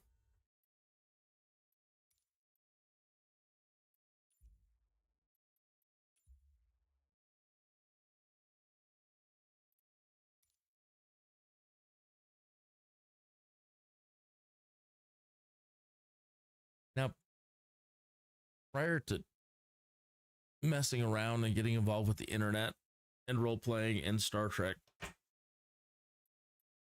I was of a single mind to do really one thing, and that was to create artwork, to create art, to do art, be an artist. That was my only focus pretty much growing up. And so from a very early age, I was creating artwork and lots of it. And winning lots of art awards.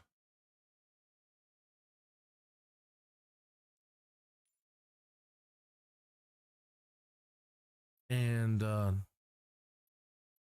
getting scholarships, going to really cool vocational schools and getting scholarships, and going to the Kansas City Art Institute and graduating top 10 as an illustrator designer at that time, 1992.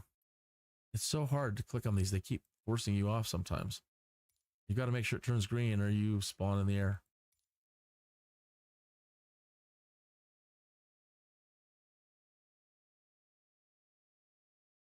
So, you know, things were even computerized back then. Now everything's digital, and there's a lot of good artists out there, and they know how to use the tools.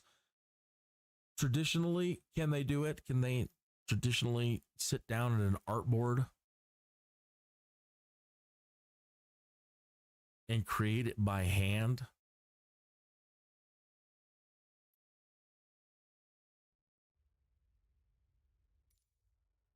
Well, I can.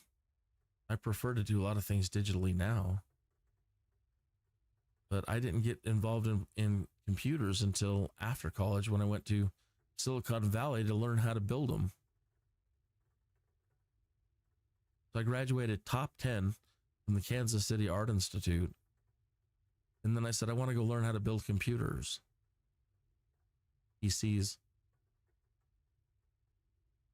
And so I moved to Silicon Valley just so I could learn how to build computers and start learning how to network computers and start learning how to do art on computers.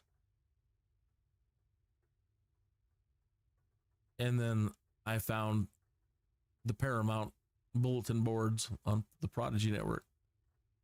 I blame them, and I blame myself. I was so in love with Star Trek. The Next Generation was still on. It hadn't finished. We were only about halfway through The Next Generation. It wouldn't be years until the end. And so just massive amounts of contributing to Star Trek role-playing with all the writers.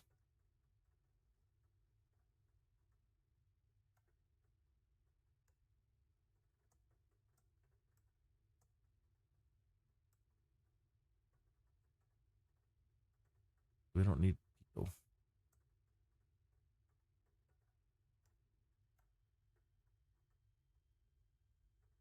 No, and these guys are probably already ready to go again. No, almost. He's landing. He's taxiing. He's landing. Cruising.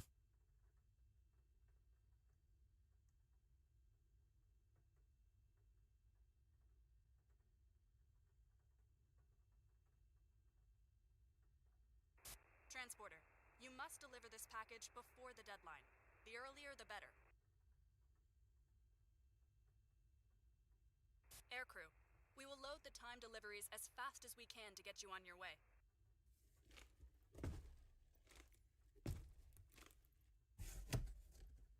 Bus ground Kinneas 2-1 request taxi for south departure. Kinneas 2-1 taxi 2 and hold short of runway tree 1 via taxiway Bravo. Contact tower on Kinneas 2-1 taxi. Transporter from dispatch. The cargo is on board. You are cleared to taxi to the runway and take off.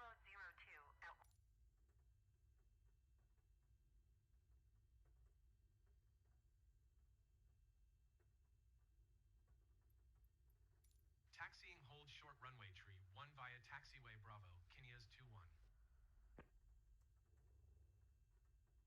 Cool.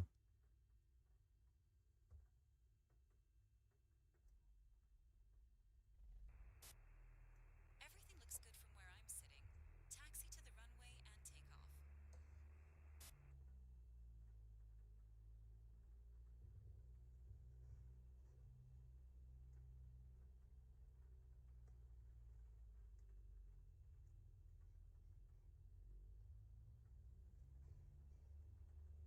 Whoa. We have a joystick fault or some sort of payload imbalance. Nothing I can do will allow the plane to turn to the right at the moment. I'm using full right and left rudder, and I can't make the plane go right.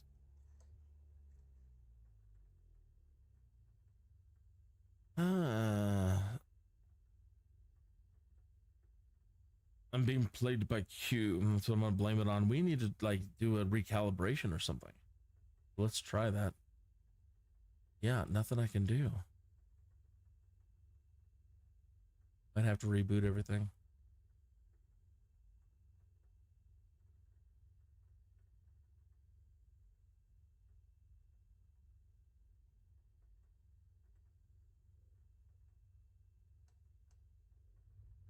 Move the handle in complete circles.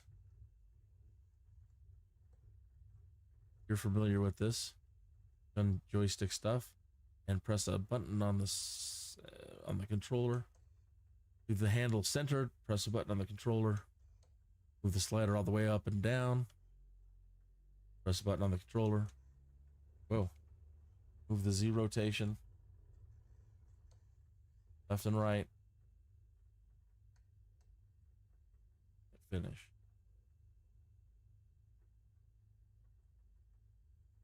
That work. Do I have right control? I do not.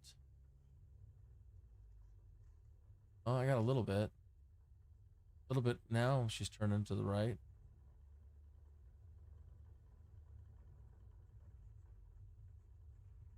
Okay. At least we didn't have to. Just turn left. Right. Left. Right. Right. Okay.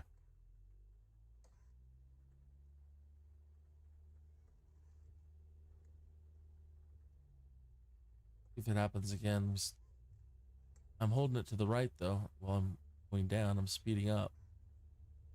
Yeah, she's handling it fine. She's holding it fine. Full speed.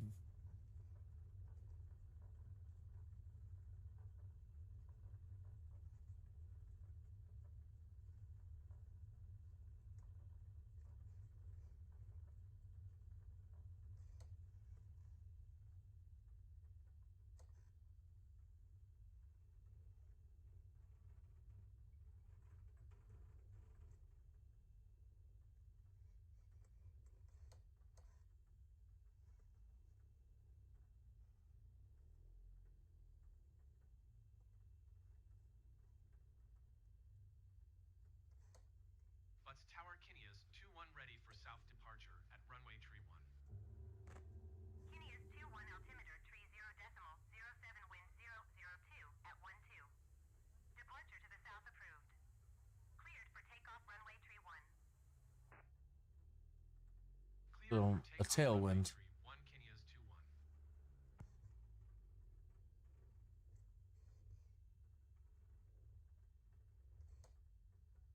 Okay.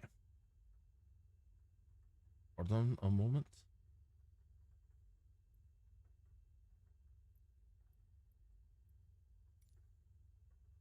My runway now. I'll leave when I want.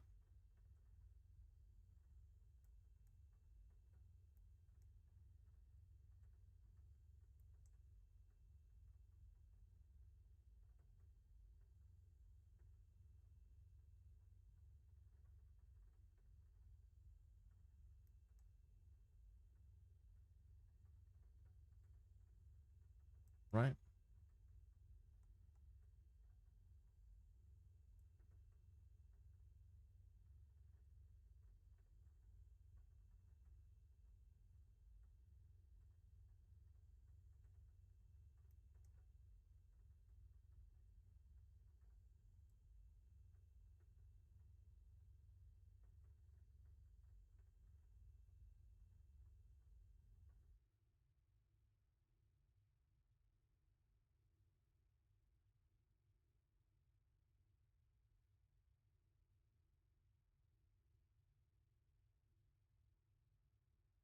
Wonder if we can get a hold of Memorial.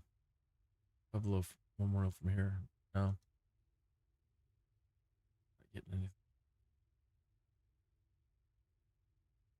anything. Let's shoot for runway 35.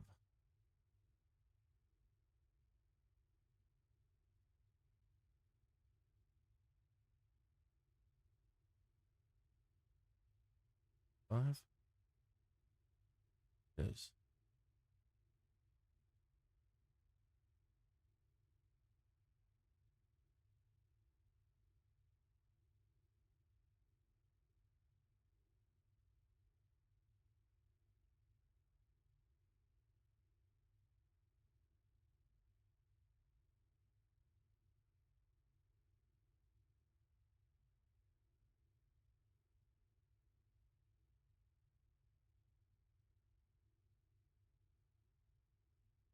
Do.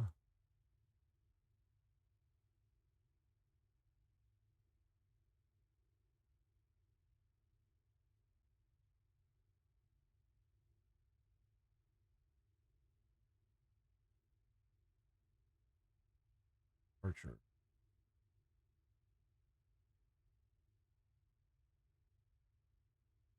None.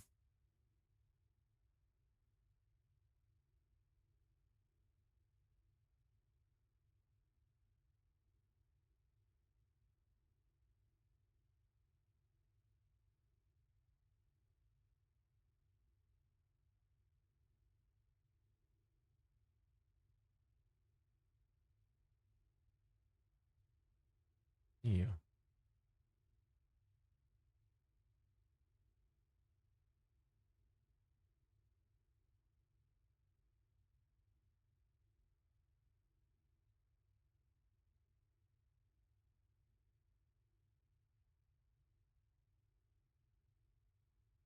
You got awful quiet. Don't tell me it froze again.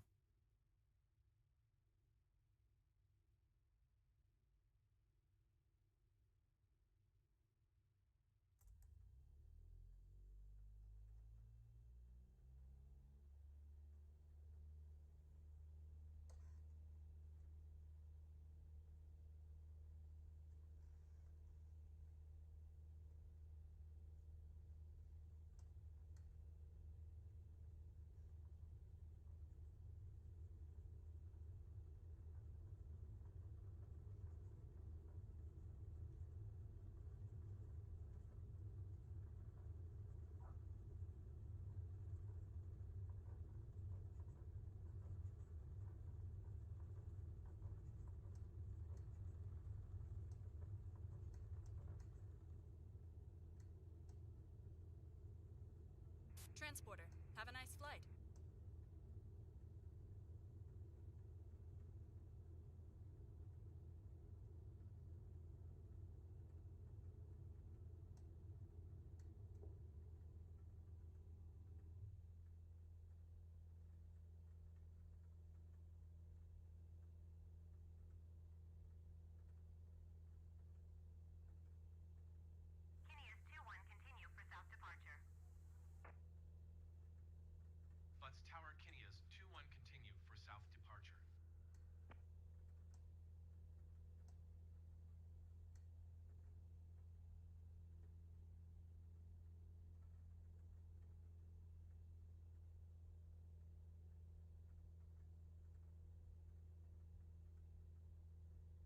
5 degree off on my turn.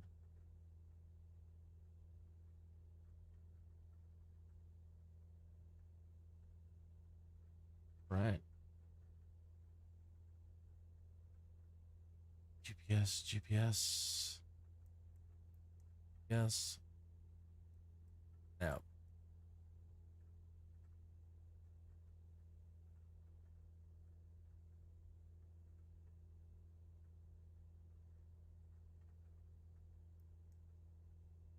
You know, I don't see the damn flight plan though.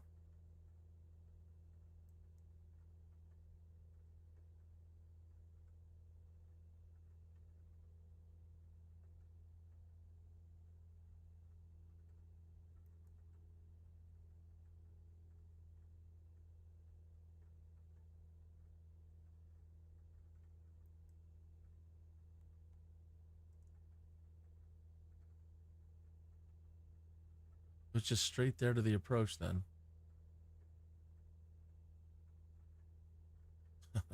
So, all right, let's just activate the dang approach then, huh?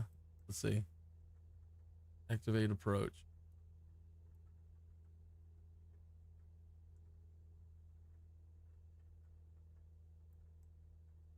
Sure you want to discontinue the current approach? No. I guess we do. Yes. Now what are you doing?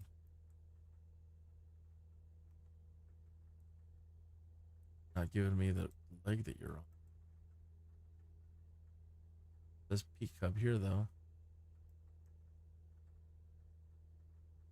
See if we've got any vectors to zoom out.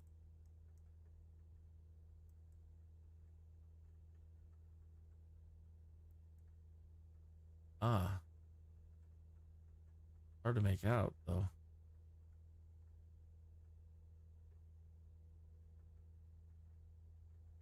It says we're going to here.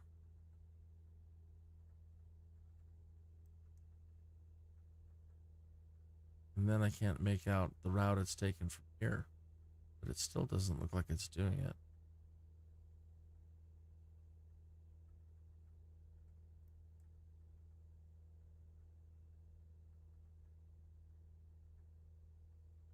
This is going to EISF.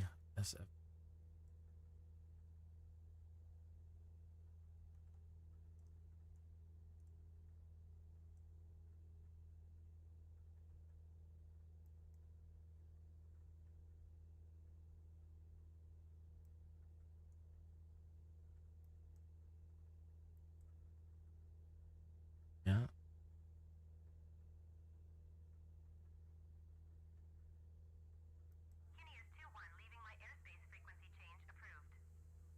Oh, Haggy? Butts Tower, Kinnea's 2-1 frequency change. Colorado Springs approach ESIF is a fix. 4 miles southeast of Butts, 8,000 feet. Request flight following. Forward. 2-1 Colorado Springs approach. Squawk 4105. Squawk 4105, Kinnea's 2-1.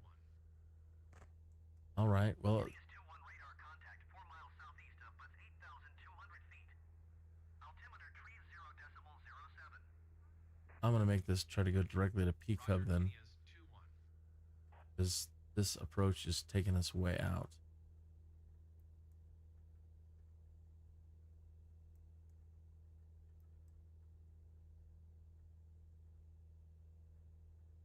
I'll hold.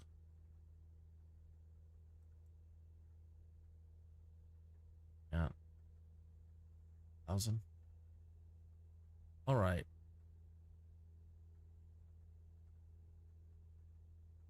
Yeah, we should be turning south. R.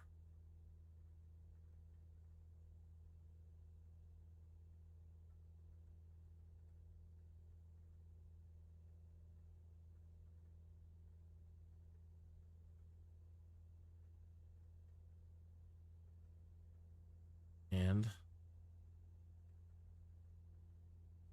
26.7 miles.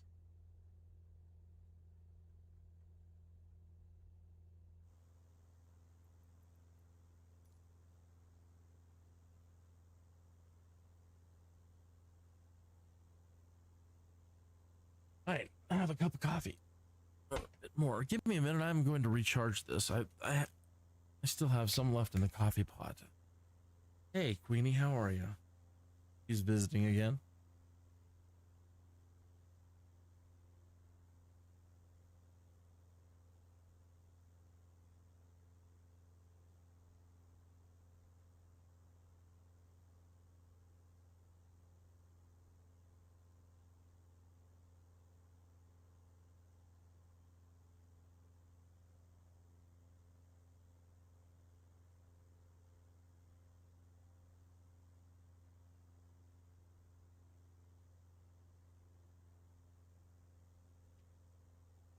Ever seen those commercials for like old people feet soakers, like heated foot soaker thing? I feel like I want one of those. You want the weirdest things when you get older. Like I just want to I feel the need. If I had a hot tub, that'd be more ideal by far. But I have no immediate access to a hot tub or one that I want to share with the general public. Gross.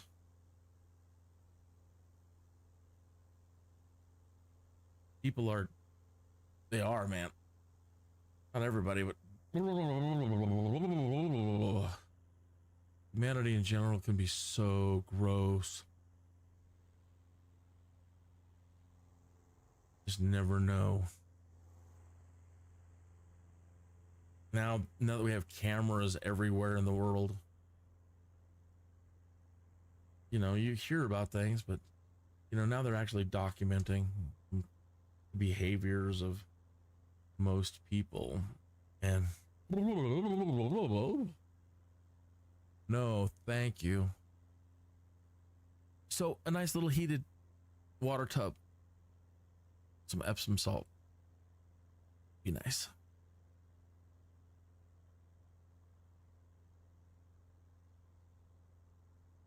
What I mean, I've done so many things and I don't even have a hot tub. One, I'm just a terribly bad business person, like the worst of the worst of the worst.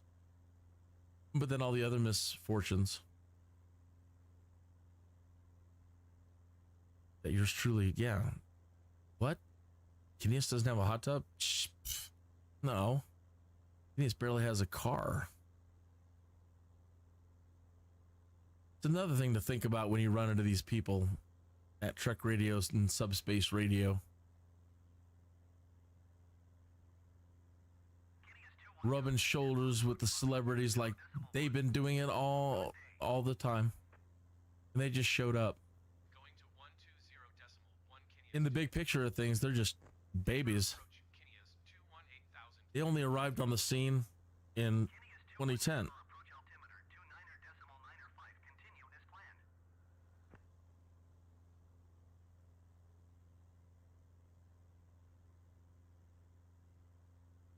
I wish I could figure out how to remember how to do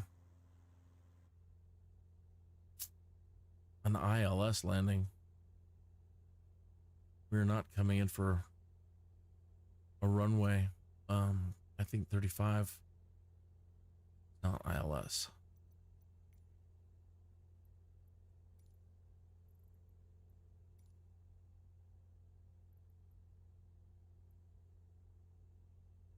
Really? I can't. I need to turn off him from doing the radios. He will not allow me to reassign to a different runway if he's active. Pueblo Tower, Kineas 2-1 is 12 miles northwest, 8,300 feet with Quebec to land. Kineas 2-1 Pueblo Tower. Altimeter 29er.9er, tree wind 302 at 7. Make left traffic runway 26 right.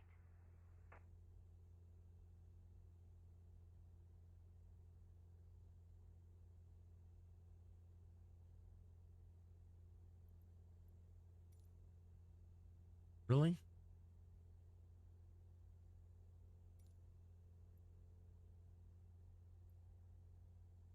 Enter left traffic runway. Okay, so our flight plan is now completely bunged. We just need to ditch the whole thing.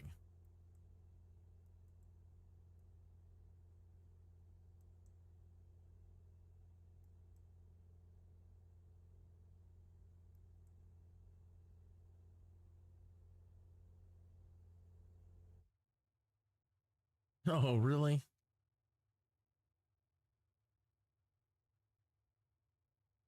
Hitting P, pause it.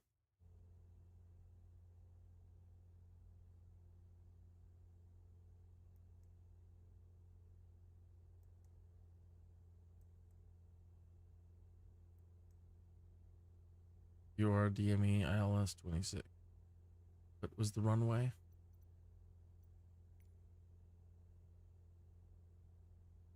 26 right.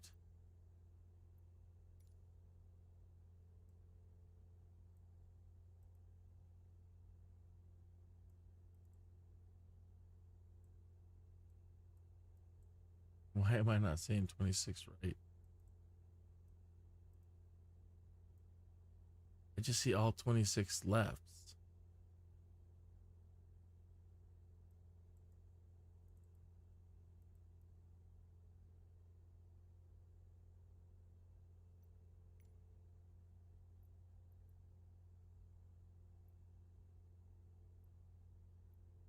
Pueblo Tower, Kinias 2-1 would prefer runway 26 left.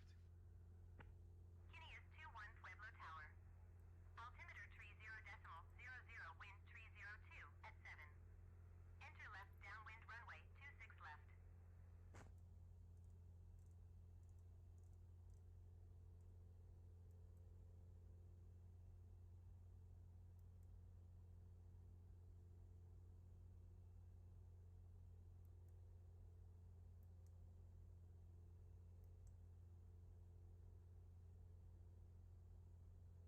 So now what is it going to do? Going to activate it? It's activated. And it says it's going to Jitka. It's 11.2 miles. Kinias 2-1, did you hear my last transmission? Yes, ma'am. I didn't. Make left downwind runway 26 left, Kinias 2-1.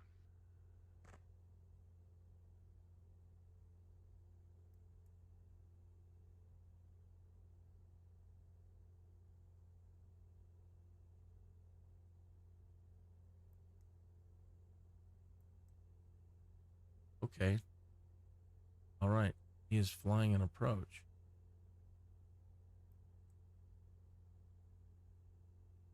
Oh, so we're going to fly way over. We're turning to Jitka. It does say we're going to Jitka. Maybe he's going to turn around, turn, and then take us. I'm not sure.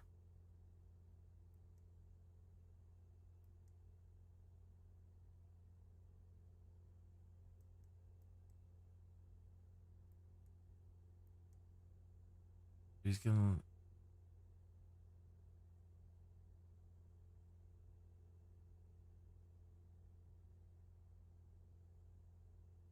Well, let's just see what he does here for a minute.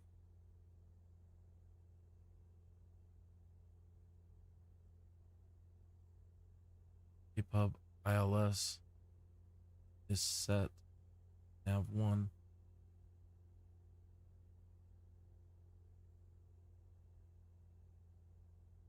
If we center these or not.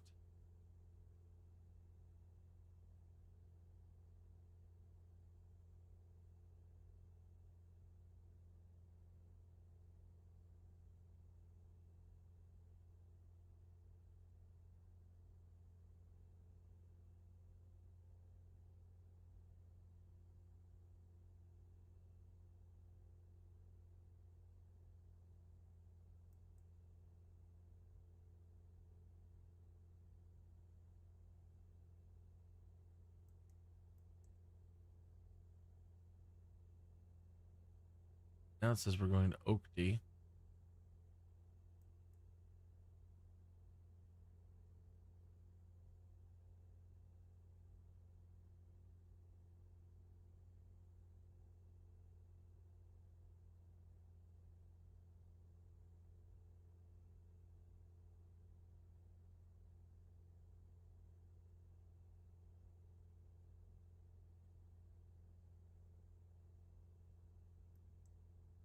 Okay, and then it takes us into a hold.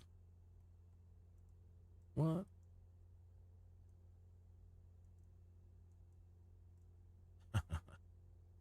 Okay. Why don't we start at Heller again? I think we missed our runway. Direct to Heller.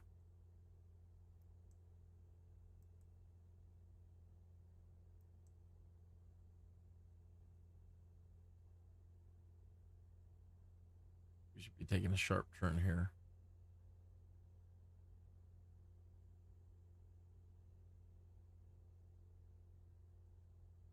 Checking our returning. Not yet. We missed it. What? Come on, you. I'll be using nav again. Yes, should.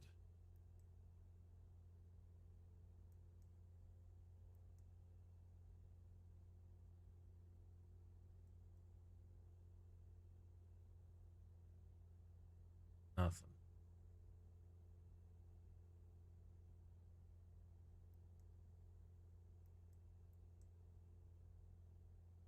All right.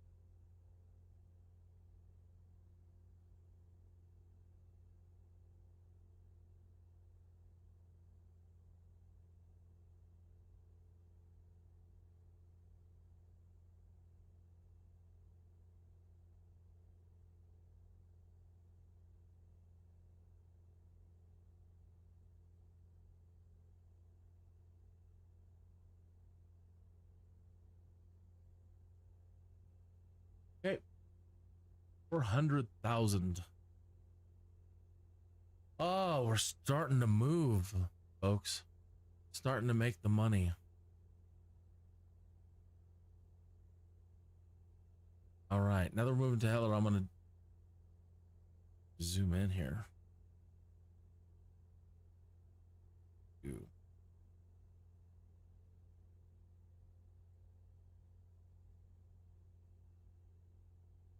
So now we're getting ready to be parallel with Jitka.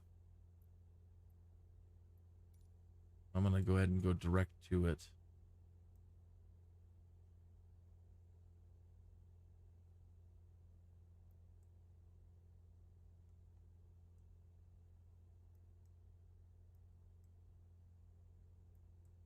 Now return to Jitka.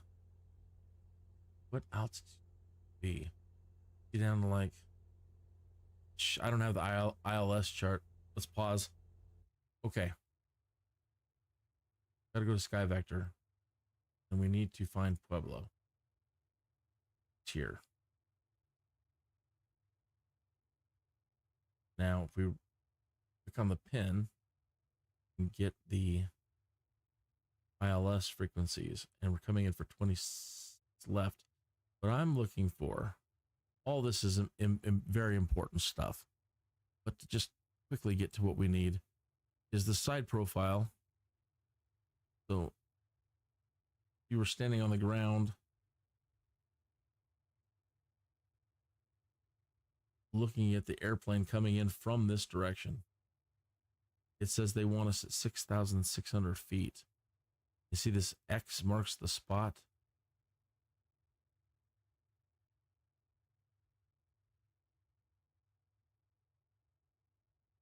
At 6,600 feet.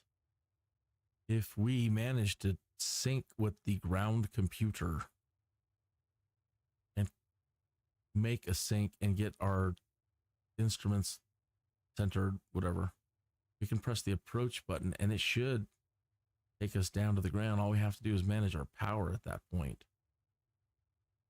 So what we need to do is come out here we need to get this to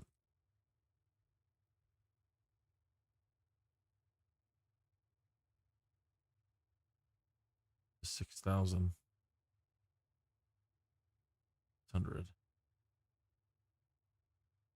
We need to go down. Why are we? We need to go down fast.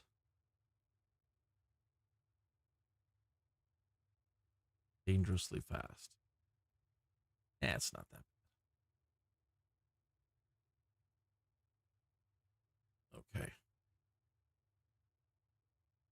And we need to fill our power once we get back in.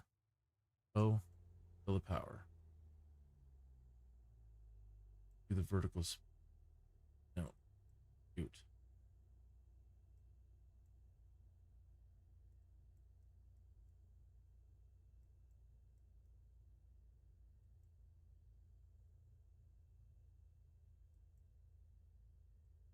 Going on, we're not. Turn vertical speed. Are we still paused?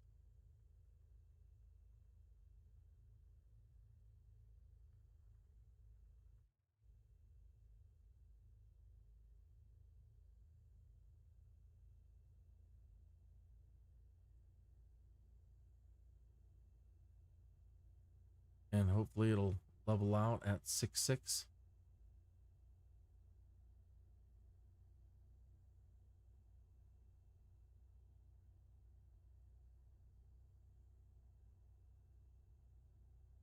Good. Jitka. And what are our points? That is where we want to be to Jitka. Jikta.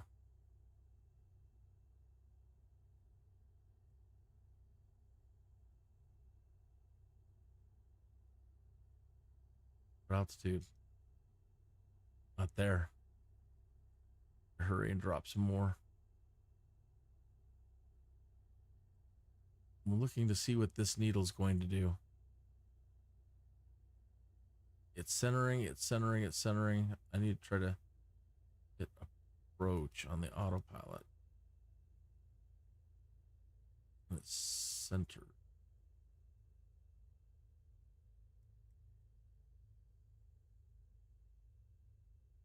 The approach has been hit. Now, energy power management.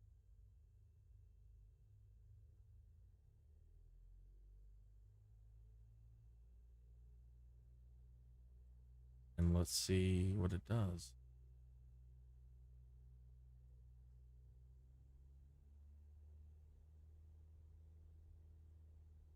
Probably 500.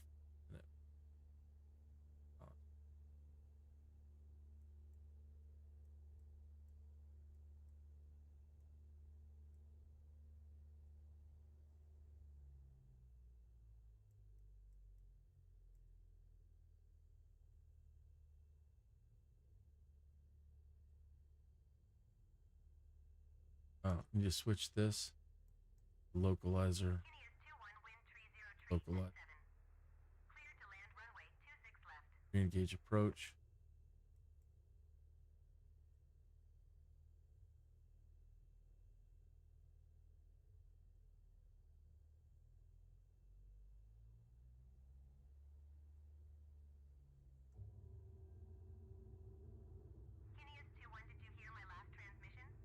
I'm sorry, ma'am. I haven't done this in so long.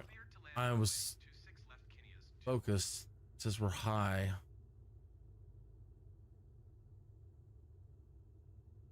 I'm reading that wrong, or we're low. Not sure if we're high or low. I've forgotten how to read these. I think we might be low.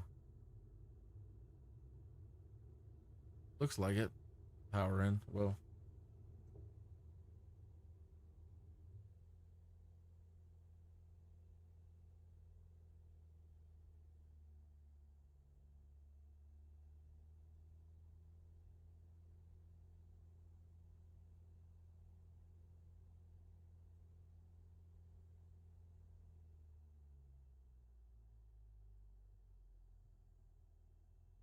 That's close enough. I think I made our descent to our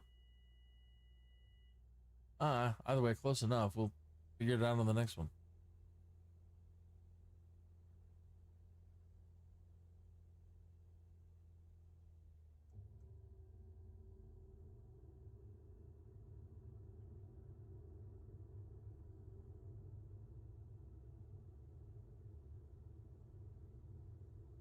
Really, it's not even for this one. It was for the other one. 6 left. Really? That's over there.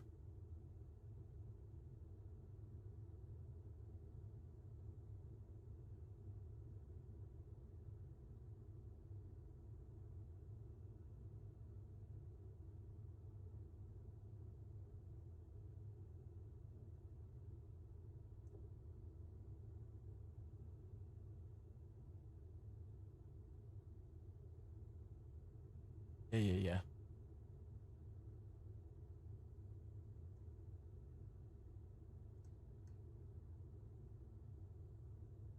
Approved.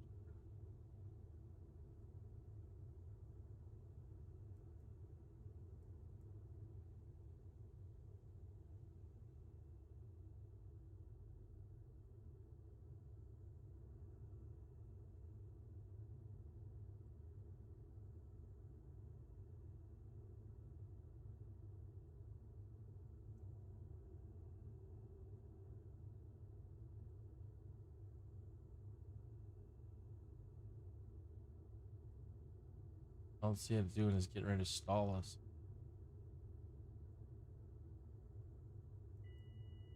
I have to look into how to do that. Take a refresher course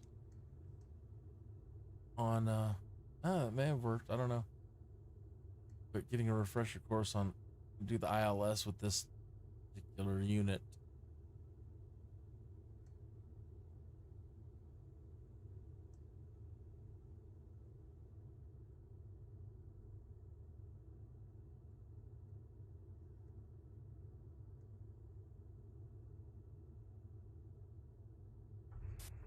We have touchdown.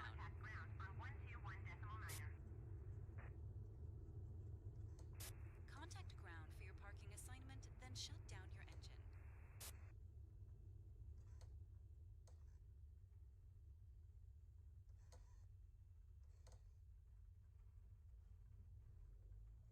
Kineas 2-1 acknowledge last transmission. 121.9er, Kineas 2-1.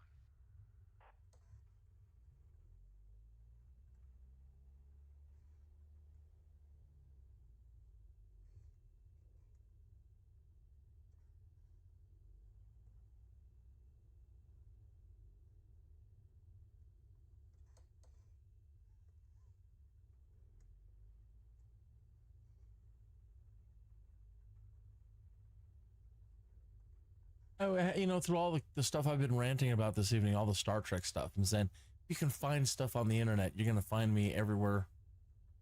You're the ultimate in internet data mining and can pride yourself on being able to find anything. All the things that I said you would find, you'll find about me. One of the things that throughout all of that stuff, I did mention that I went to art school and I did get an art degree and graduated top 10 from the Kansas City Art Institute. It sounds good, and it is good. It's nice graduating top 10. I graduated 10 of 10. I would have liked to have graduated more, but higher. But I was so young and immature and young. I was so young.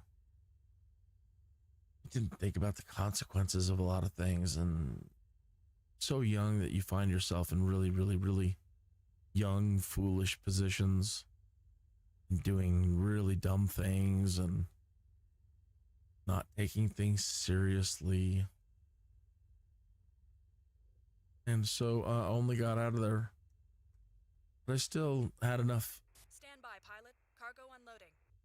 chutzpah all the way through it. I love my professors. They love me until, even when they forgave me for everything that I did bad. But for a long time, I was a superstar.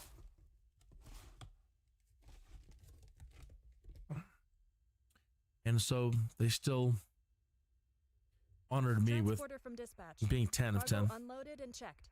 It is always a pleasure to work with you. It's a pleasure to work with you too. Let's go.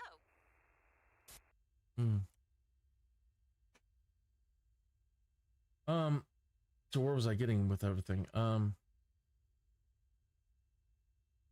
not by any means, a top 3 artist. I am a 10 of 10. When I truly apply myself and I'm inspired, or the muse is visiting, I'm a top 3. People have come to me and said, I need help. I need help. I need help. I want to win a contest. I want to get first place in the logo design and first place in packaging design. And I have managed to make a lot of people's dreams come true. Fortunately, I haven't been able to make my dreams come true.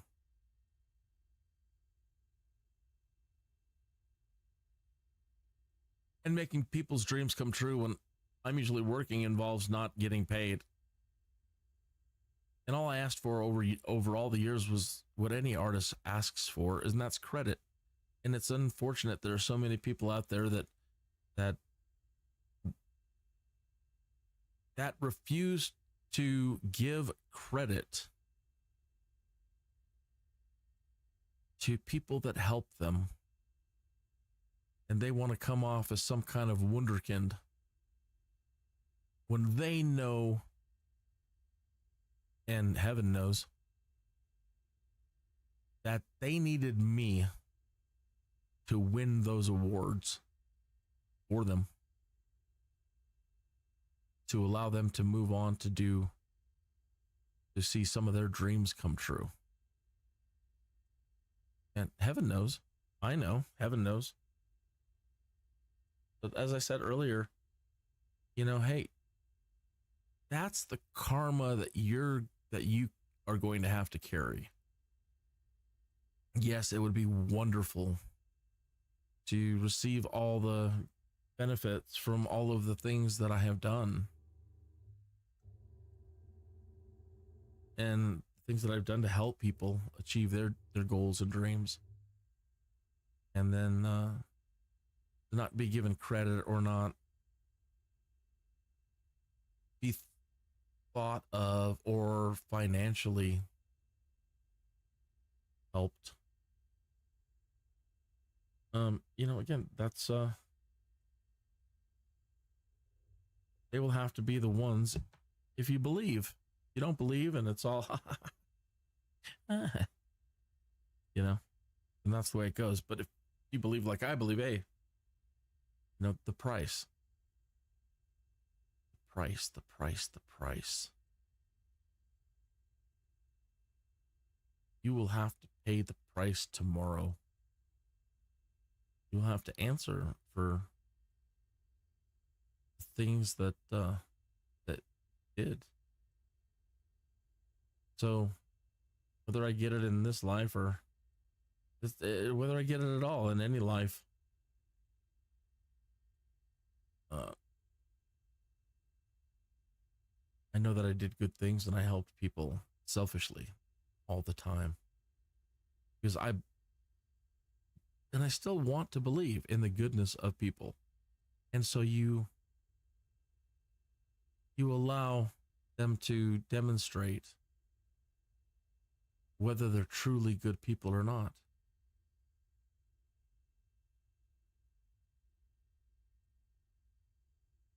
And man, everybody so far in life has failed. Almost everybody. I'm trying to think of like one employer. I can think of one that was so happy to always give me credit and make sure I was compensated, and told me at one point, you're not asking enough money, Yeah, I know.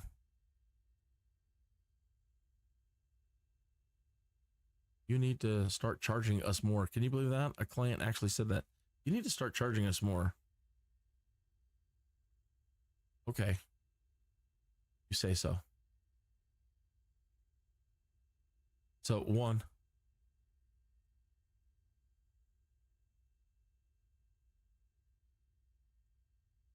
business client out of my whole life has been worth a dang. And I know everything else they do with their business. And if you believe, hey man, those gates are wide open. The pearly gates are wide open for them because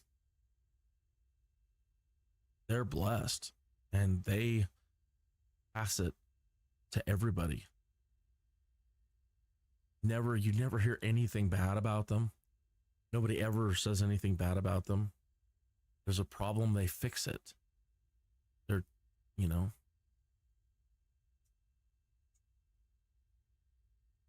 most amazing people.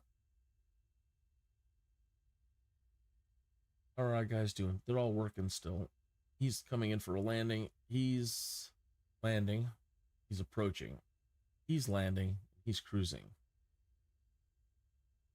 406,000. So, now,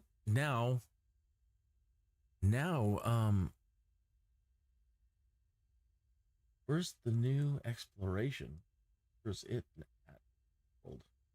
Hasn't changed yet. Surprised, it's already been 24 hours. This is where it's been, and this is just too treacherous. Even called Little Alps. But there's a wreck there. And there's a good chance it's got gold and or an artifact on it. But you have to land within 1 mile of that.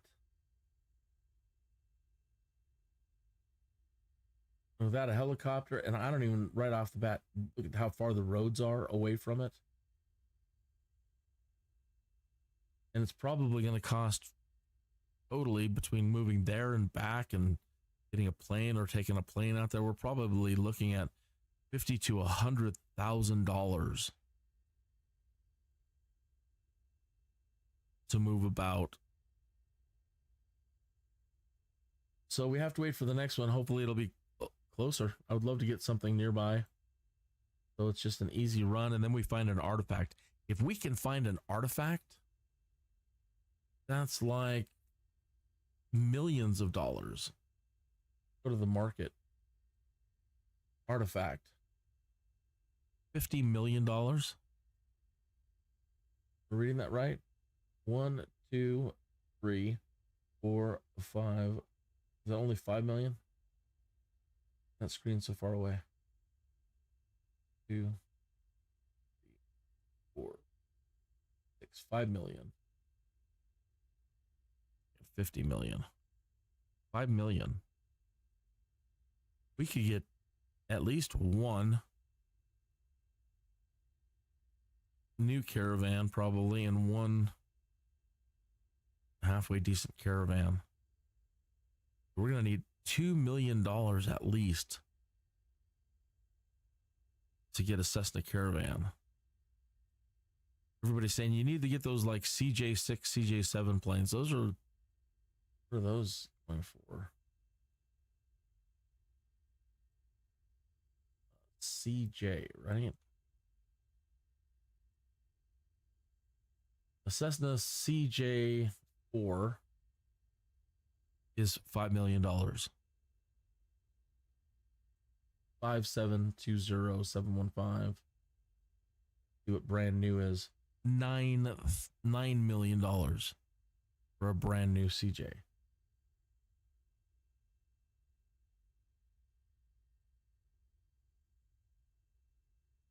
Caravan, brand new. 2 million, 2,380,000. So we could get 2 brand new ones if we were to find an artifact. Now they have cargo capacity.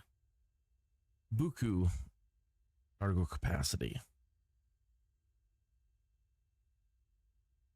So as much as we have, again, it feels so small to where we're going, but we've made it this far. And all the problems that we had in the first couple of weeks, now that we are where we are, it's starting to seem interesting and fun. But when, you know, when you start at anything, the grind, and then not fully understanding the potential of what you could do, like hiring pilots immediately and start getting these other pilots to work. Even if you can't fly during the day, if you can monitor your NEOFLY account, you can keep doing this all day long, and you don't even need the simulator running as far as I know. I'll have to try it, but I think you can run this without the simulator running and still keep these guys moving around. But I don't know that for certain. Probably find out here. Okay, so they're ready to go. Let me close the simulator down and see if we can.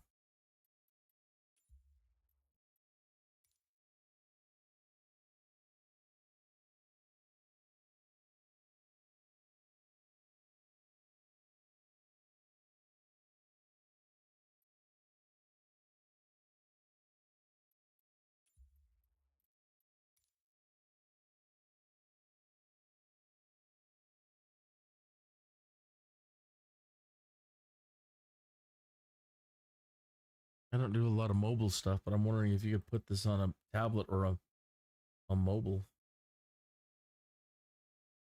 Okay, it says he's disembarking his stuff. Try to get Ghost Rider a job here.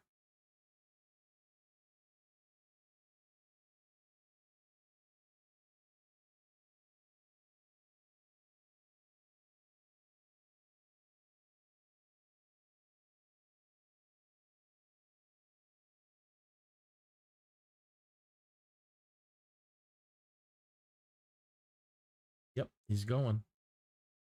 Yeah, you don't need the simulator open to run this. So if you can't invest the time to fly during the day, having one or more pilots, you can monitor this. You know, if you want to give them longer flights so you don't have to check them every 10 minutes, you can do that too, but it just depends on how much weight they can carry. And at this moment, they can't. So if I want to be able to have them any sort of payload, I've got to keep the gas, you know, around 24 pounds and keep their flights, really try to keep them under 30 so that they have some. And if they get there and there's no gas, we can afford, you know, whatever. Just trying to make sure that they have something in the tank.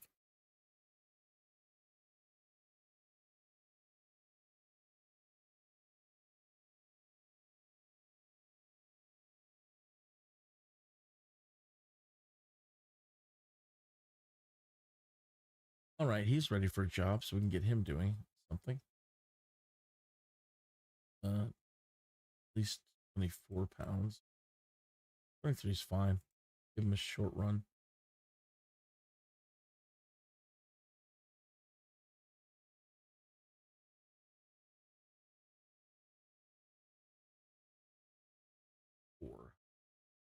Can't carry it. 2. Great.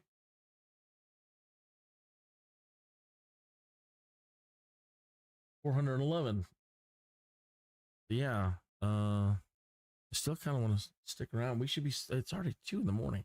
That thing should have flipped by now. The this is supposed to change every 24 hours.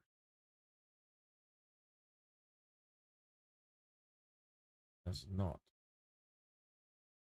You like that show Alone? Have you ever seen the show Alone on the History Channel? I love it. I used to love it way more than I love it now. I was so angry with the world and wanted to get away so badly that I have applied for the Alone show. Like, do you have any survival skills? No. I just want to, I don't care. I just want to get away. I want to go away. I want to go just hide in the mud out in the wilderness for a period of time. I don't want to be anywhere near the world. I've applied several times and I keep getting turned down, and that just sucks. Because I would love to do it. But anyway, my point is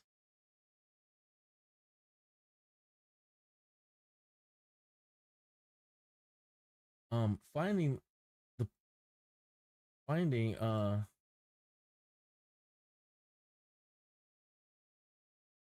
the places that they film. Vancouver Island mostly, right? Yep. Vancouver Island and up north. This was the location for season 1. And they occasionally use the same location. They just have different sites. But like that guy Sam, who was a real popular favorite one for the first year. Sam was over here. And then you had guys that were here, and then mostly they're in here. Now, Sam, as young as he was in the first year, I'm like, wow, they put that kid out there, you know. But if you zoom down to these locations like this here, that's where all the film crew are at. So literally, Sam, there's even a road going out there.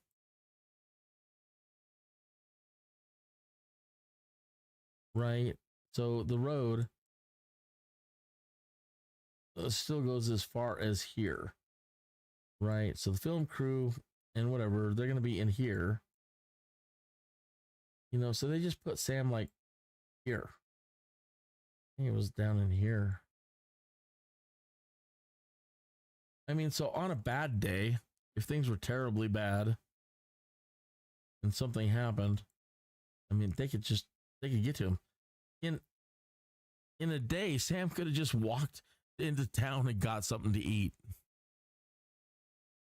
Nobody knew who he was, and just hoofed it back. I mean, so he was set up so close. And he always makes it look so easy, and I keep thinking, come on, Sam. He just walked over and ate somebody's peanut butter and jelly sandwich. But he really did suffer a little. They all did.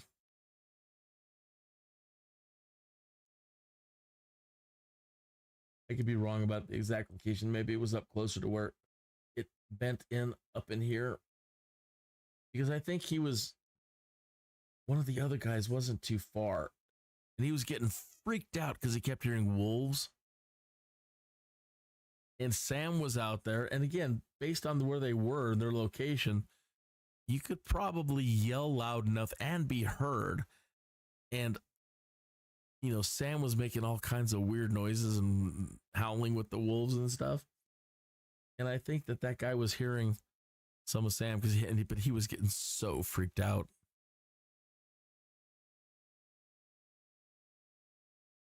There's so many things that they do that I would not do. And there's so many things that I think if I was out there, just so different from everything people have done. Now they're starting to do and I can't wait to see this season. Because I've shared all my ideas with them too.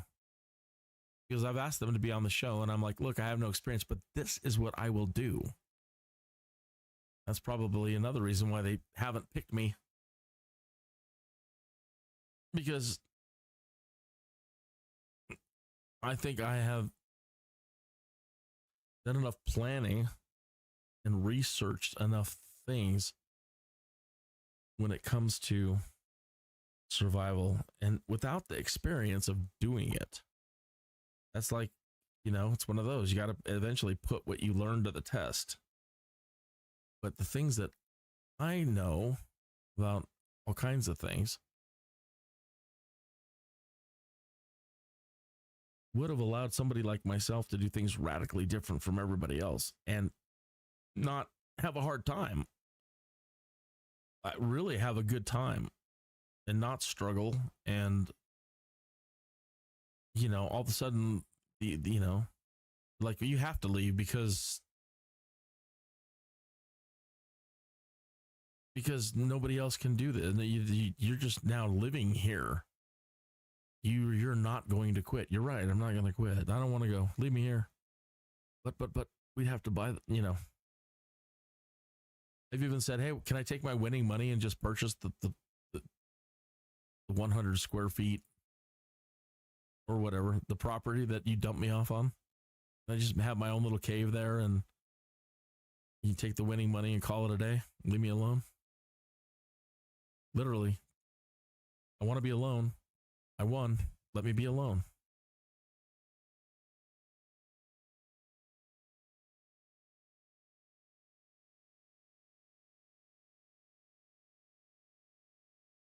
People are freaking out after 60 days, crying,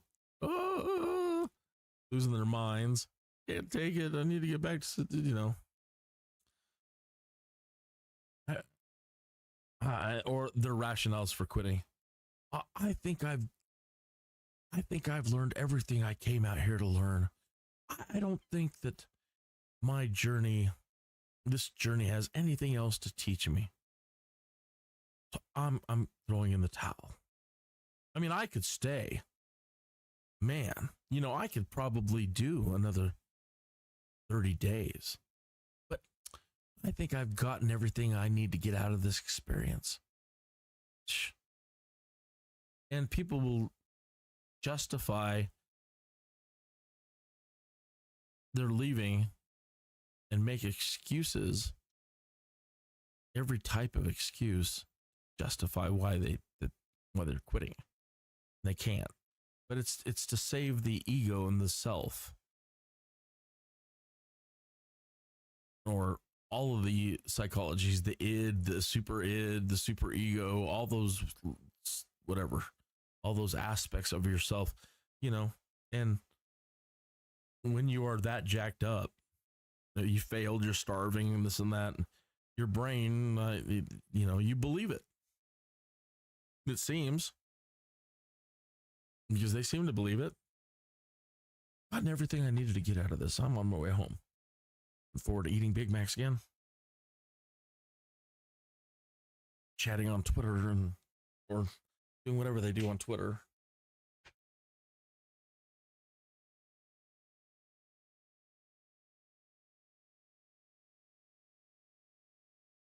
All right.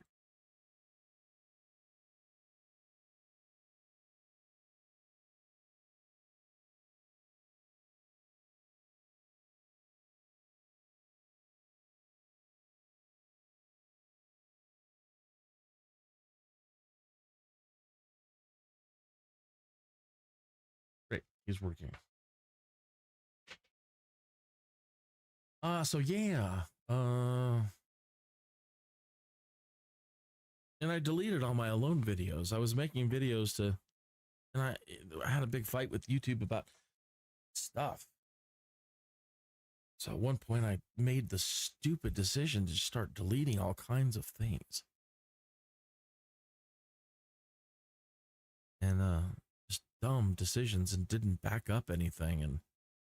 And so I had all these videos of using the simulator and the alone maps, the footage from the television show, you know, when they zoom in on, you know, on the map, they start out zoomed out on the map and it shows the location of all the participants and then it zooms in, you know, so using those maps and then using the simulator to basically do the same thing, to be right over that area when the map displays, so that when the map turns off, you see right there where we are in the same spot, and then flying to all the different locations of where and looking at the places where they're at. And that's how I discovered, oh, well, look at here and look at over here and look at over here. The film crew can be here, here, or here. And that's how they can get there within, like, you know, quickly. Some of the guys, they must ask them, how experienced do you think you are? Very. And they throw them way out there. They're like 3 hours away from where the film crew is. Like Sam, yeah, that was like 5 minutes in a fast boat. Maybe 30 tops, I think. You know, in the case they needed a float plane, yeah, it would take longer just to get the thing started up than it would just fly there.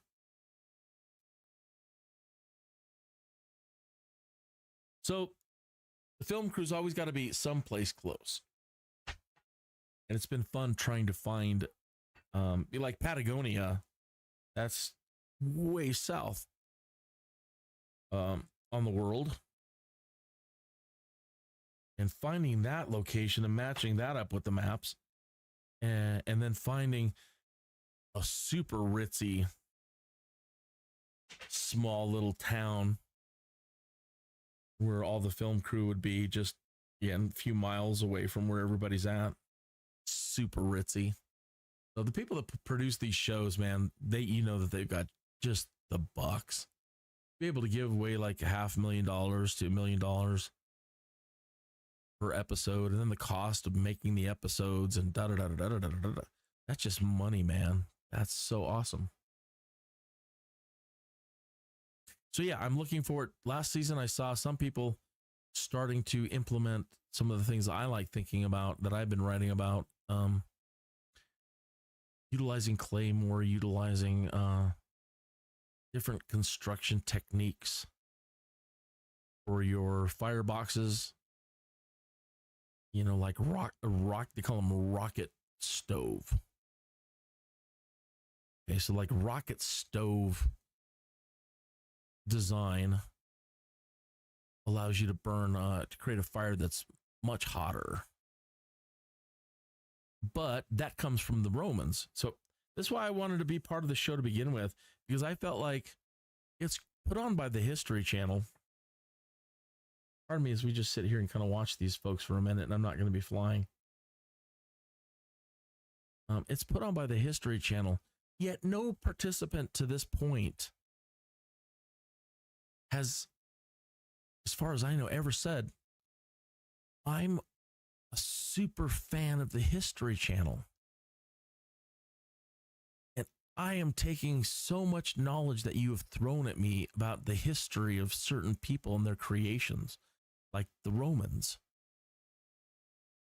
and their heating technologies, their heating build, the way that they heat things and the way that they build things and heat them.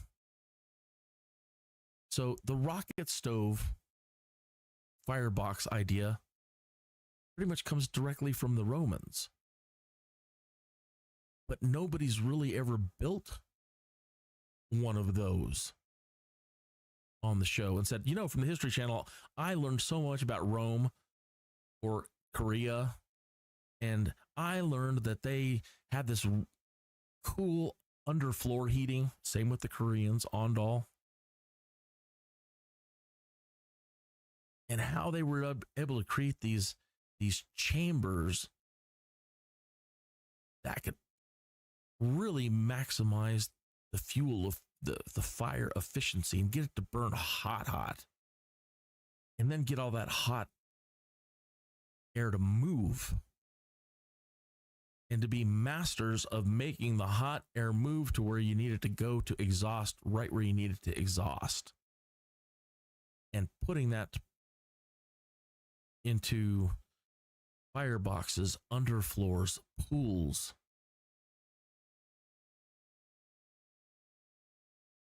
They could heat anything.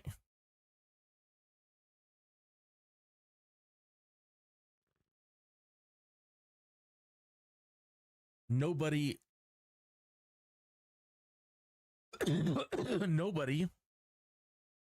has created that kind of firebox for themselves. One of the rules is, I believe, that you can't leave your fire unattended. So if you're going to go walking around, you can't leave a fire running. You have to have it extinguished. Okay. So, learning how to create a massive fire and have it burn really quickly because you're superheating it, and then not wasting it. You know, if you don't have anywhere for the heat to go and you just create a big fire and heat something up and then take off, shut it down and put it out and take off, there's, you know, you've just wasted all that fuel. So beyond rocket stove design, they don't take advantage of mass heating. So there's something out there. There's videos on YouTube for rocket stove and mass heating. So you're getting all that hot exhaust to move around or through a mass.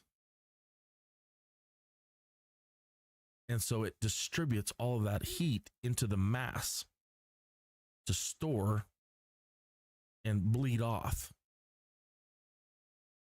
Okay, so imagine, you know, the idea that you build a fire under a huge rock, super hot fire, and you heat the hell out of the rock.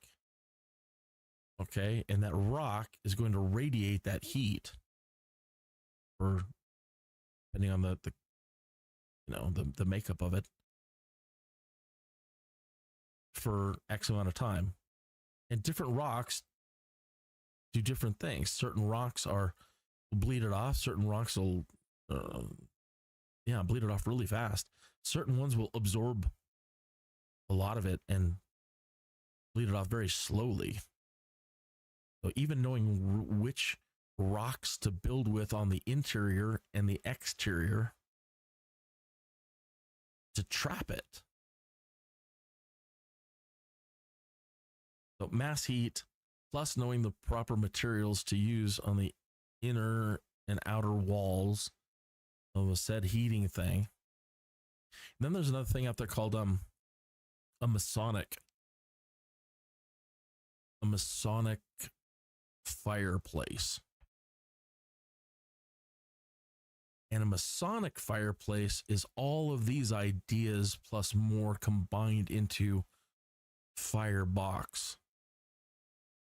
So not only do you have like rocket stove design to move the air to create the hot thing, make the fire in there just burn super hot, burn off the creosote. It's trapping that heat into chambers and holding it in those, or making it move through as many chambers as you can to contain it for as long as you can before it exhausts, to superheat a mass.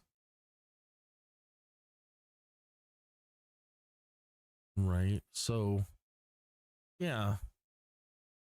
These guys go out there and think about that. They build a little fire in the ground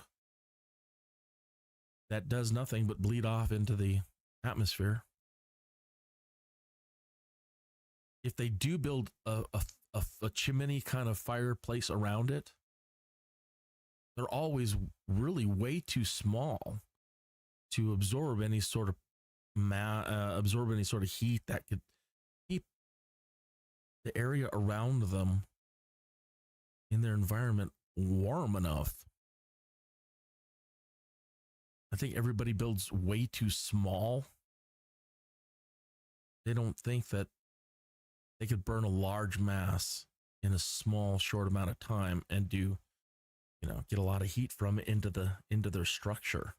They don't build their structures with the firebox in mind. So they don't think of themselves as, like either way, building whatever structure you're building around you directly connected to the fireplace so that the exhaust is always moving around your structure and through it, right? There's ways to do that. There's ways to make it, to design it to where you can have it move underneath your feet.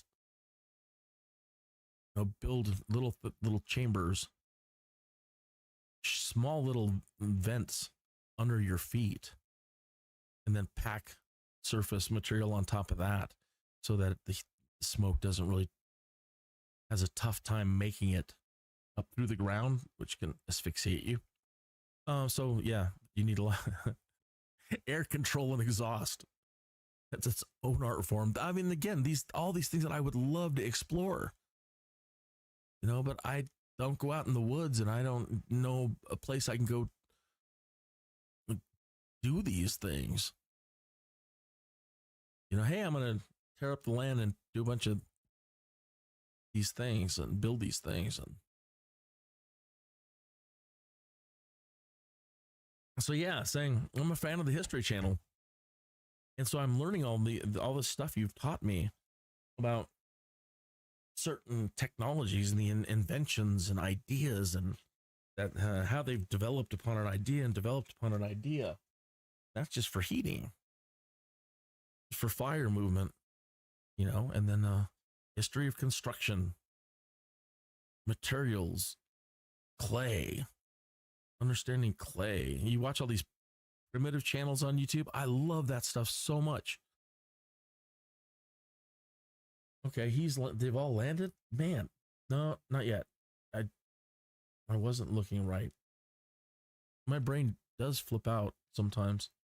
And I think I'm getting to that age where subtle and slight dementia kind of creeps in. It's been very interesting starting to age and being aware of these changes. I look over and I see see things a certain way, and then just a half a second later, like, oh, well, how did I not notice these two things in front of each of, you know, these? I just saw the planes.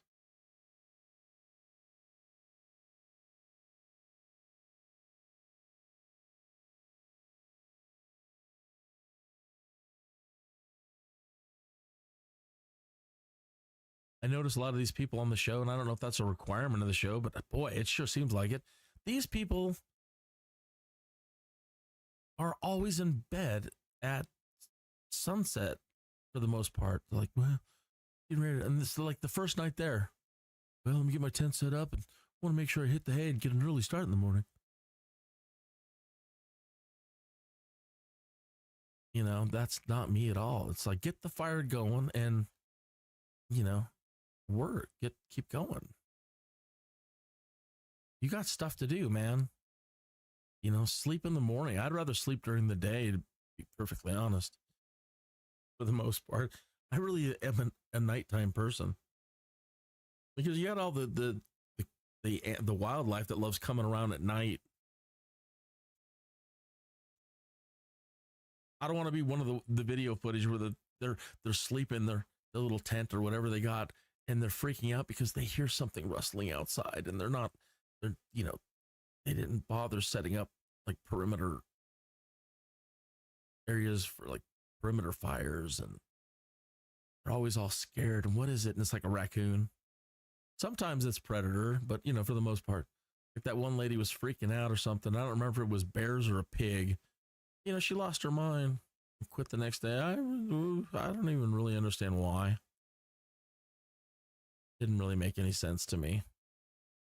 Came up here to be a kinder person, and I was yelling, "Go away, bears!" And I was mad at the bears, and now I'm mad at myself, and I'm gonna quit.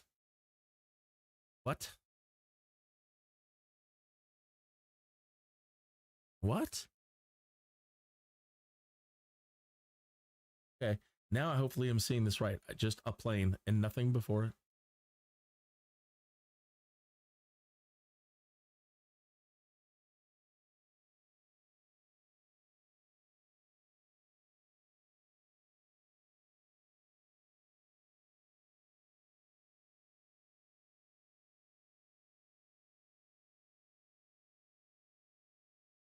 $3,000, best bang for the buck.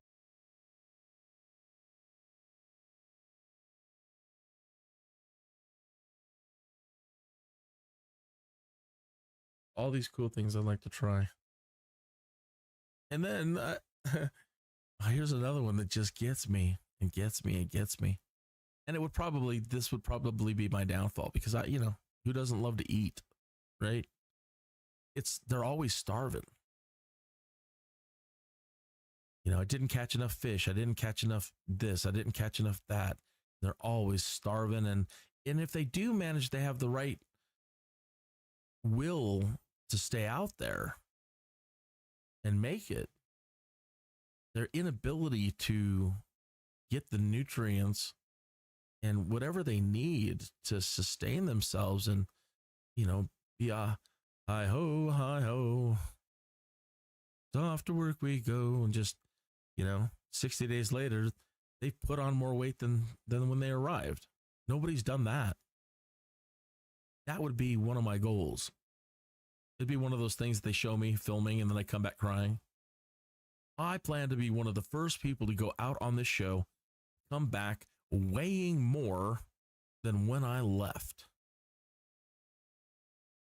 Oh, you must think you're the world's greatest hunter. No, it's just stuff I learned from the History Channel and other sources, right? I mean, they don't seem to take advantage of every possible thing in their environment to eat. We are so divorced from real survival and eating things that, and knowing what to eat or figuring out what to eat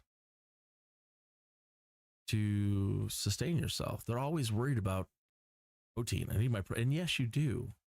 And then it comes down to, well, then you didn't have enough fat. So is protein important or is fat important? And they're always freaking about it, and they only really concentrate on those two things. They always really mention, well, you're not getting enough fat, and therefore you're going to freak out and your body's going to freak out, or you're not getting enough protein. Okay, and they've really made the show focus on those two things, and they don't ever mention sugars. It's like, man, the reason why you're insane is, you're also not getting any sugars.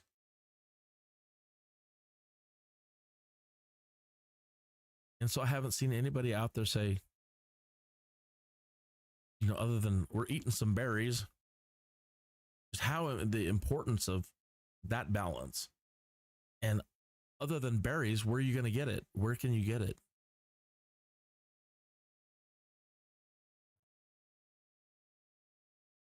Hell, eating trees.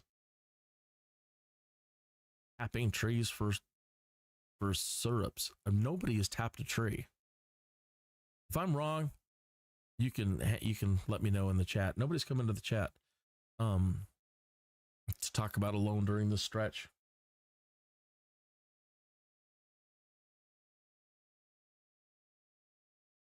Not one person has tapped a tree to see if they can get a sugar. Maybe one person has eaten cambium, but did it completely wrong. That's the inner lining of the tree. Between the bark and the tree, there's a layer of cambium. And for hundreds of years, that has been stripped from trees and processed to be included in so many of our foods. That's why when you hear stories like, did you know that they put sawdust in your food? And in a way, that's not a lie, but you're eating the nutritious inner lining of a tree that, when it's powdered and dried, it's part of a tree. It's going to look like sawdust. It is. But it's the good stuff. Some trees you can eat the bark, but again, things need to be processed a certain way, boiled and then dried and then potentially, roasted and boiled again, tannins and other things, yada, yada, yada. So haven't seen anybody do that.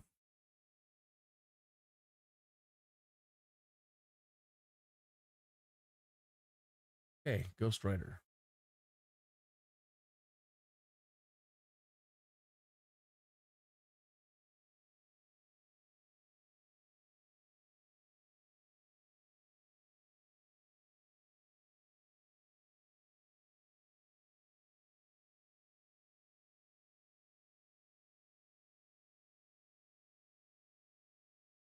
420.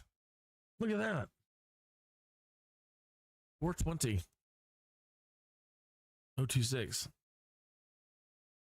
Dun, dun, dun, you know, and that makes me think of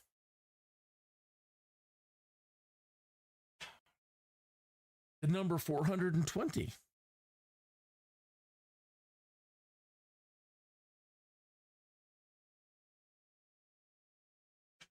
Which, according to the History Channel, is also a police code.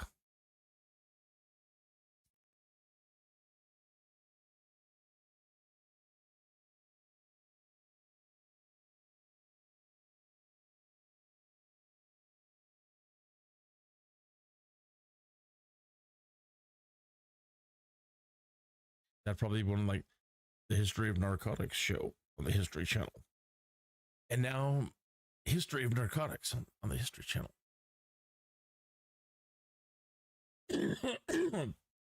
So going back to ancient Egypt, actually we can go all the way back to ancient Sumer.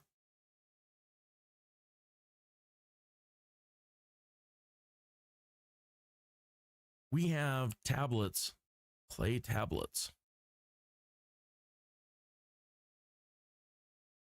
Libraries and libraries of clay tablets on every subject to do with running a nation. And lots and lots and lots and lots and lots of medical tablets from all over the world. But we're going back to ancient Sumer. So clay tablets, cuneiform writing on them, and their medical practices. And they have been using certain plants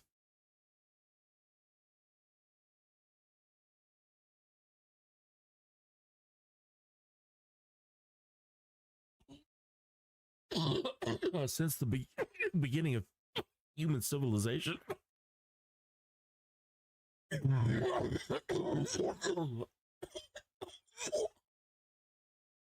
Sorry, I just was overcome by this sudden, unforeseen coughing fit. Just came out of nowhere.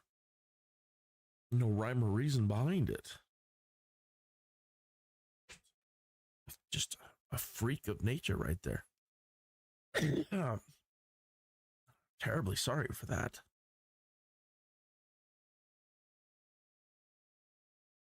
I wish I could have turned off my microphone before that. What were we talking about?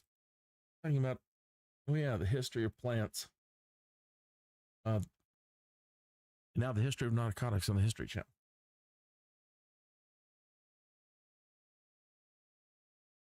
So certain plants have been in use throughout since it was the first civilization on this planet.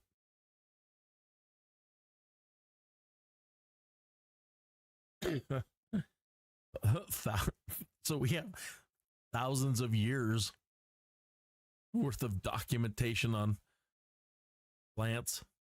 Let's just pick one plant. One plant has been documented as a medicinal plant from the moment that we could write. And people who make rules have declared that we don't have enough information and knowledge about that one plant to determine if it should be made legal. I think that's what really started tipping the scales, is that argument right there. Is because that's the argument they would use. And you're like, I'm sorry, I went to school. And you're in charge? What? You should be here and I should be there. And you shouldn't be making rules about things you just don't understand. But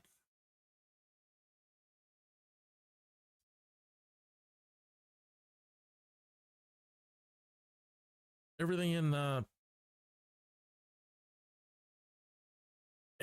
its portion, nothing too much.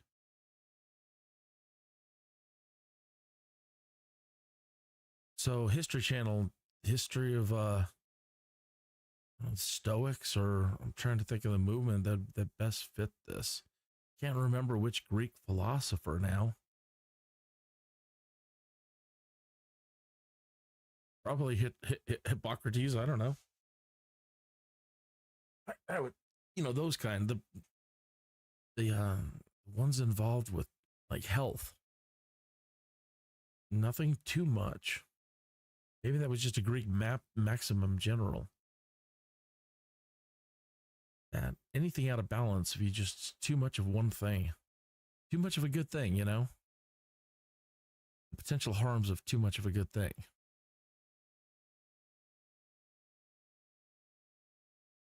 So, going back to said plant in relation to that, hey, what is it being used for? And careful.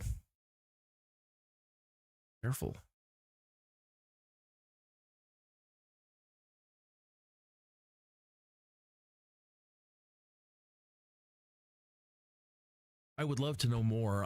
There are people on YouTube that impress me so much, because I think to myself, well, I could never learn all that, but I've managed to. I have managed to learn all of this, and it's like, I guess every other endeavor in recent years that, I get something from it, but is it worth it? In this case, I kind of think it is. Maybe one day, you never know. I could be on a plane and they're like, does anybody know how to fly a plane? Well, I'll give it my best shot. I'm not going to promise anything. It's better than death. But, if we do die and please don't curse me out in the afterlife for giving it my best shot. If I'm all you got.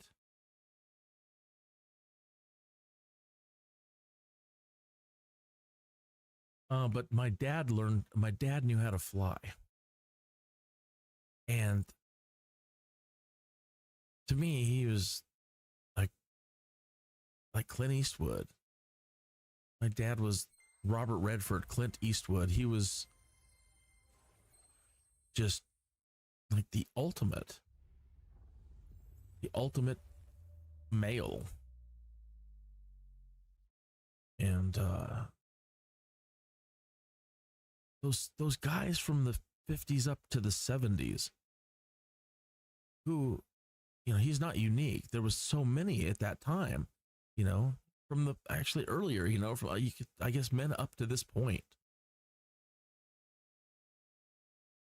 But he was a product of the from the mid 40s up to a couple of years ago. But this breed of men up to this point who could just say, I'm gonna go learn how to fly. I'm gonna go get my pilot's license, and like a week later they're just doing it. Oh, I'm gonna go work with heavy equipment and mining, and whatever they said, whatever they just wanted to do, just this, wild stuff. They could just go do it. No, I've never rode a horse before, but we're going camping. We're gonna go elk hunting up into the mountains and survive in the mountains for X amount of time. But you've never done it before? No. And then, okay. Yeah. There's no problem doing anything. But the thing that got him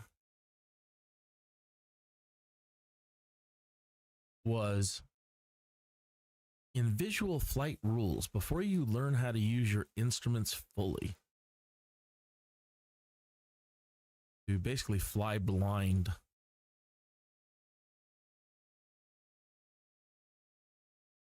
it's all, you know, you have to follow the visual flight rules. And those rules are, if you find yourself in anything but perfect weather, you get your butt down and you get out of the sky.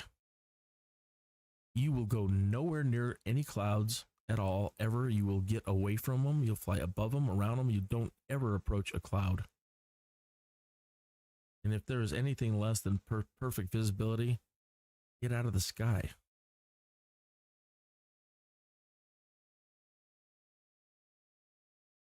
So what happens with these men from that period of time also, and most, you know, men in general, I think, we find ourselves in that position of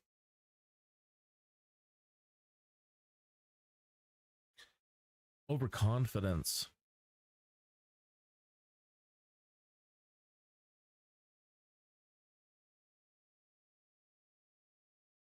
Overconfidence and belief in your abilities when you just don't realize the potential danger until you're in it.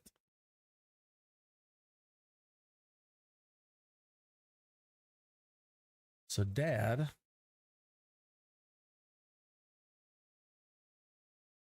overconfident and was moving great, well, to me they were great distances. And when you're in a small plane like one of these, it's still a great distance. Not a great distance. It's a great distance.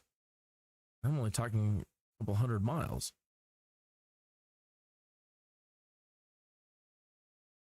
And so like Colorado Springs to Rock Springs, Wyoming.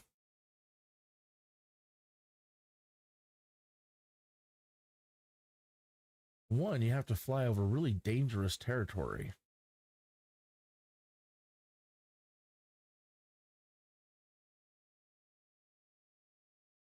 And at altitudes, you should probably have oxygen.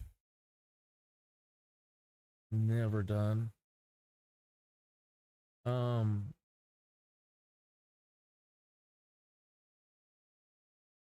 So very cavalier. He was moving between Colorado Springs and Rock Springs, Wyoming, to do these large, massive construction jobs.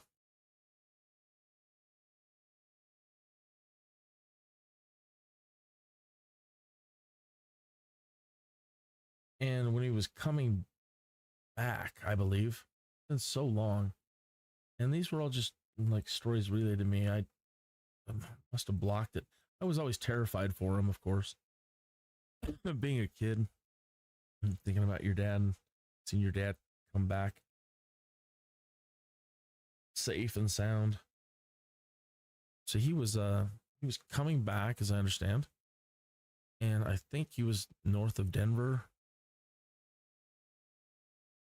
And they might say this about your area where you live too, that the weather can change in 5 minutes here. And it does.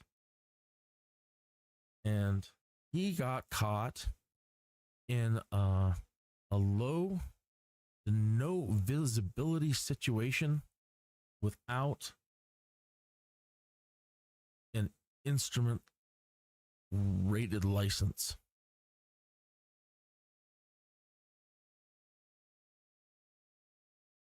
And I don't know the extent to which he lost his mind.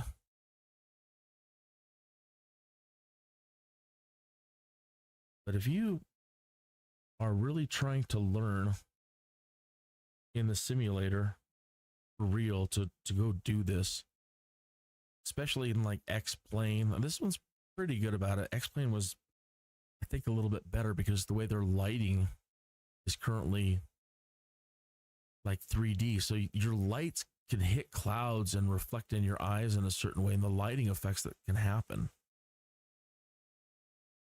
that you can be in a position where you don't know which way is up or down or left or right. And if you don't have the experience on how to deal with it, and you aren't good at flight planning and didn't plan for it, and you don't know the terrain, you can lose your mind.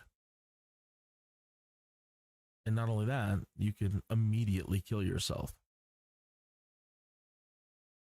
because you just no experience in how to deal with it. Okay, so you're at least taught, if in said emergency, you can contact air traffic control, and using your squawk and radar, they can do their best to talk you to a safe landing somewhere.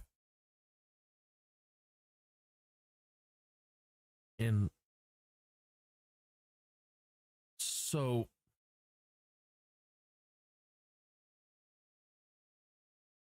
humiliated, this great man was reduced to, I don't know, I bet a puddle. You know, I just hear he lost his mind. And again, try it in the simulator. Try it. If you're just new to flight simulation and you haven't actually gotten your full instrument rating, you don't really know, you're learning, but you've never done it, flying completely blind, set yourself up for no visibility conditions with a super low ceiling. You know, the bare minimum, 300 feet before the runway. Fly in the worst possible conditions you can fly in, and spend as much time as you can flying in the worst possible conditions as you're learning your instrument rating to where you can do it blind and then do ILS landings. So in that period where I was learning it and didn't understand it and putting myself into the situation in the simulator, I lost my mind. I invest so much belief into it as I'm trying to learn something that my heart's pounding out of my chest. And I didn't know how to react. I'm freezing. I don't know what to do, and don't know which way is up, and I don't know what to look at to tell me exactly where I am, at what altitudes, to be so confident in your instruments that, oh, can't see anything, but I know I'm here, and being so good at aviation, navigation.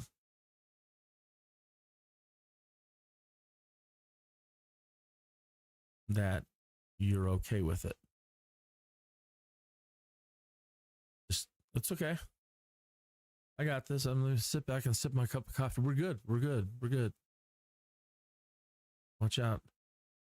And the X-plane, it's really trippy, is when you, it's like being in a snowstorm sometimes.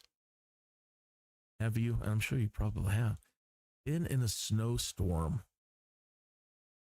in your car and your headlights become your enemy.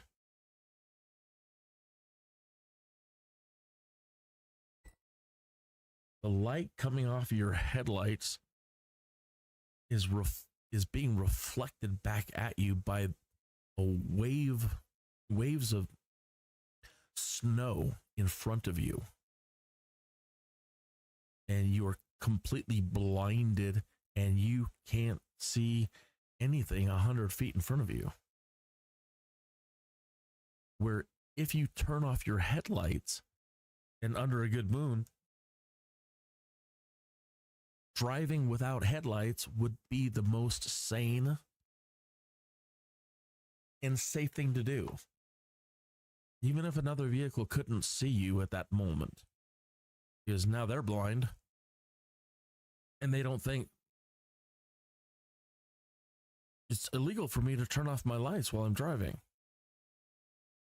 That's what's going through your head. It's illegal for me to turn off my headlights when driving in the dark. But if you don't, you're going to die.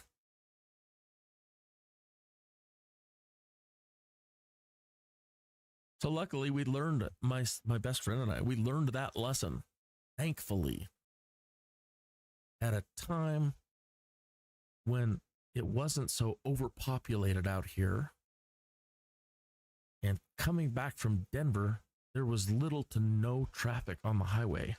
That's unheard of these days. No traffic on the highway between Denver and the Springs for a large stretch of time. Doesn't happen. Used to. So, thankfully, coming back from Denver, coming into Castle Rock, that said phenomenon, phenomenon, happened. And with some quick thinking, my buddy turned off the headlights. And it was so bright out because of the moon. We could see clear as day.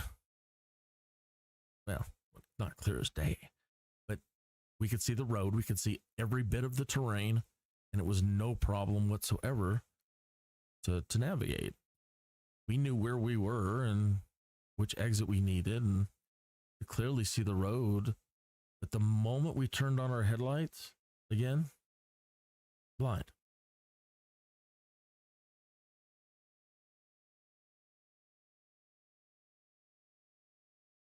My point with all that is an X-Plane 11. It did that to me. Not too. I mean, we've been mostly. I've been doing all my flying in Colorado around Colorado Springs to Pueblo, and you've been seeing me fly back and forth and back and forth and back and forth. So that if I ever choose to have the courage to go do this for real, I'm at least familiar with my neighborhood, because I don't expect to be doing much immediate anything other than flying a pattern over and over and over again to demonstrate that you can fly. So you better just be happy and know the rules and regulations of every place around you for 50 miles. So you can impress the hell out of your professors. Just drill it and drill it. So I've been for years now just flying these same routes. So the route to Pueblo, heading towards the reservoir and then turning, coming in for an ILS landing. When I made my turn towards Pueblo, my lights hit. It looks like a monster face. My eyes. Look at how spooky. It's a salt monster from Star Trek. Look, the googly eyes in the mouth and the furrowed brow. I'm angry. I'm angry.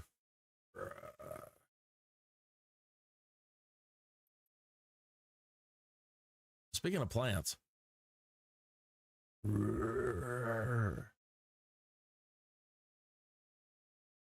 he's even got some little baby teeth. Big scary monster with them little baby teeth. You don't scare me. Oh, that's one hell of a vortex going on. Look at this. This is lovely. So you've got this wicked pull going on here. So either it's a heat water thing, or it can be an electrical in conjunction with an electrical phenomenon from space. The Birkeland current, a Birkeland current. So as these currents come down from space, the magnetic fields, they create circular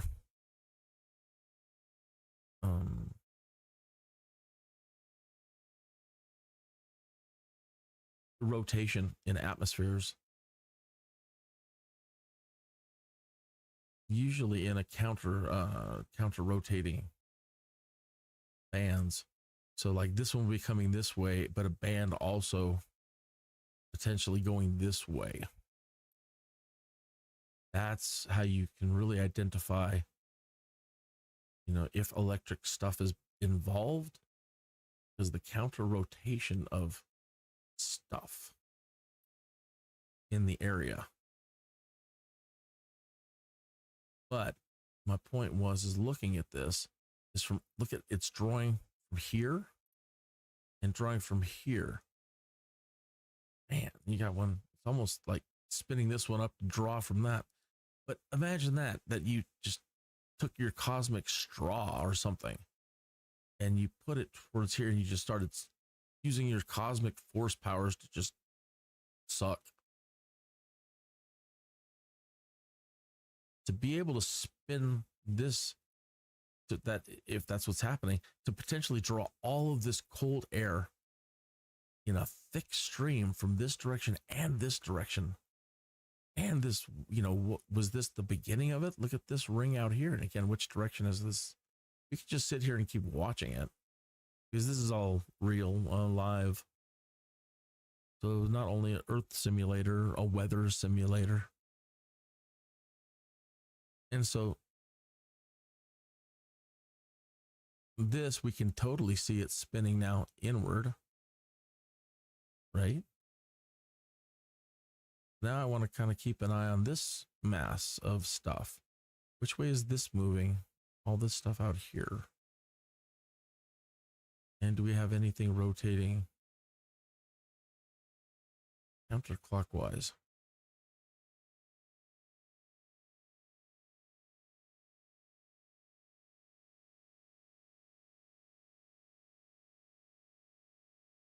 Look at how thick this is.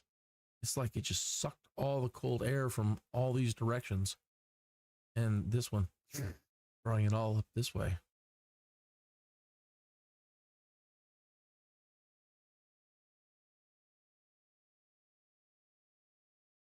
Well, that's not fair. They don't, this is recharging. It's going to now refill up all these clouds with water and then spit them all back out over us and keep bringing the lovely rain it's been bringing us.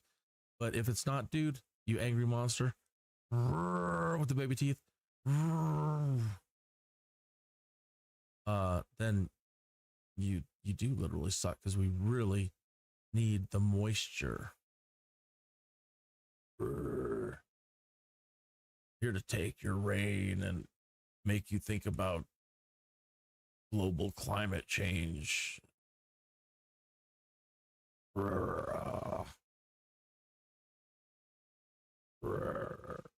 That's another thing I learned from the History Channel. Going back to the first civilizations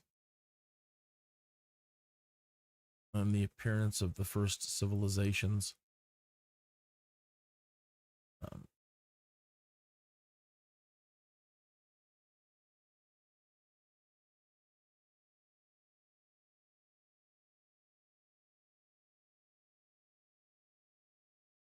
That,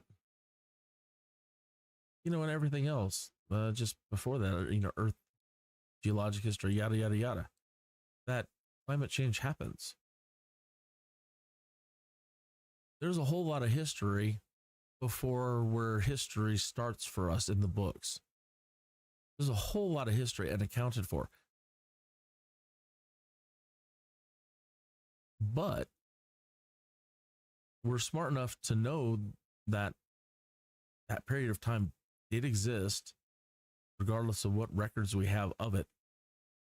And since we have been recording records that we can read and understand in somewhat modern era, still going back to like the primitive days, but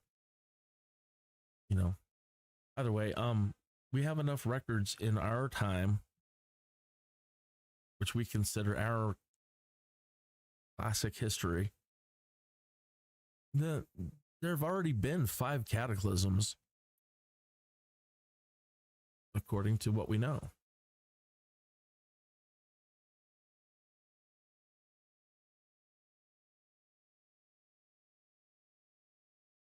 The electric potential of space, the electric potential in general, electromagnetics, I don't know exactly how many. I think it's like the 10th power or more. The electromagnetic force is a billion.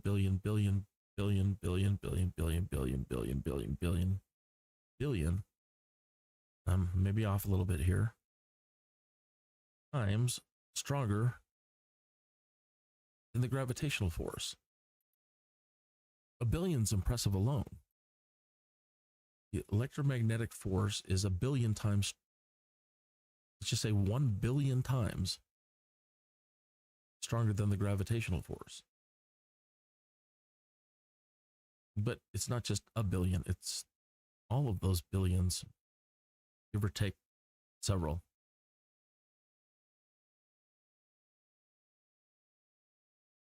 And so they're trying to get us, you know, not that climate change doesn't happen. I'm not denying it happens.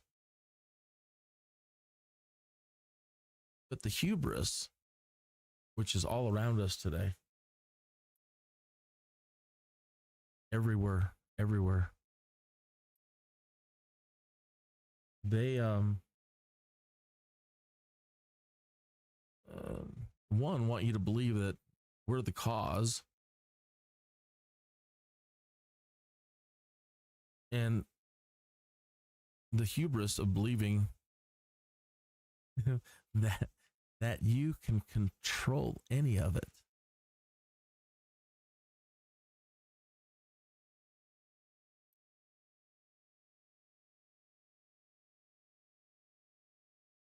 That's like the amoeba.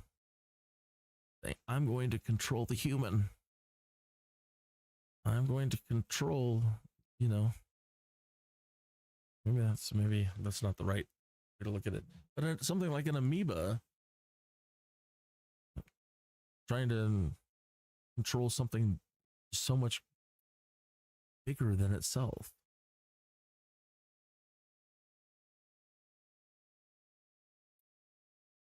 And think that it's the cause. My environment is changing because of something I've done. And in the small scales, yeah, you can. I mean, we've seen it. It's, you know, through our own industrial age, especially through the industrial age, the damage we can do to ecosystems. And we become much better stewards. But one thing, when you fly in the flight simulator a long time, you realize the world is way bigger than you think it is. That's one thing. All these people that live in these tight spaces, they really have, you know, and they've never flown or done this. Flying gives you a very unique perspective. One of the best perspectives. Just how little we occupy in some places. How much is, you know, where there's nobody, and there's just so much of it.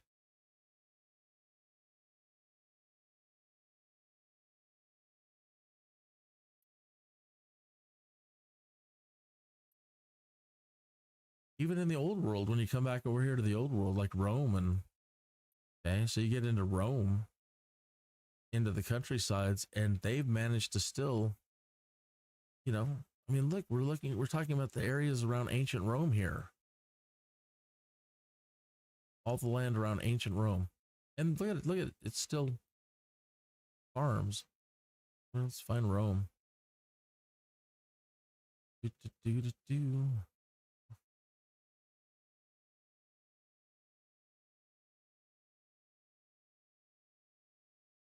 don't even know where I'm at. Come on, History Channel, help me out here. Rome.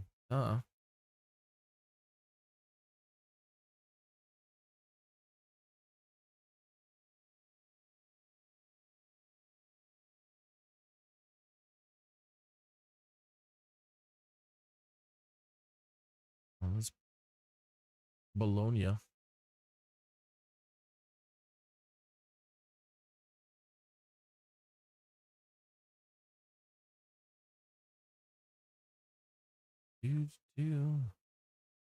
Rome should be right in here.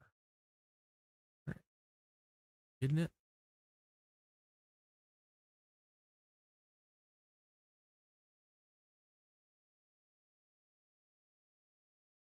Oh, now I feel bad. I've been talking about the Romans this whole time.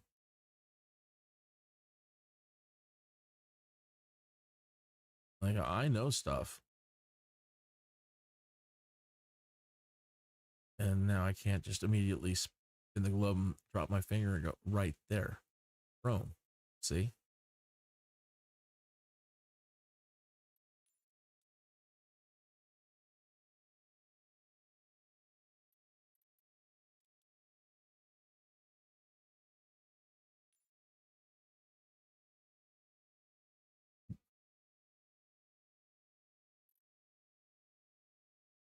Okay. So, yeah. Gonna have massive buildup, but look at the areas around ancient Rome. And as we go into here, there's an old racing track.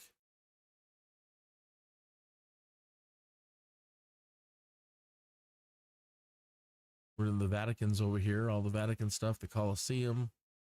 And I can't just drop my finger, say, there. But it's here.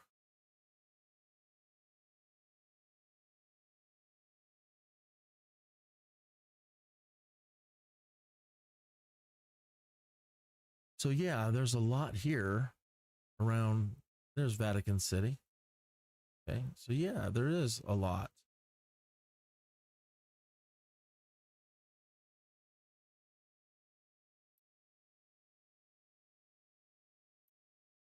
And we do occupy a lot of space.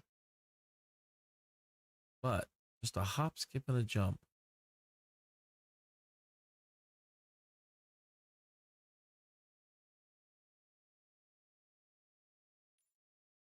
You know, suburbs, and still have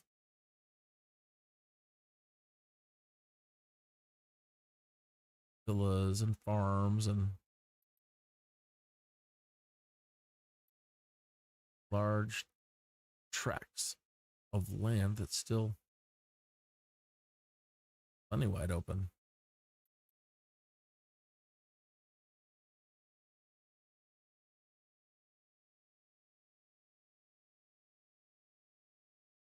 I mean, farming. Yeah. Okay. So, you know, once you move out and away from all the really heavily densely populated places, you're going to find more stuff like this than not. There's nothing. So somebody made a silly statement on the internet, and it's like, man, you have never been outside of a small town ever in your life. You've never been on a plane. You have just pulled a statement out of your rear end that demonstrates, I mean, you literally know less than nothing. The statement being that we occupy so much space on this planet and we pave over everything that in the next 80 years,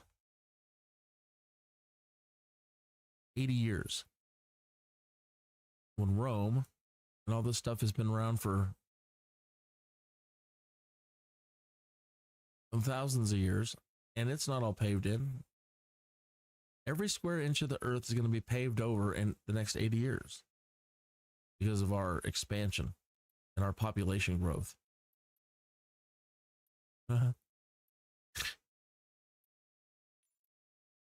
80 years, huh?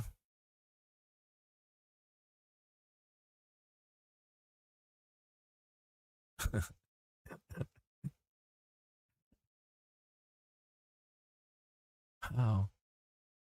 You know, I knew, you know, we can, when we put our minds to it, we can achieve quite a lot.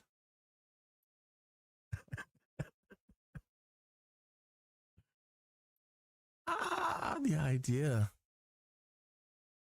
that in 80 years we could I mean, if we're the Borg, nanite, then the nanites have been implemented onto the planet from the Ice Age, and there's nanites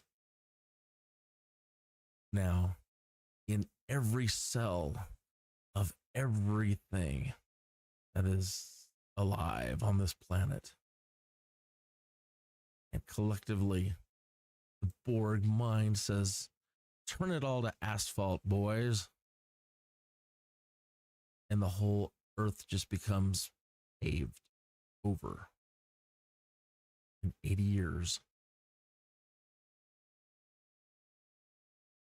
I mean,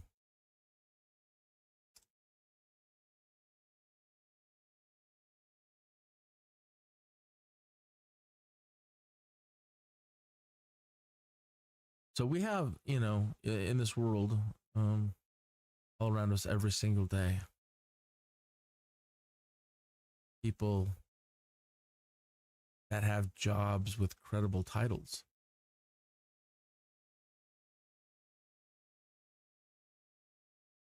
Saying things like that.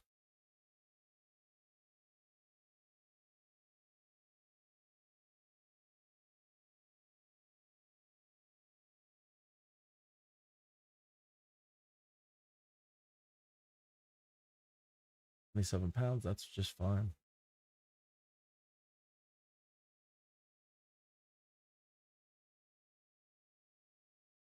Well, that's an easy choice.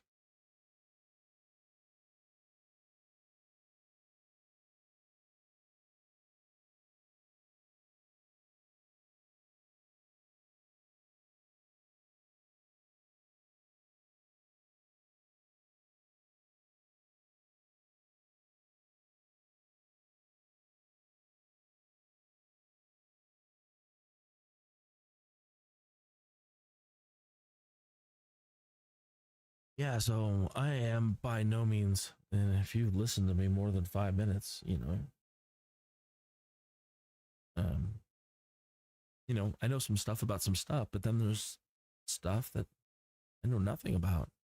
And I am prone to just stupidity in general. See how my brain's already going and I'm not saying things right. And so, I'm not exceptionally Mensa. I'm not even Mensa.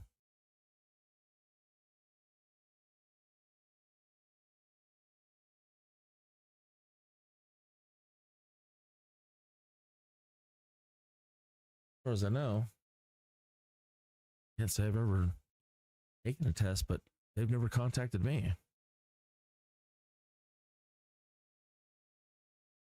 I always thought Mensa was a female biological situation.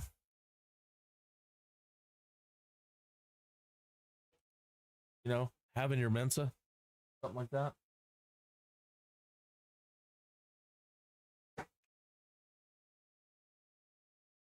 Really? No.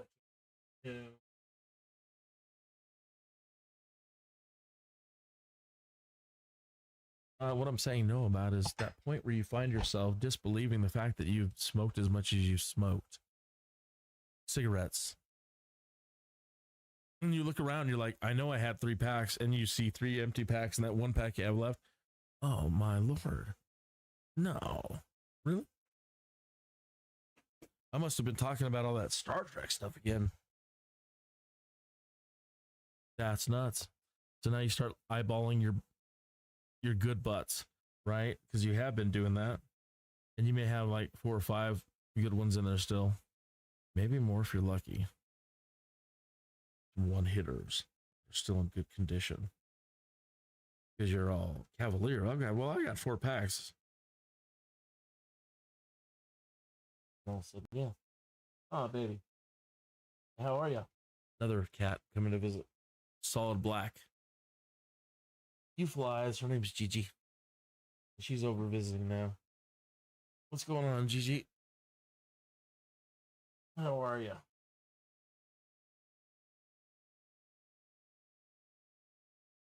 I want to go out. What time is it? Well, it's time enough that while the wife's asleep and doesn't know any better, she hates it when I let him out at night. But I leave the door open so if they have to run in, we normally don't because neighbor cats, they love coming over and hanging out and visiting, and they party, man. It's like Tom and Jerry around here. The cats in our neighborhood, there's like a cat bar in our house or around our house somewhere. And all the cats eventually at some point come and hang out over here, and they all party. 3 o'clock in the morning, man, then they're all dying to get out there.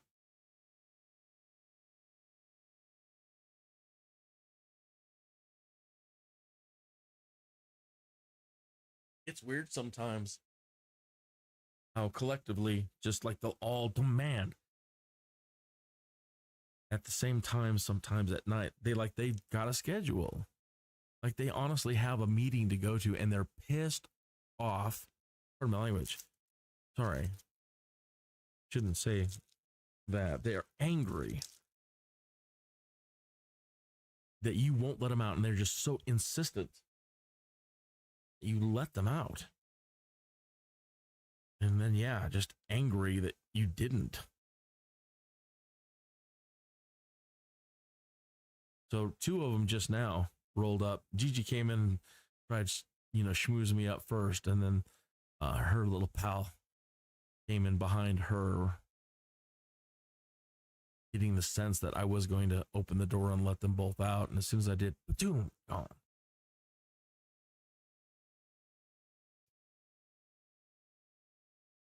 But there is an agenda there. There's a there. There's something.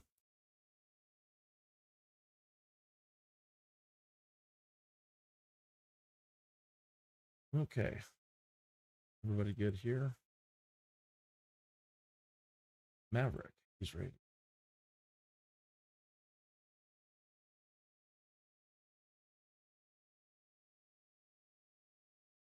Oh.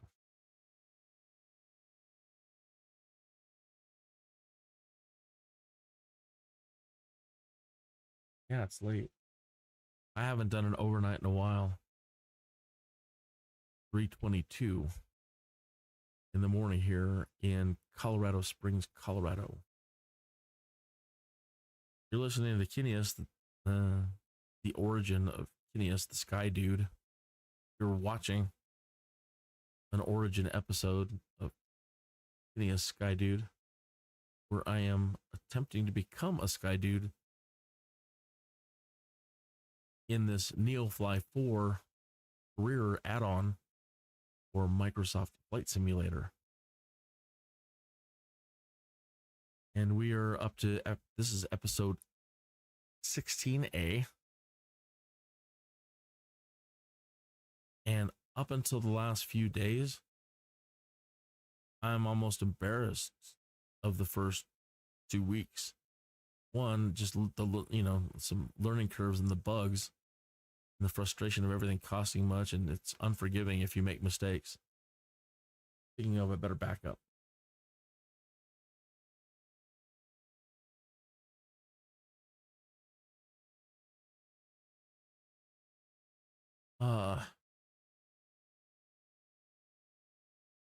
And not getting pilots going as soon as I could, and just grinding and grinding and grinding. Some of those live streams are 7-hour days today, between this morning and today, well over 7 hours. But in the first 2 weeks, it's just painful. 7-hour days of just, grinding flights.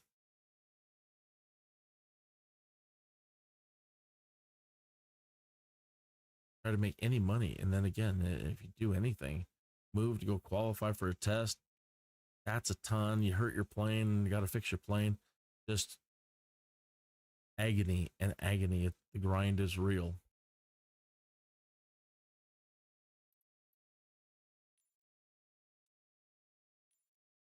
Where are we? Oh, at K-Pub.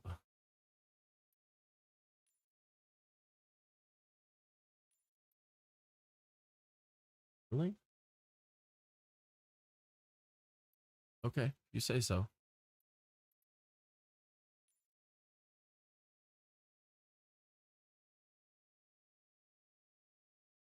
That would keep fly. All right, I guess.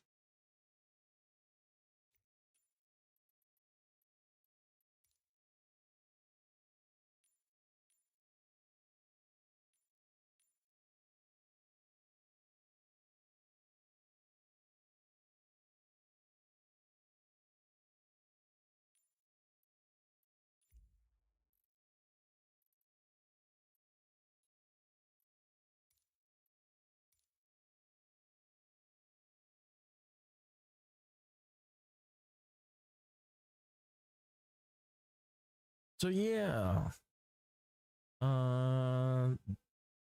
paving over the earth in 80 years. Much as I dislike sometimes, it's a controversial subject. Everything is.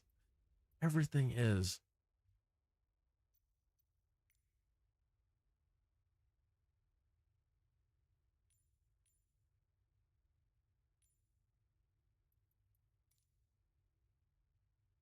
You mean there's no meter?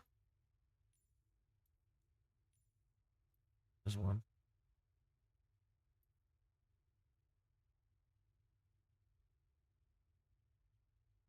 Translate this for me, will you?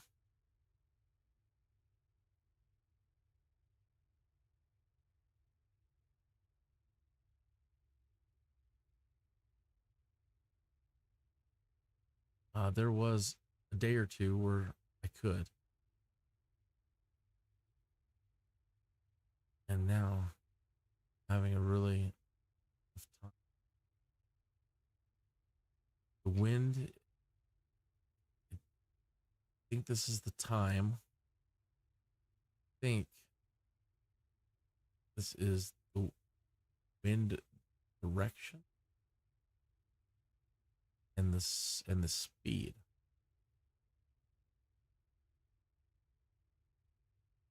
Visibility, few clouds, ceiling.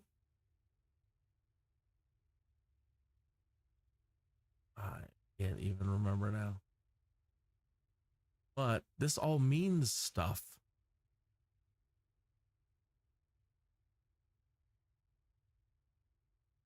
And the best place that I know at the moment, oh, well, you can get it in here now. When she reads it out loud, she's going to report the same thing. So if we come in here, probably have to turn on our batteries and our radio to work.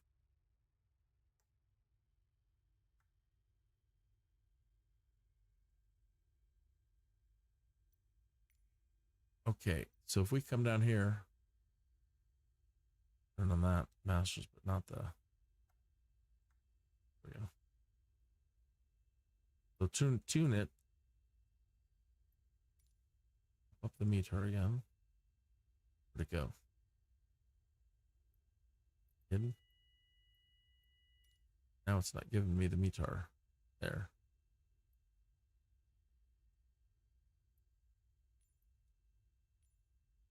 Okay.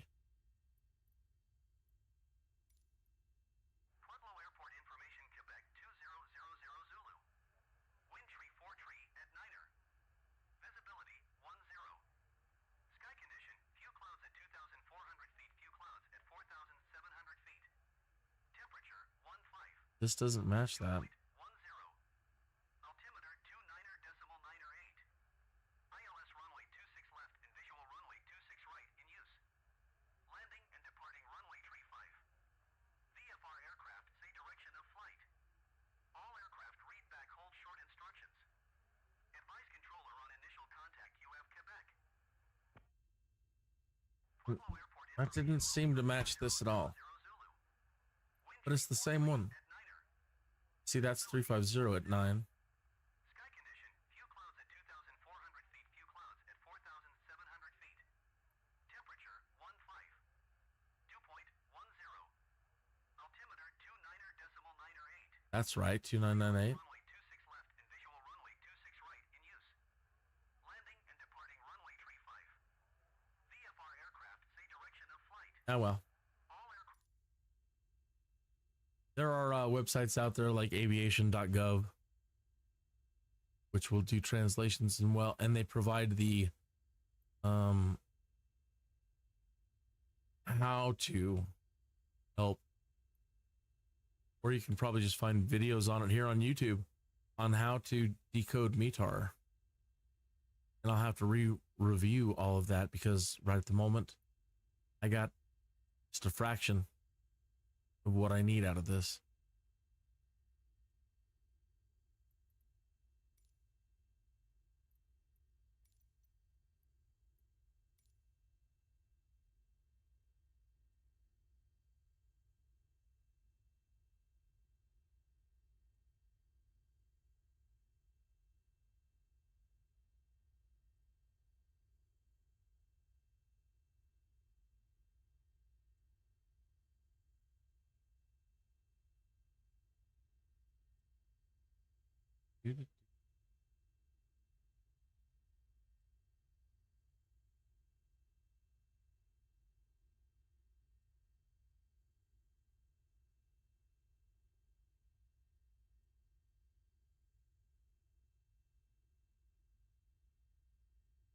Really? Beer. That's paying incredibly well for such a short distance. 23 miles for almost 6,000. You better believe I'm taking these folks some beer. Transporter from dispatch. Good morning. The sensitive cargo mission will start as soon as you get in your aircraft in the parking. CD45. Aircrew, be advised, today's fragile cargo is No. being manually handled onto the aircraft at the customer's request. 14CO. I don't know if you've ever been there. We'll know when we get there.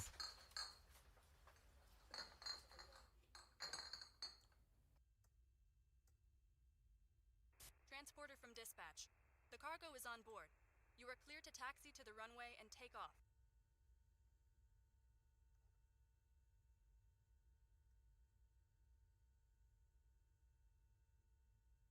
Right tail, Mary Poppins.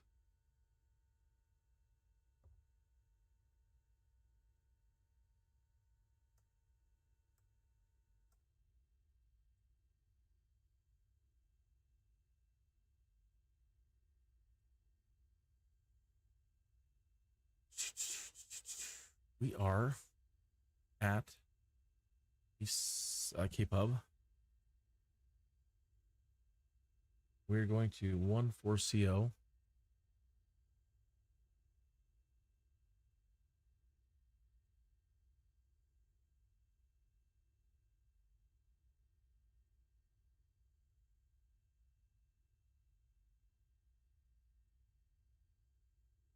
It's 35.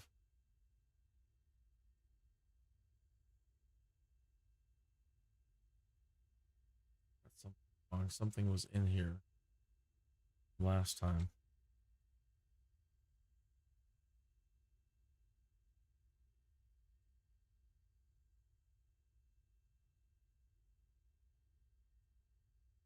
Now what do we got?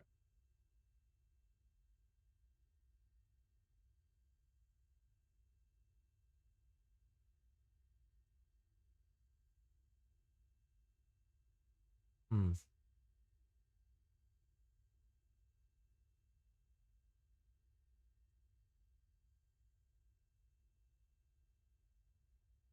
One 14CO is an invalid airport.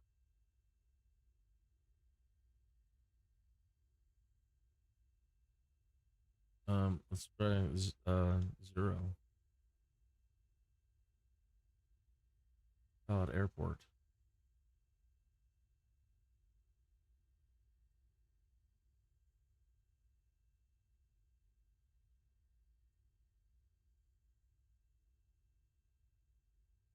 See, how could that not be Sky Vector? Not in here then. Has to be. Be one of these ones that fails. Watch.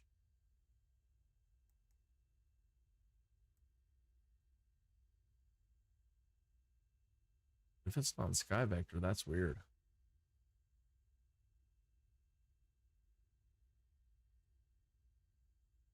Central USA? Oh, wait a minute. That's word didn't take, right?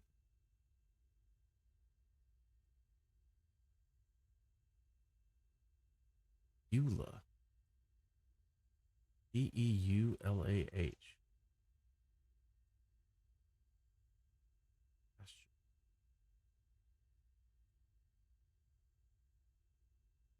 Let's type in that.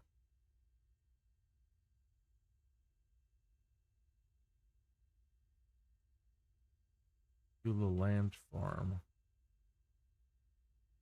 Illinois, there's no CO.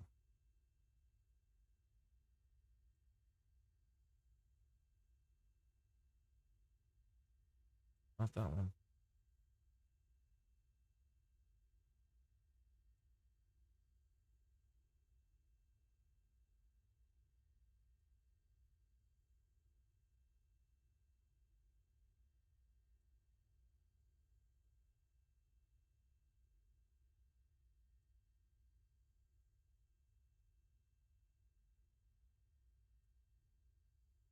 Nope.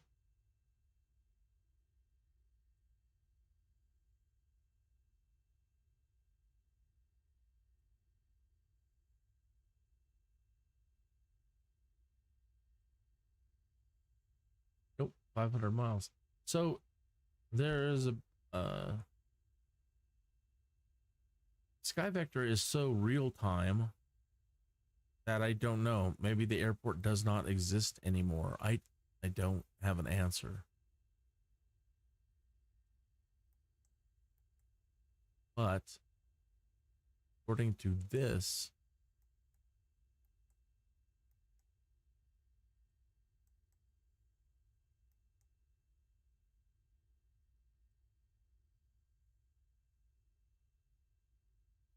it's right there.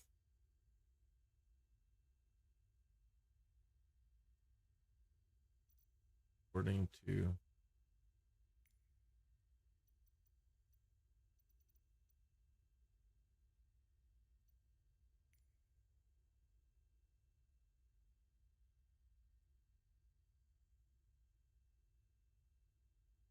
whenever I do it direct, my darn flight plan isn't showing up.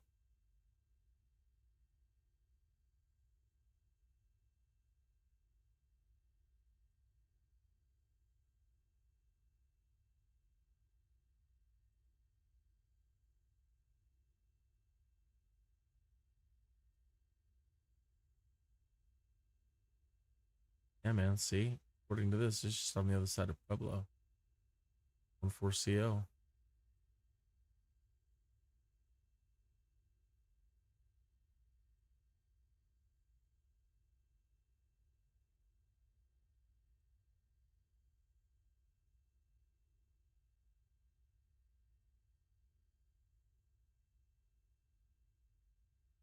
Just a dirt field.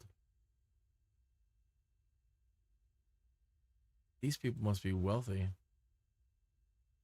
Yeah, and I was questioning why are wealthy people moving out to just the dirt.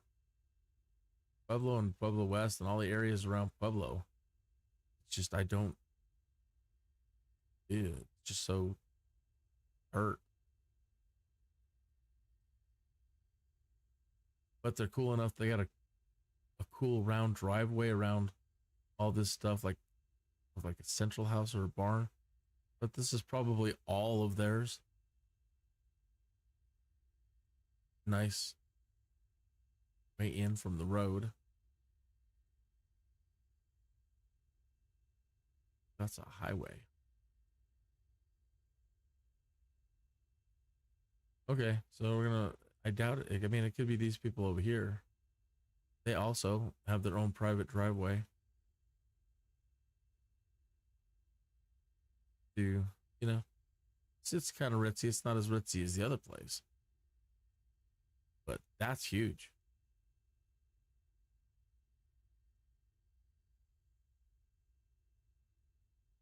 nice little pathways down to all their little watering holes.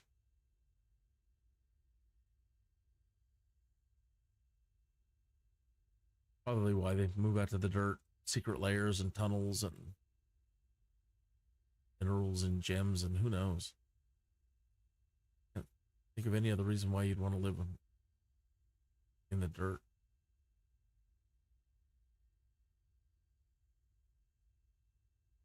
Okay.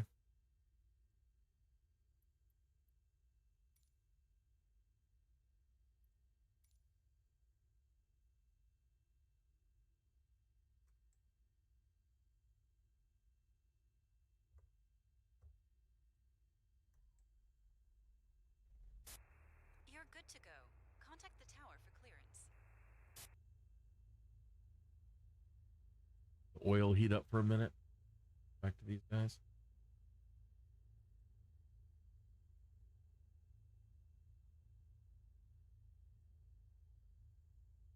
And I'm at, I think I need a small little break. Like, wasn't that break long enough that you were just on ranting for this whole time and not flying and just watching those dudes? Well, yeah, it was a different kind of break. Now I'm talking about another different kind of break. But you know what I'm talking about. It's not a long break. But there's an urgency. So urgent. Urgent. I don't want to say just waiting to see how urgent this thing can be. Urgent.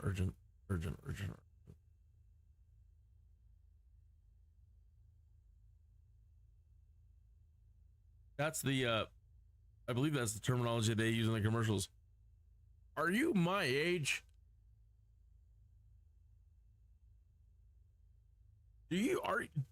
Are you on set with sudden urgency?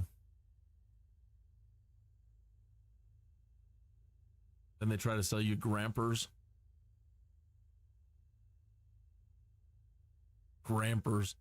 You know, and again, I'm getting to that point. I'm still laughing about it, but the thought that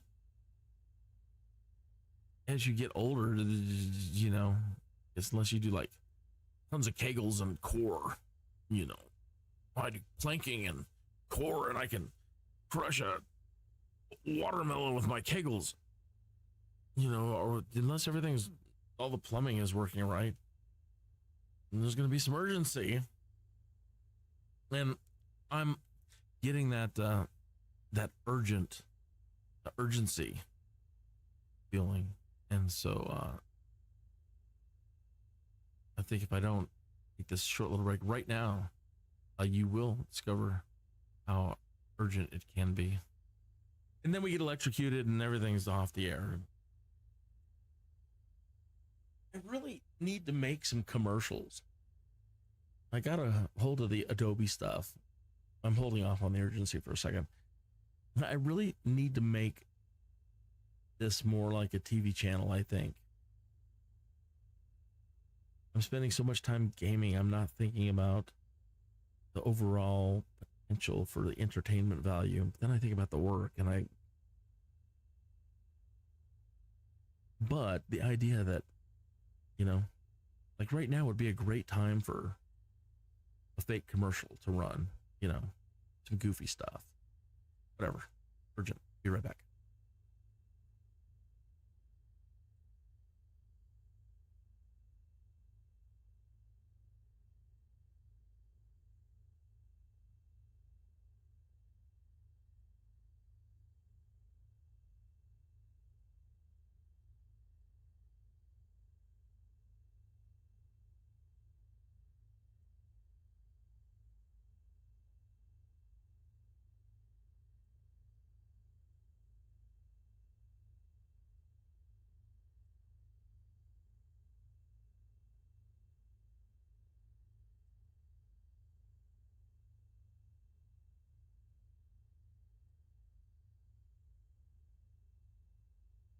That was probably the original. Foreigner lyrics had nothing to do with love. Because when you rhyme it out, you know, well, I'm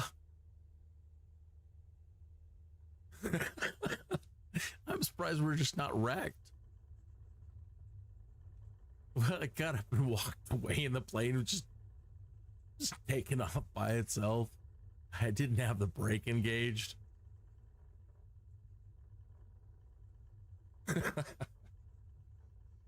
Thank goodness we didn't go crashing into a building. Good thing I did a backup a short period ago.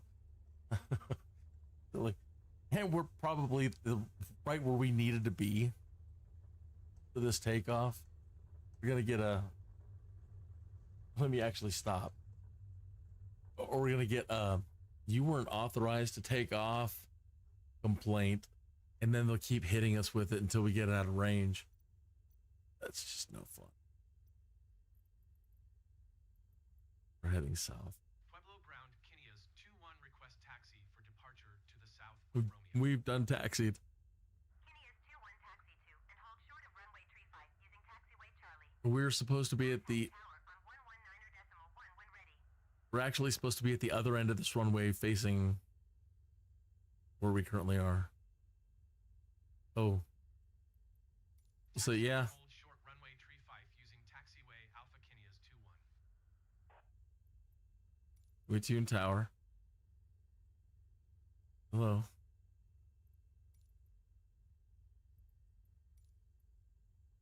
Tower's not there. We need to be at a threshold. Is there one behind us? Quicker to just turn around.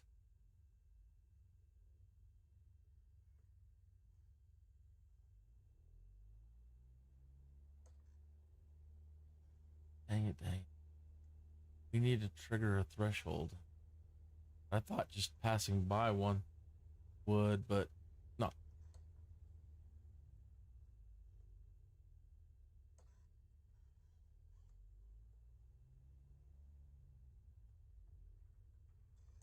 Right?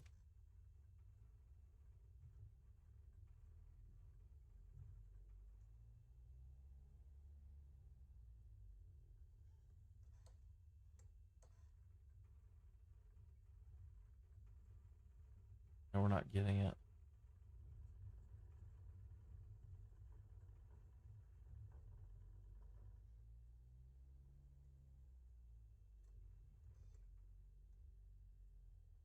Not updating as we're going. Sometimes it will change depending on where you're at. So in this case, we probably are going to get a yelling at from ATC, but I don't care. Almost 4:20 in the morning. It is 3:48. And we're getting pulled real hard to the left again.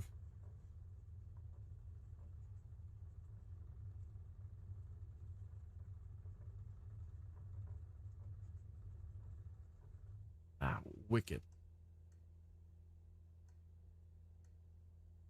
Transporter, have a nice flight. Keep the cargo secure.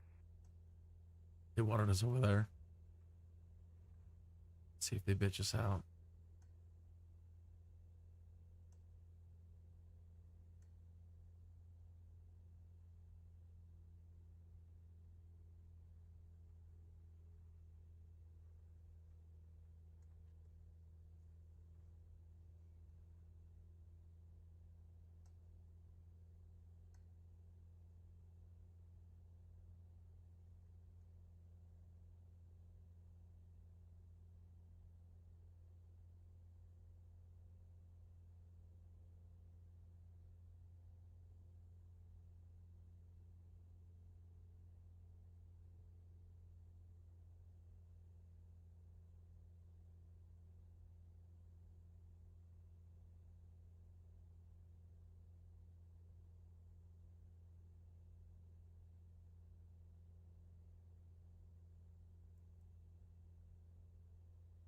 Hey.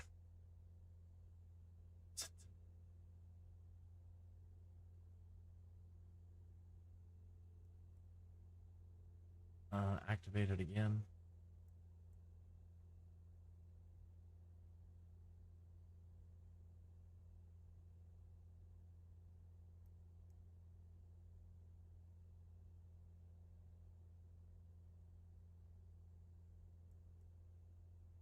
Is now mode.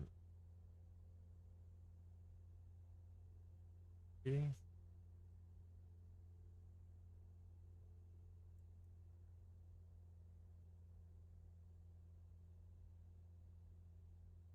What do I do now? Oh, it seems like it's.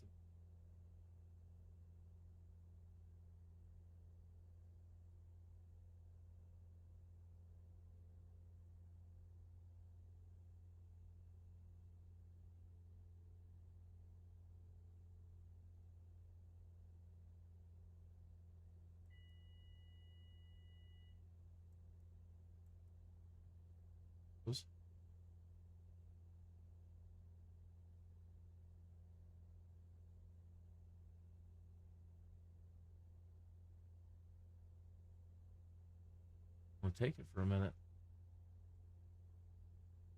Probably have all the altitude we need for this.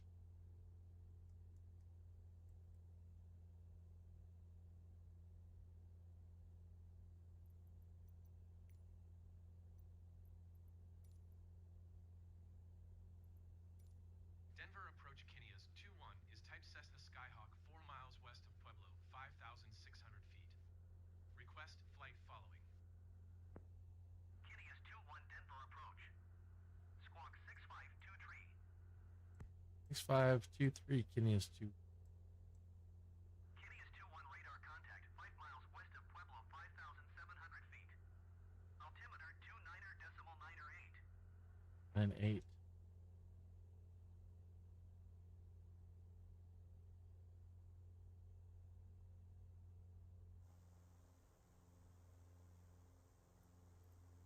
Roger, Kineas 2-1.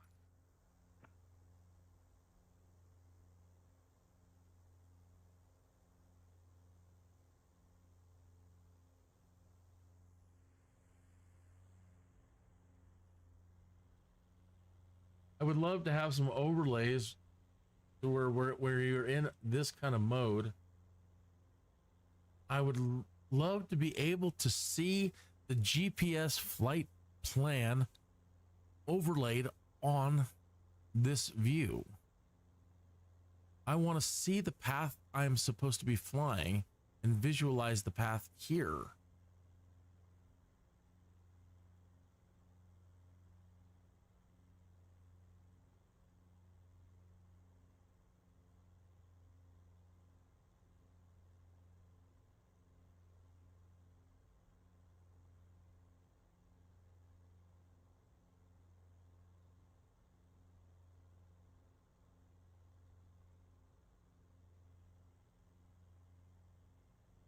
Checker guys, they're all ready for a new job.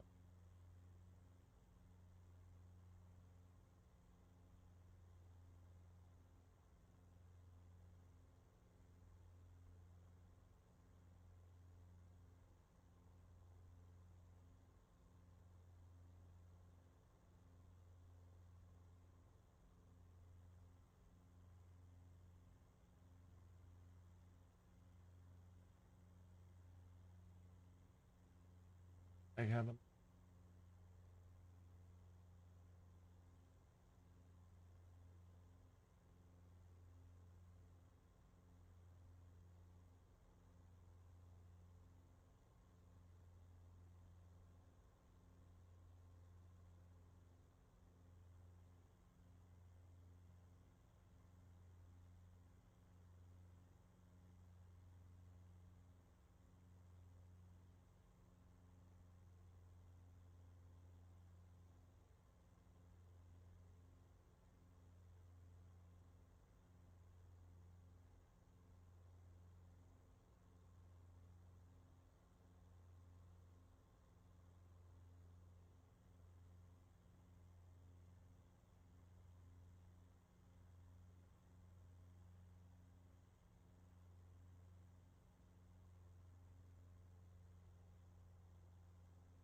Speaking of urgent.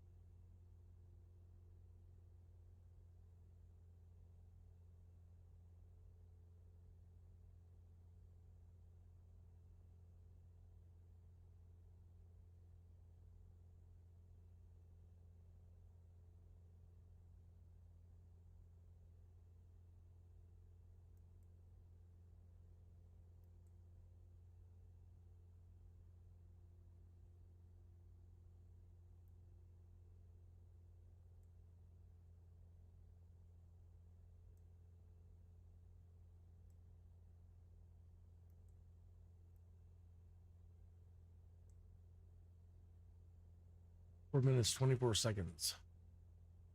8.6 miles.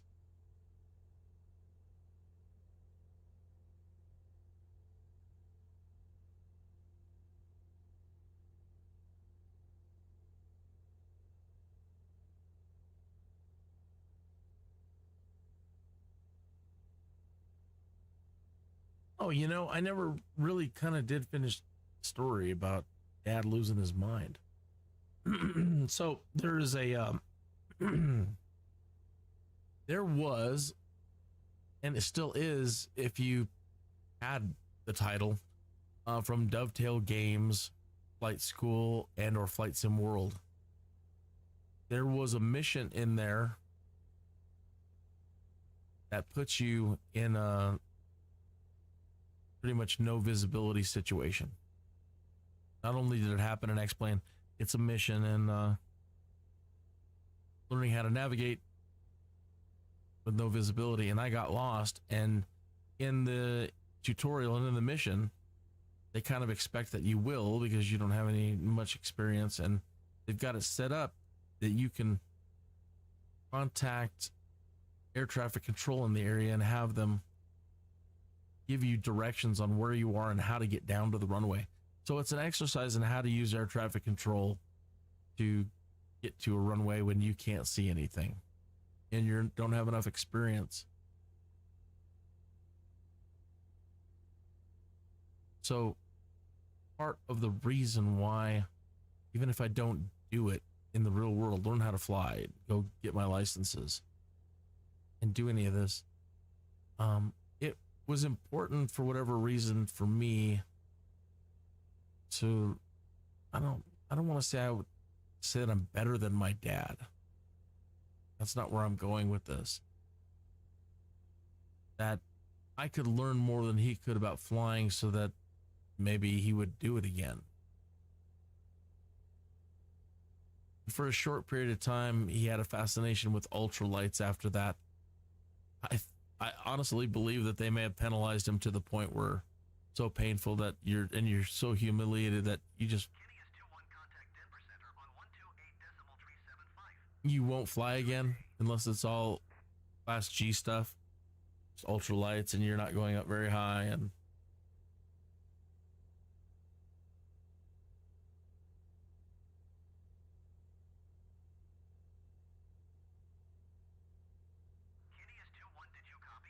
now I was telling them about my dad, why I wanted to,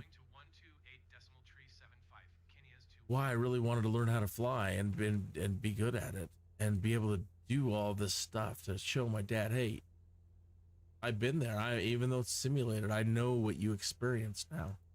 I know the terror of not being able to know anything about what any of this does and how to deal with bad no visibility situation.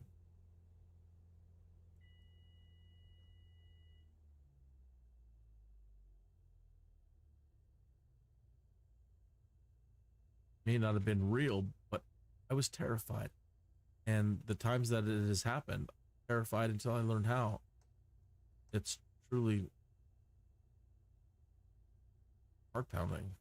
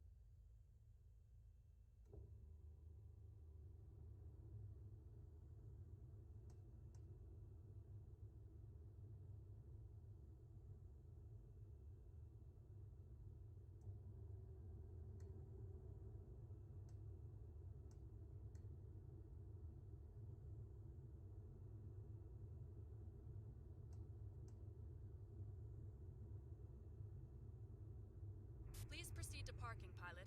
I hope the cargo survived that. Yeah. I should have circled a little bit. Taxi to parking and shut down your engine. Yep. It was a little steep. But it said I'm still here, so I hang out with those the rich people.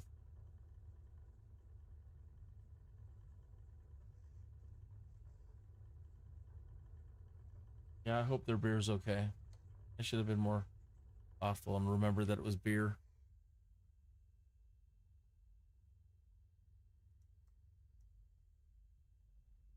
Transporter. Cargo unloading in progress. Stand by, pilot.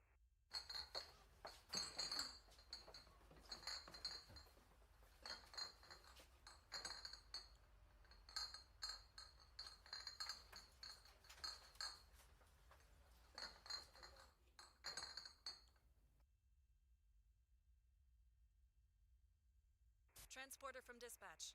Everything seems okay. The customer looks happy. Mission ended. All right. Well, we got their beer there. Ready for engine start.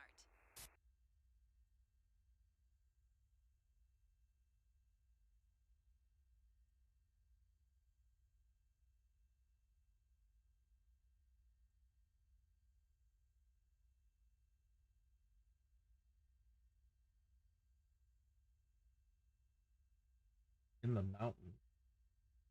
Really, we're going to in some.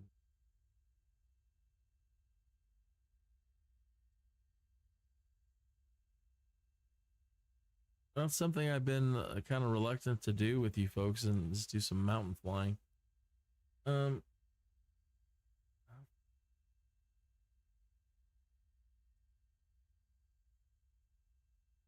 Even though I haven't done one of these yet. Parachuting flight? Or is that's just down the road? I've never done one. Climb to 10,000 feet AGL and fly over the drop zone at 37.61. Just coordinates. Again, I don't know how to read these. Speed greater than 70 miles an hour,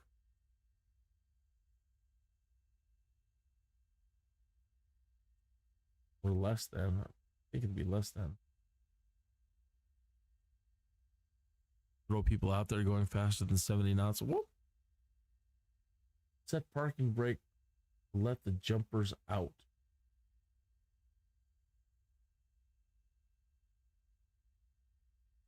Yeah, that would be much more interesting. Let's even if it doesn't work, let's try. It's only 38 miles. We need to be 38 miles, 10,000 feet.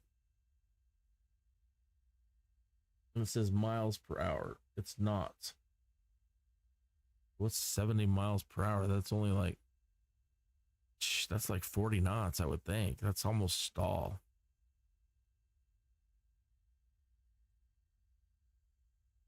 This is miles, and it should be.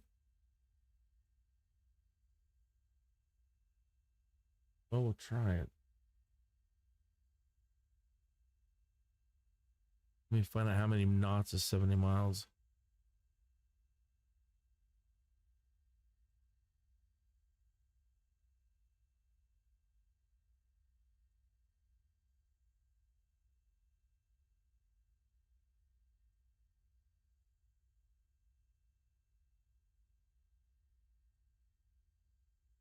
How many knots it's.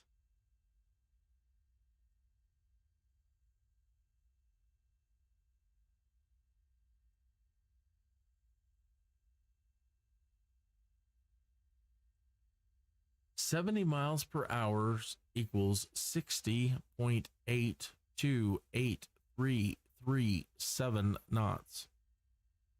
60 knots. Oh, 68. 60.8. Okay. We can do that. 1,000 feet, 60 knots.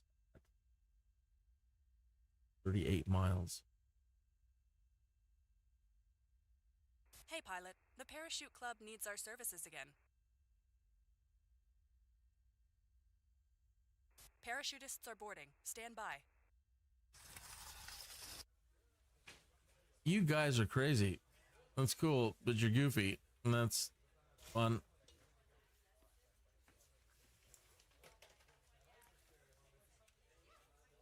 I mean, I'd only do it if I had an Iron Man suit. I mean, I'd do it. I don't care. Whatever. Throw me out of a plane.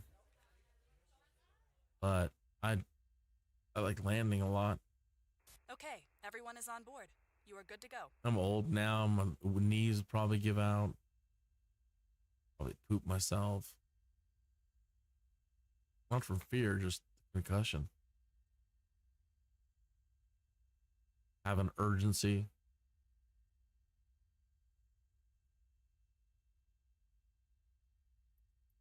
Let's check our load.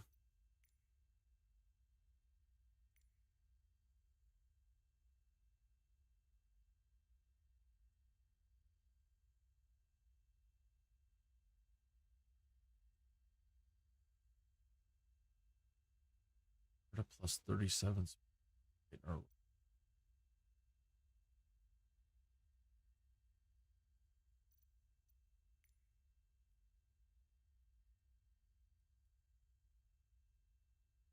There should be plenty of fuel.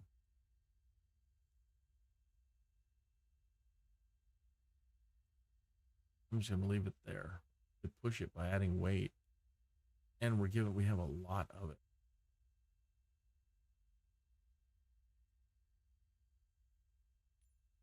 415.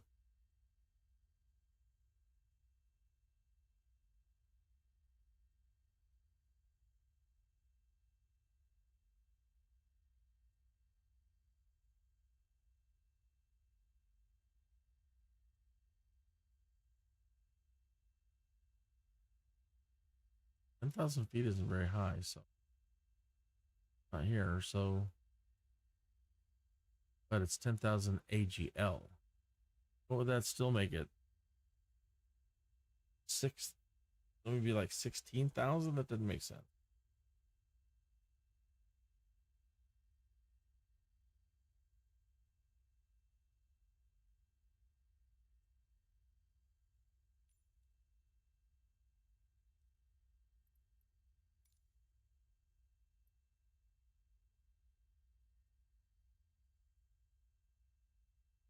Don't currently know how to enter coordinates into the GPS.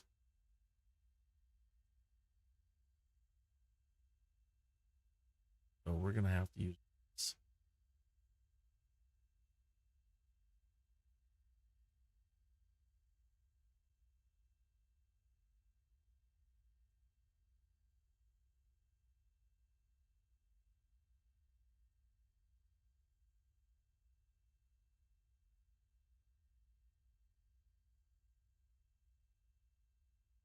Go.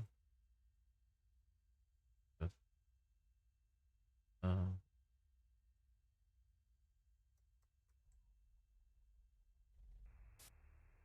Everything looks good from where I'm sitting.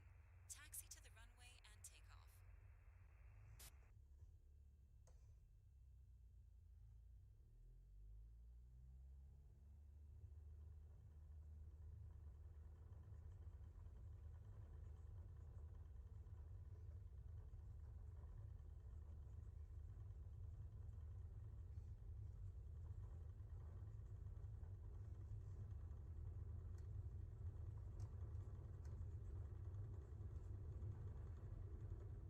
That was probably the runway.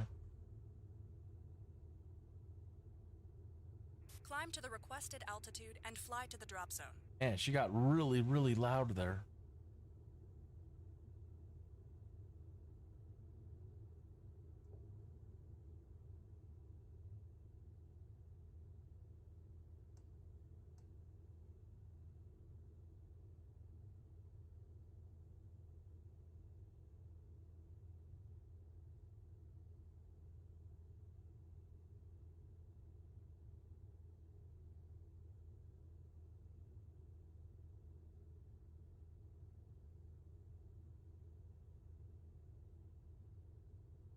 We're headed in the general direction.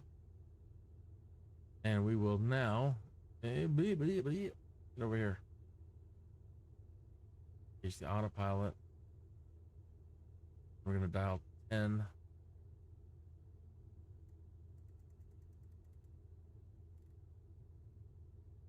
An arm.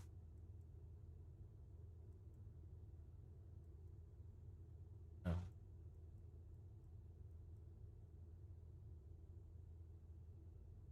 10,000.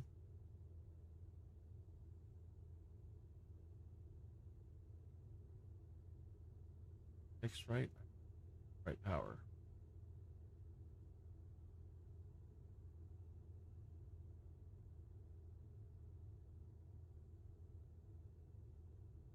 Sure.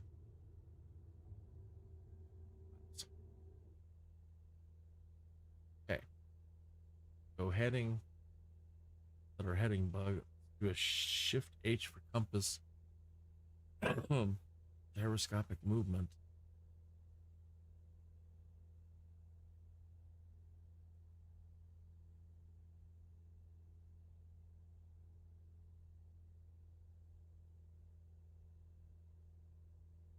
.50 start.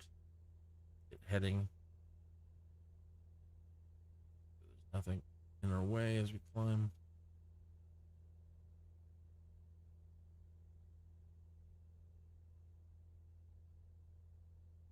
Okay. Probably too much, so let's go back to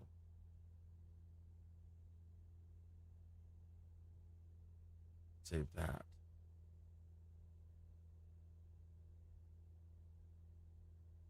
That looks pretty good.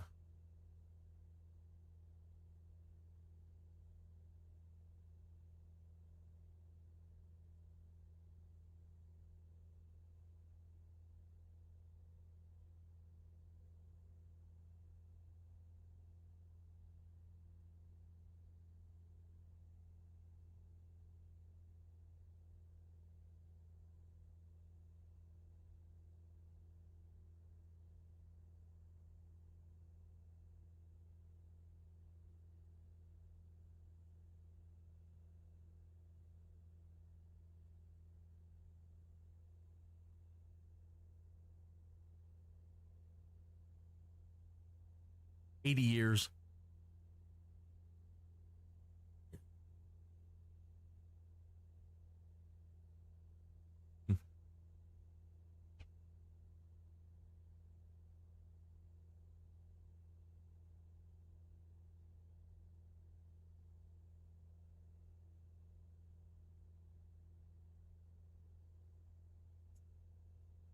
Should get 10,000 before we get there.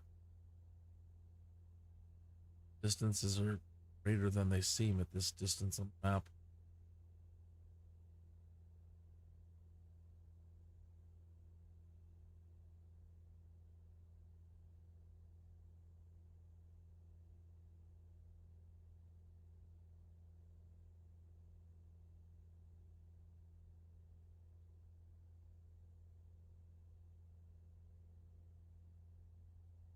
turn it. No, I'll be right on.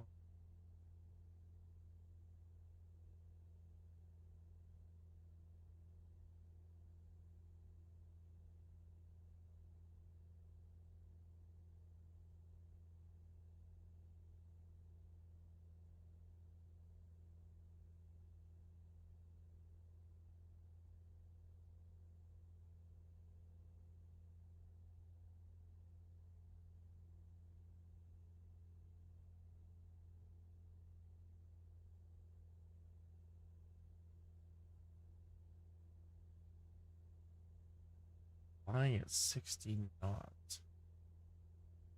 Speed.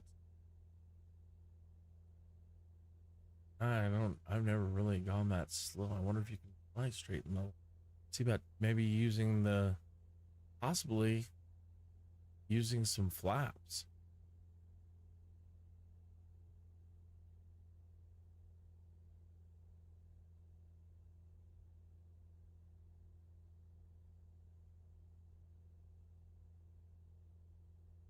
And then we can slow ourselves down even more by messing with our mixture. But possibly without messing with our mixture, it's using flaps.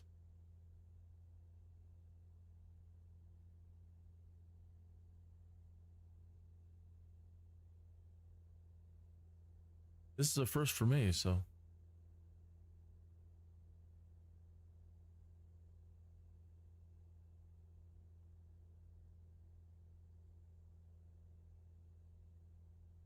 Two of the guys are coming in for a landing. One is one is approaching at low speeds and two are coming in for a landing. One a moment. Where's up to?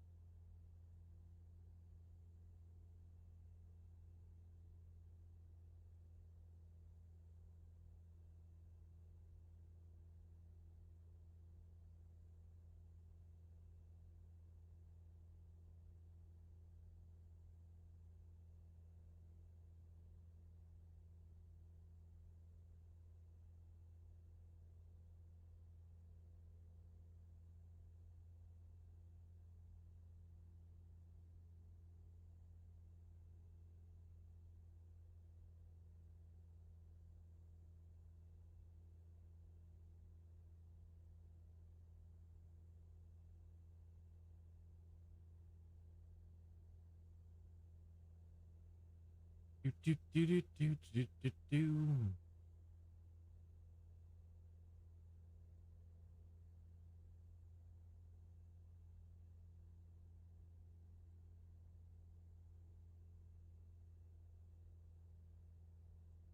Oh, they should have gone with that and an actor who looked like that. They're showing this Adam Warlock character. Looks like a baby compared to a more rugged looking, chiseled Adam Warlock. It's like Adam Warlock baby.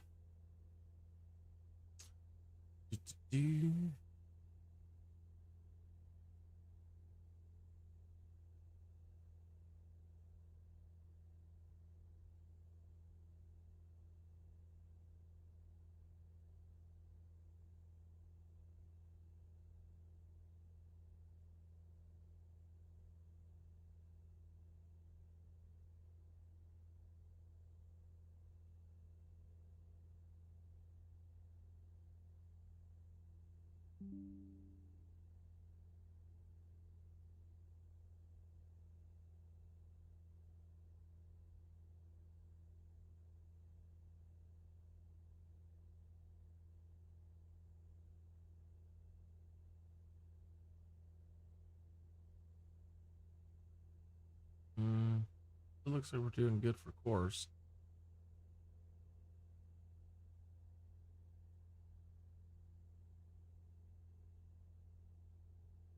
We do an elevation one. There we're at 10. Okay, 10,000 feet.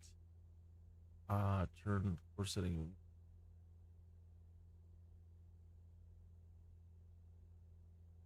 And we need to be doing. We're not close enough.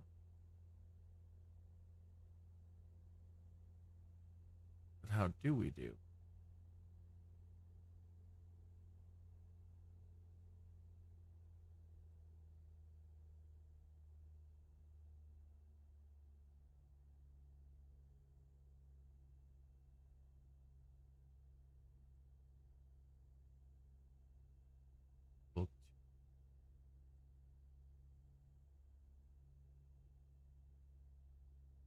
What speed we get?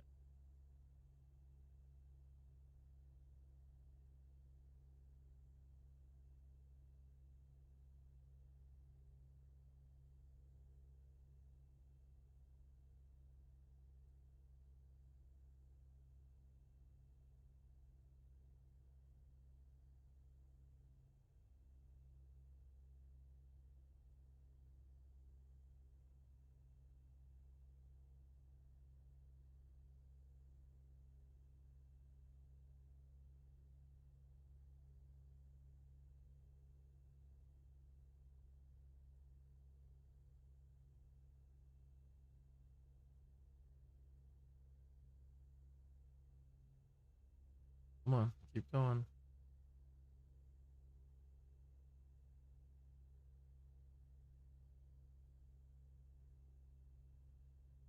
Dropping.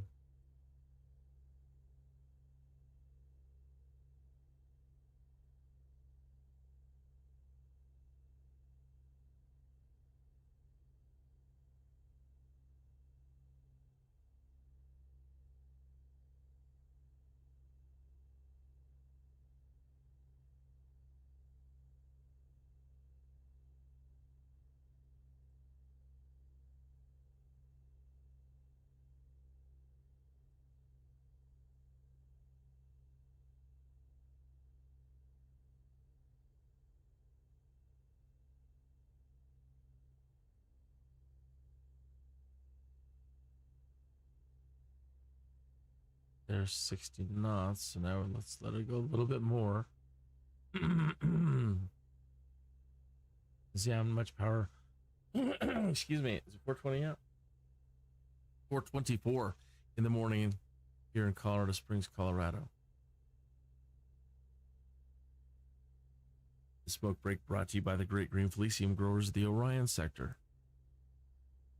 The Orion sector block.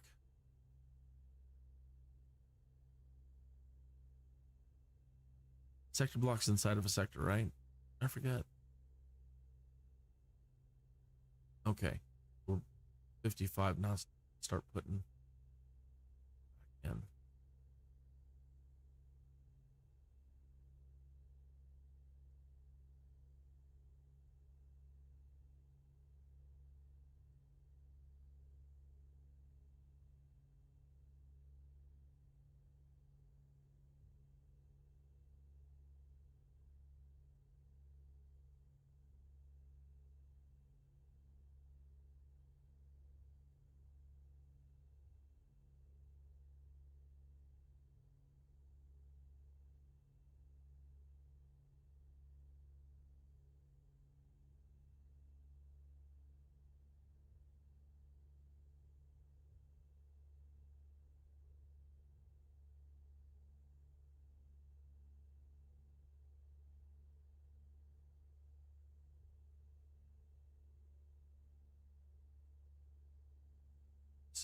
Adjust our course.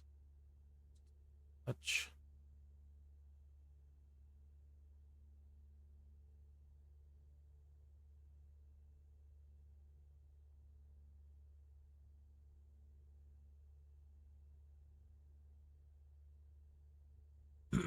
back to our speed. We're right there.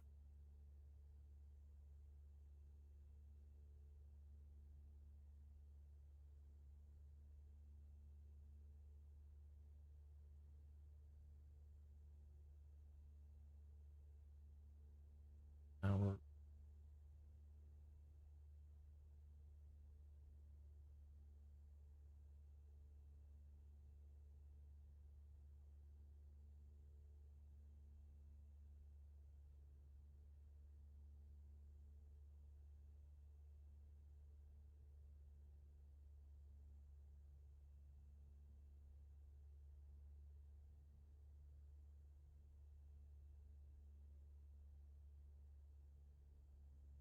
too much.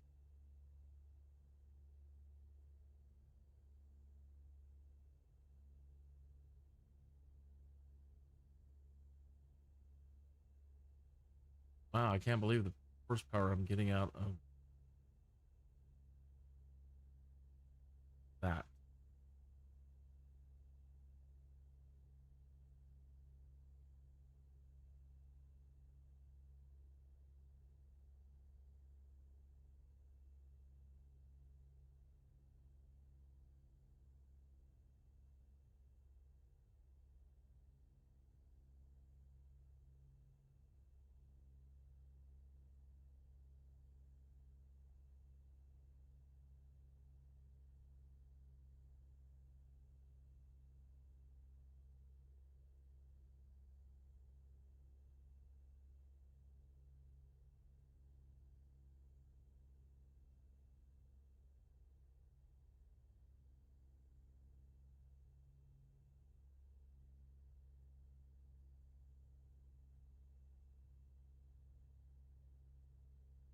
Mm-mm-mm-mm-mm.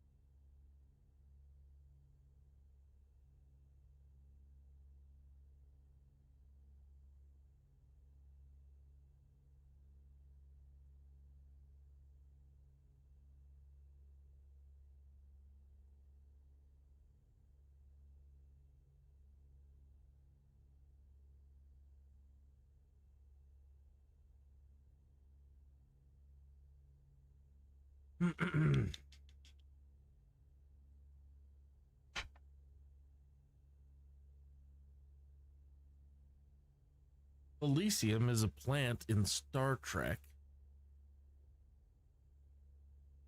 And the Orions in Star Trek are green people.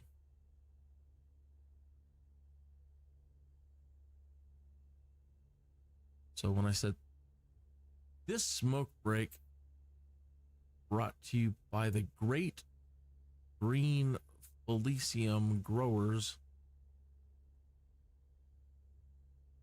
of the Orion sector.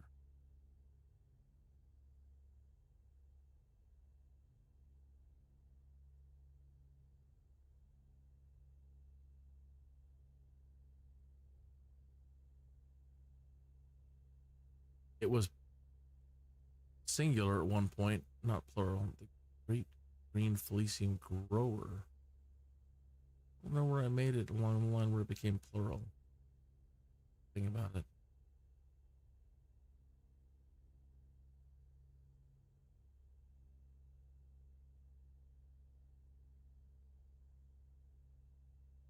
Yeah, that's the thing now.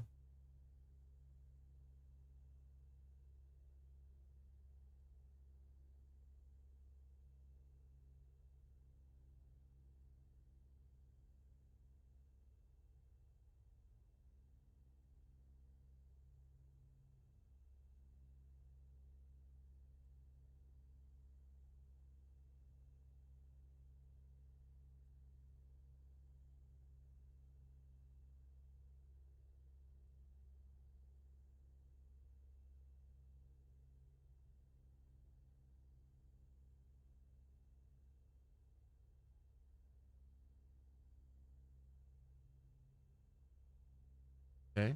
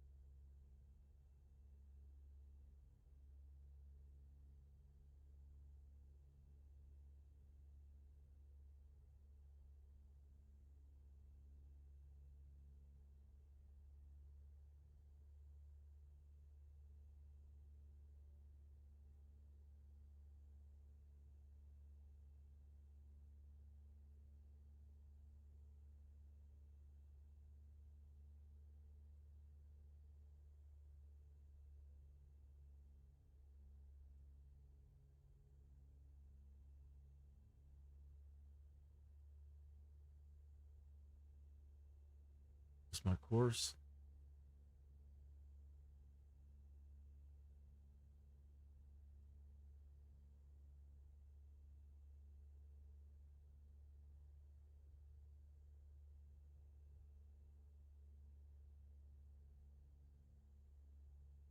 And just course. And check the speed. Just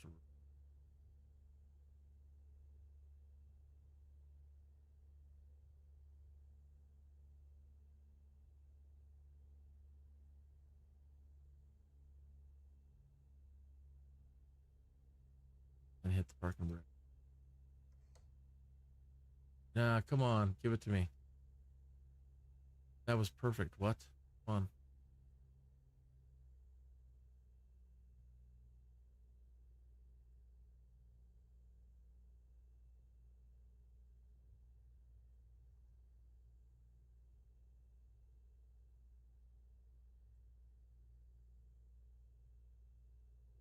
What? Come on.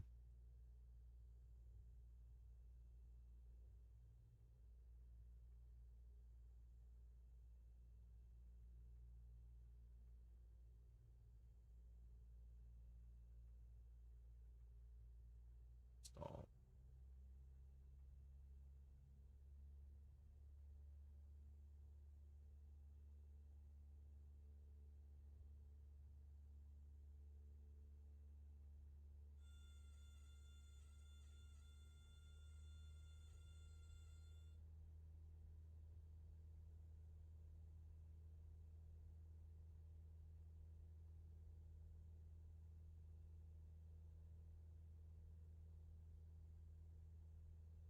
Maybe we're supposed to be at much higher. Maybe they mean 10,000 above that.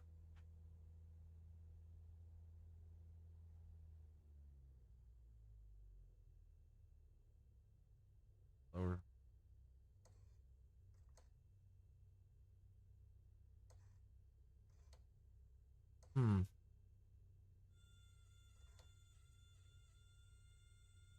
Only thing I can think is that 7, what would the terrain be there? That we're supposed to be higher.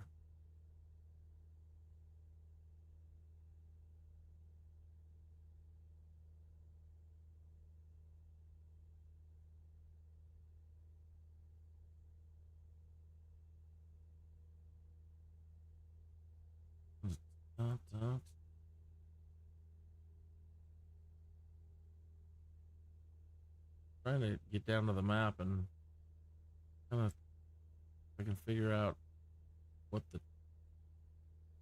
this is 11.9 11 11.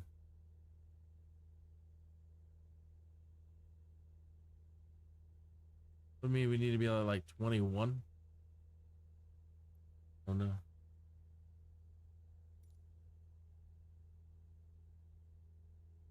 21,000 feet? That doesn't, you know, I suppose, you know, we're not getting what we need here, so.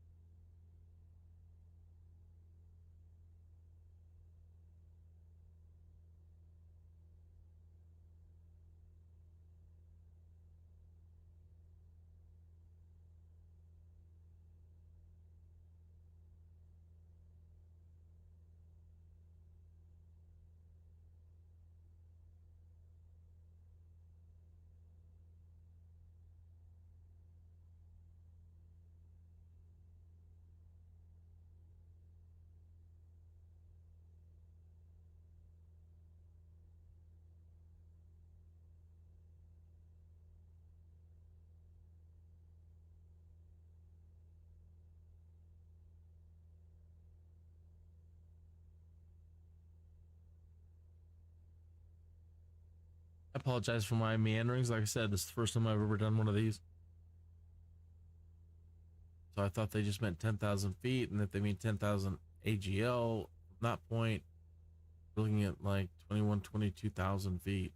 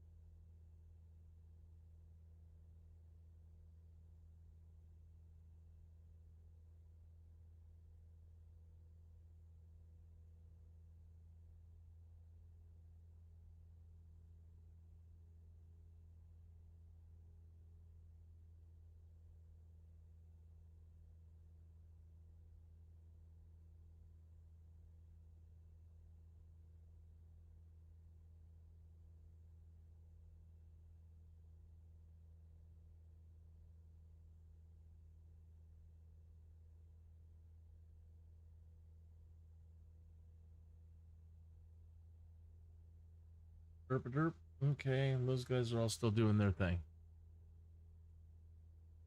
It's us failing.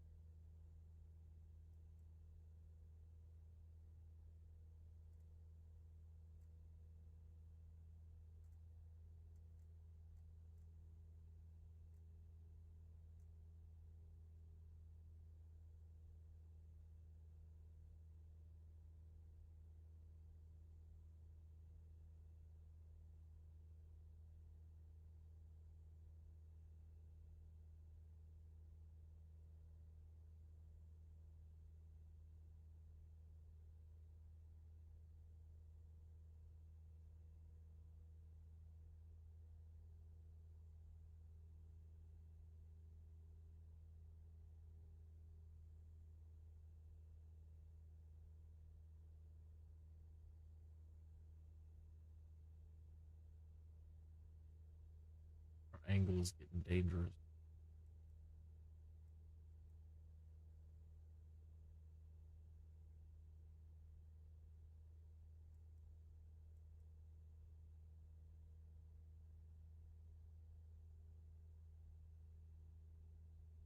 That's all the power I got.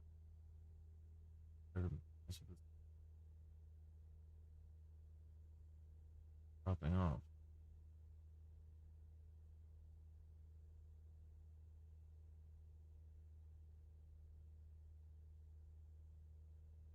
Wrong. Nothing wrong. Flaps are up.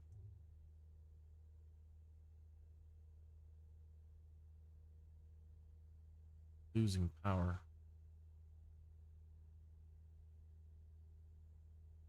Stall.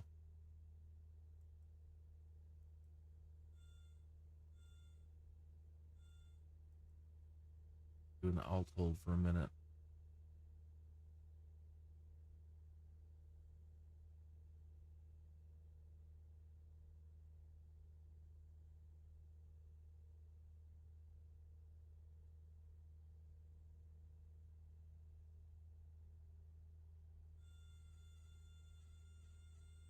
Come on, you.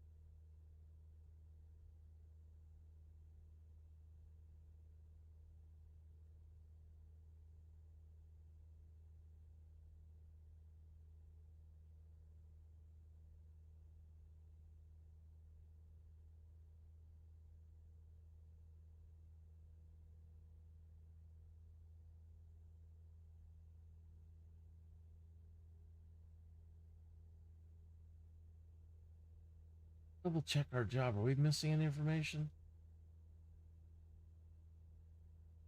I'm not saying it there. Okay.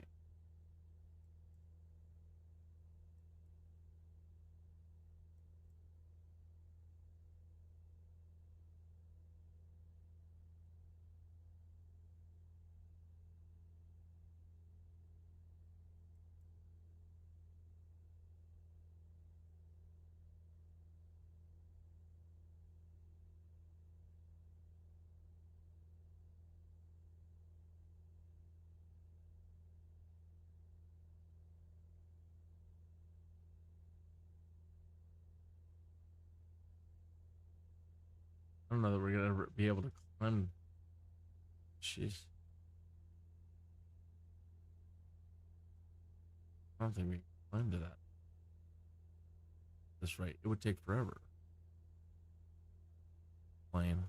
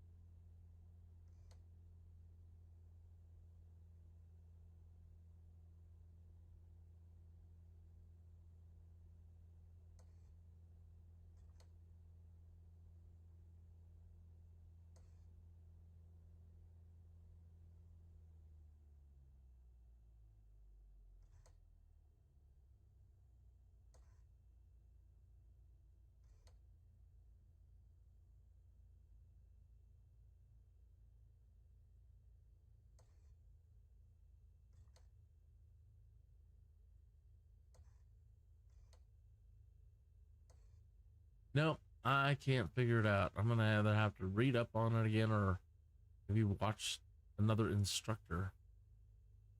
But I'm not getting it. For us to climb to 22,000 feet in this little plane, I know it can be done. It's just, yeah.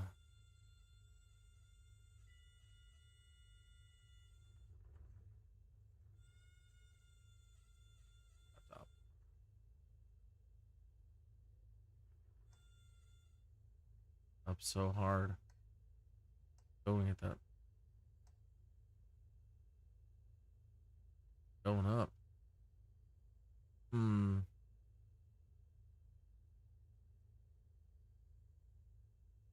Let's come down to like 11. Other than that, I just don't know. Wasting too much time now. We're not getting anything done.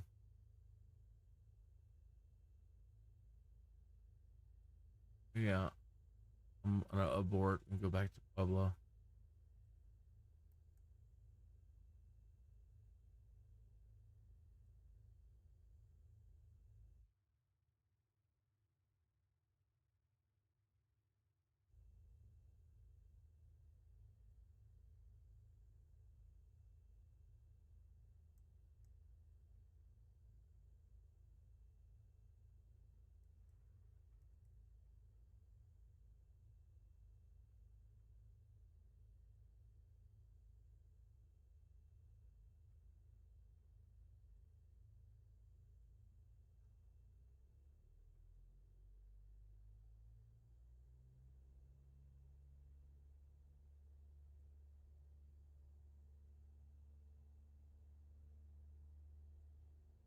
Sorry, fellas. I don't know.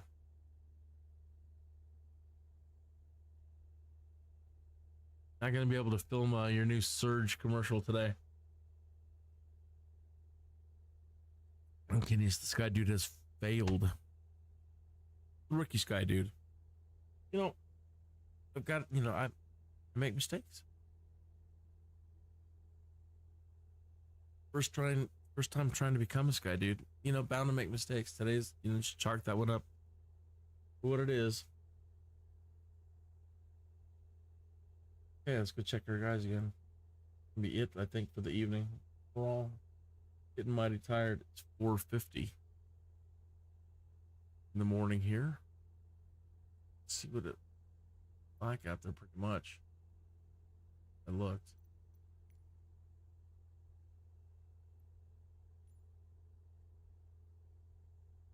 Black, black, black.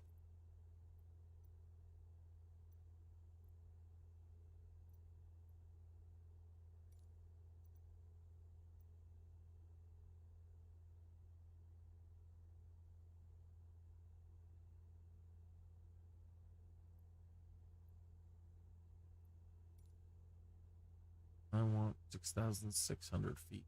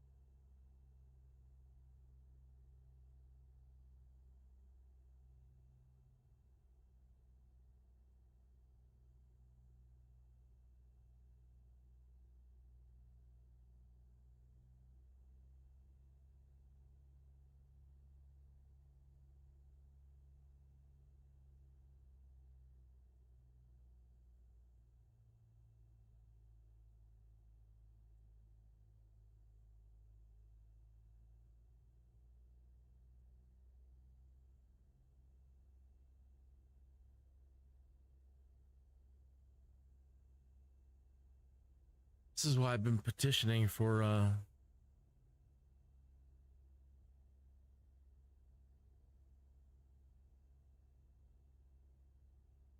YouTube to let us have some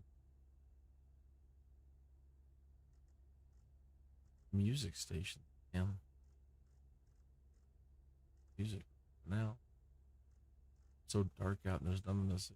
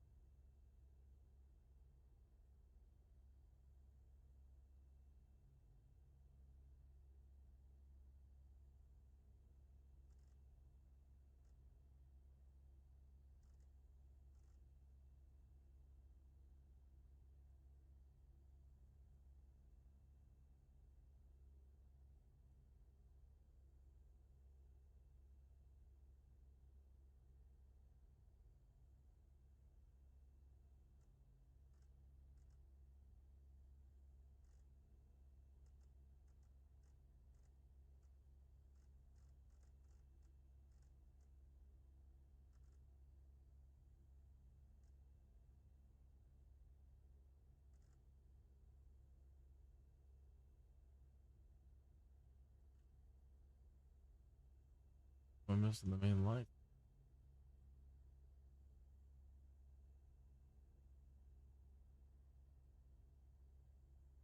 Here somewhere.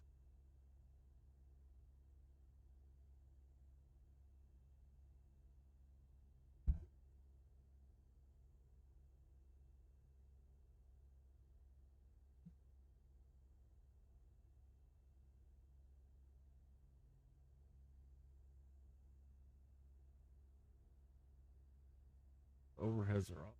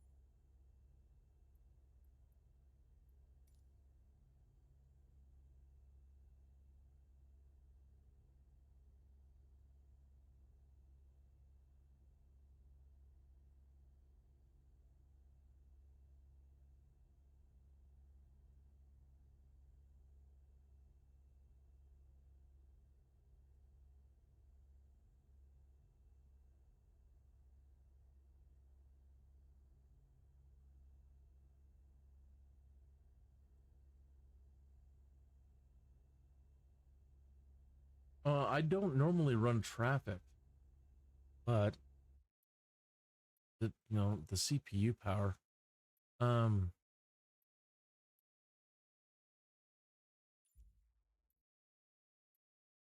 But in this instance, I want to see if traffic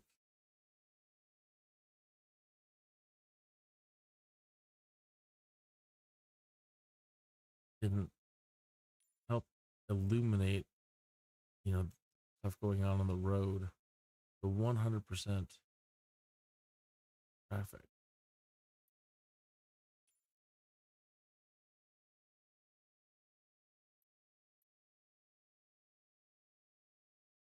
I'm gonna sit for a minute. I don't know if it takes time to load in or anything, but I'm gonna go ahead and set that and then pre-loading,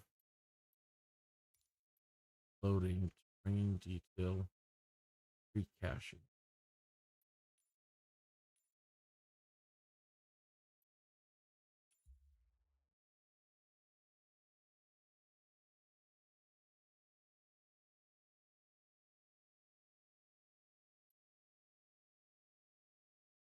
Need shadow maps in the dark.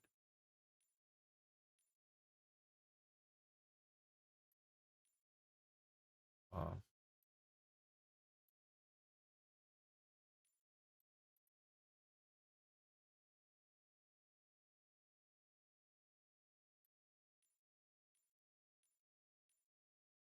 On.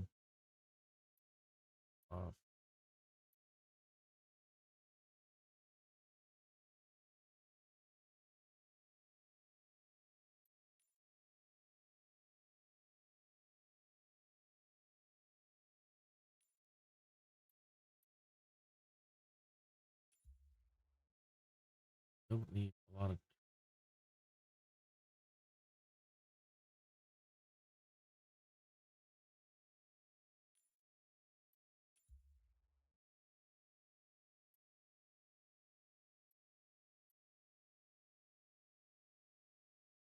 You don't need high vector data.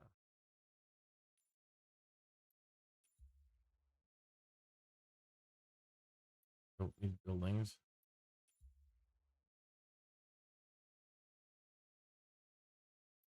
Don't need clouds.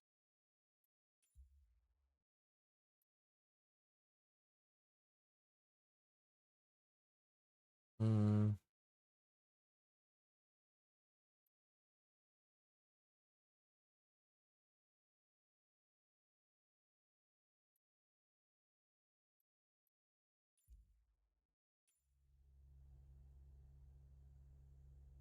Hoping we see a dramatic increase in vehicle activity out there. We're awful low. I'm gonna save right now in case we crash.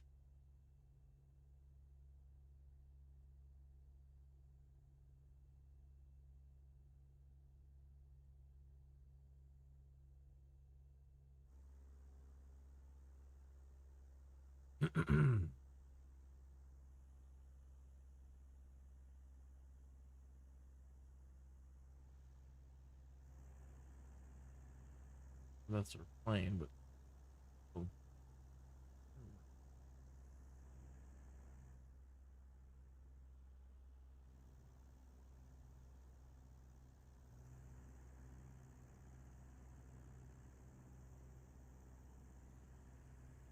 Is that the moon going down over there, or is that just some weird light?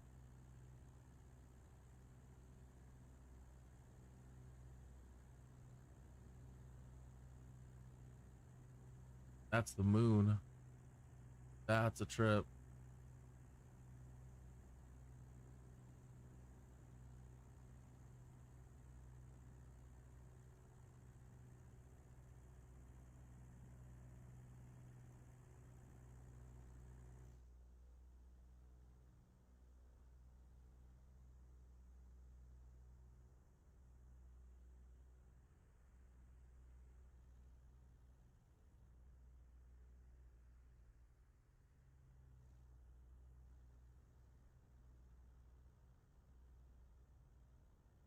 Still don't see any cars.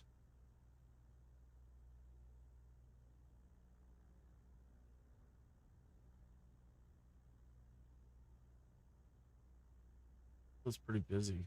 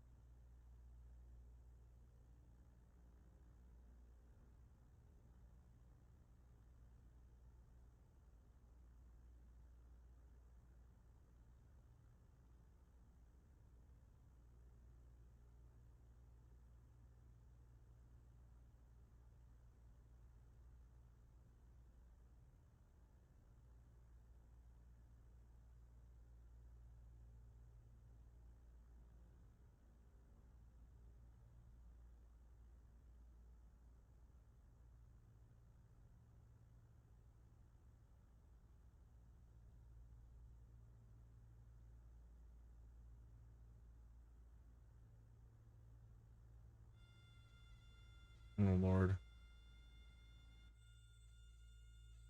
Again, really? Thought we are just gonna be fine at 6.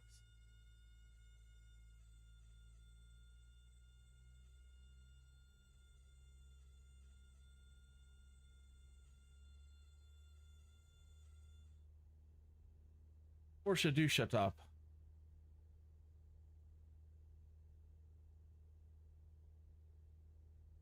There was an O in there. I missed. Oh, Porsche. Shut up.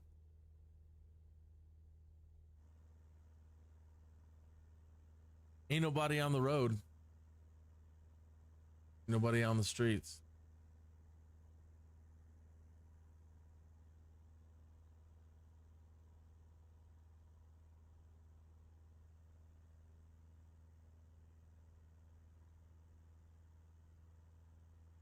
Empty lake, an empty street.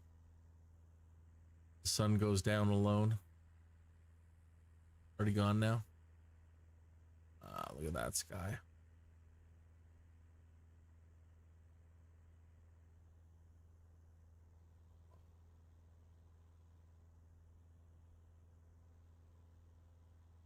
Barely make out our plane in the light.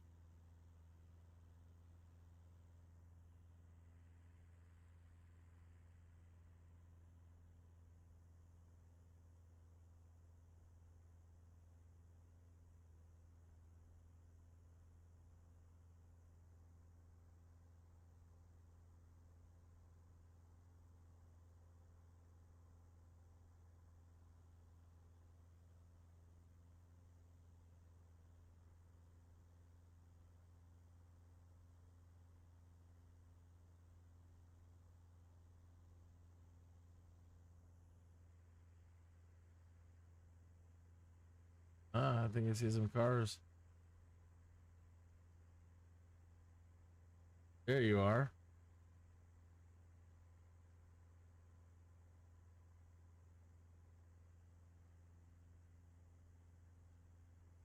Somebody's on the road. Time to make the donuts. Time to make the donuts.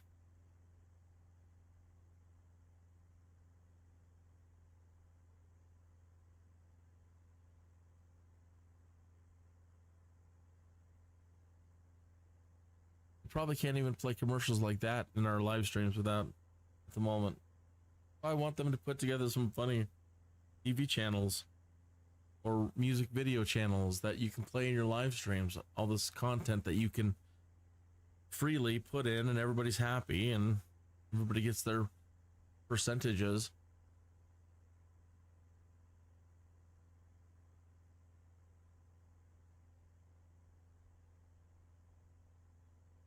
Man, allow me to program my own TV station. Now, so I can put in all the funny commercials that I want from the early, the 70s, oh, heck, the 50s through the 80s, 90s commercials, man, whatever.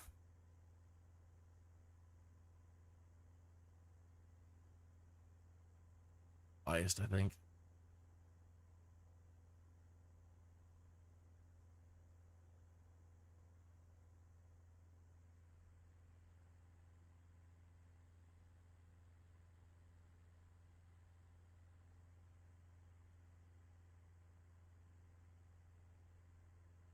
If we were closer to Pueblo, we might see a lot more. These are really kind of back roads. Those are like flashing lights. Those, I wonder if those are windmills. Wind farm. Gotcha.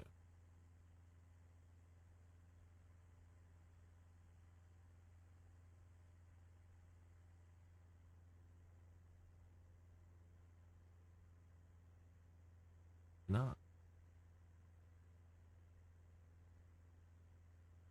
What's the spinning though? Oh, but when you zoom in, they're not. It's just a pigment. A figment Freud.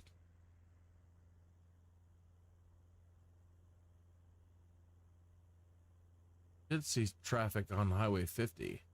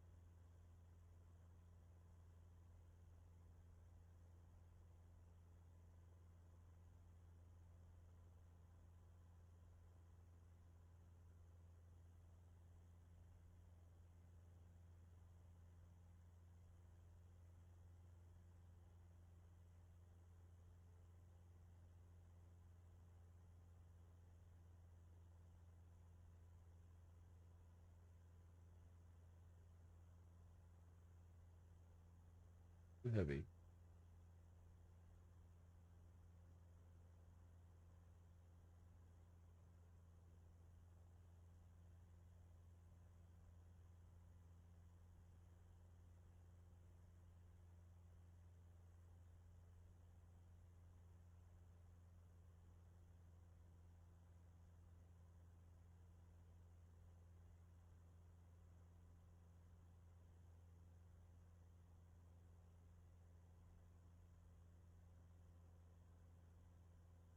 We have made a ton of money tonight.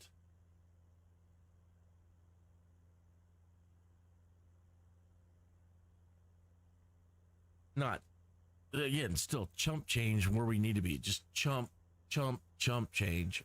But, I mean,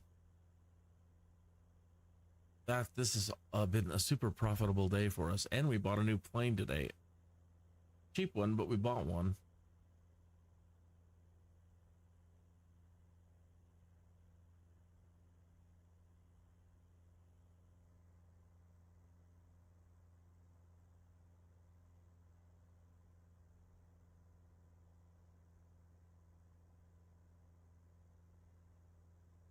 I'm messing with the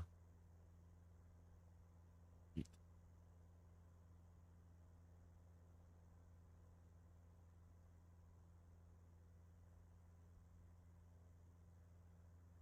You.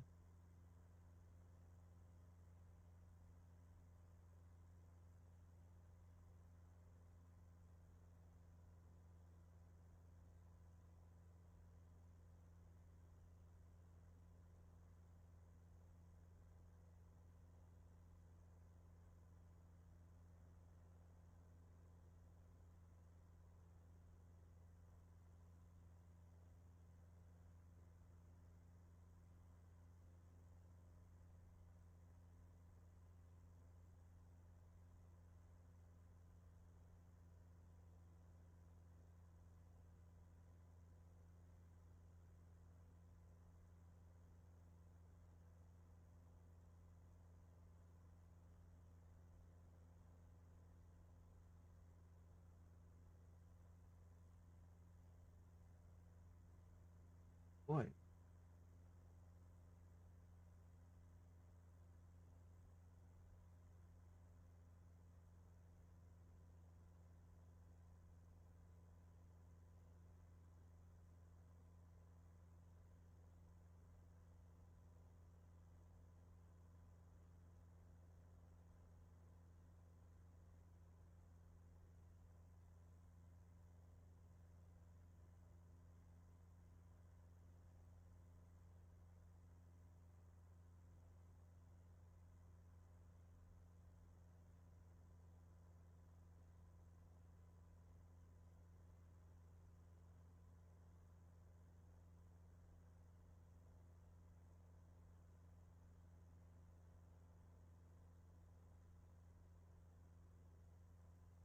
Very proud of my hired pilots. I don't believe they failed any missions tonight that I know of.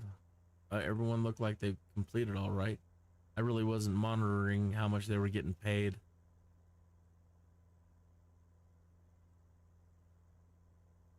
At all.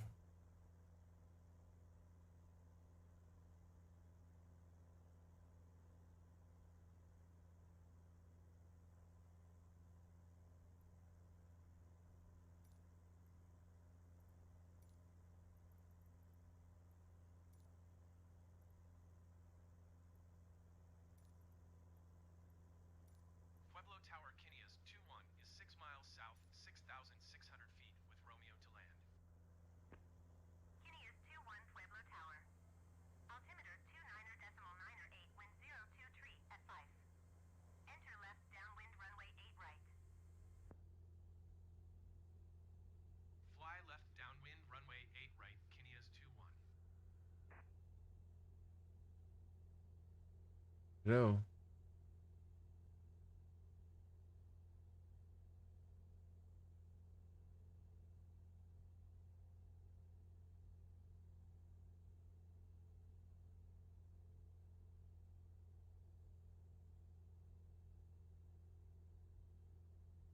Depending on how you're approaching the airport, you don't have to always go to, you know,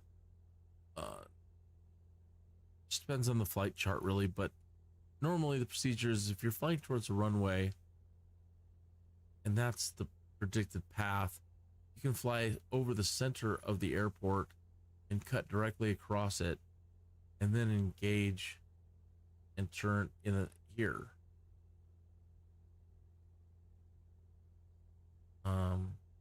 There are certain ways you can, I believe, you know, engage it at an angle like that.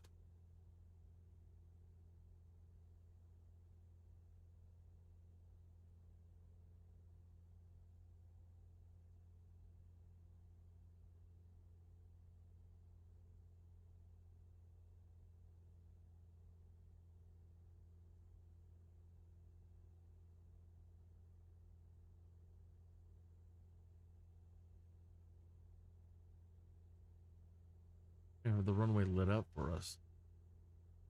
Maybe it'll change when we get there, but right at the moment, that's the only lit runway.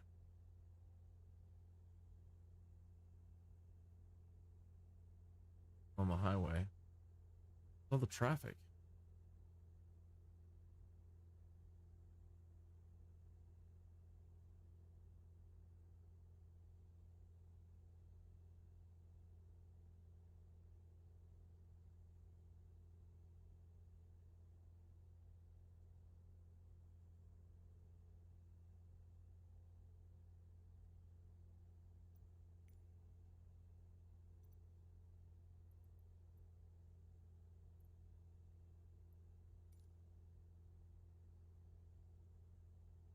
I think the runway just lit up.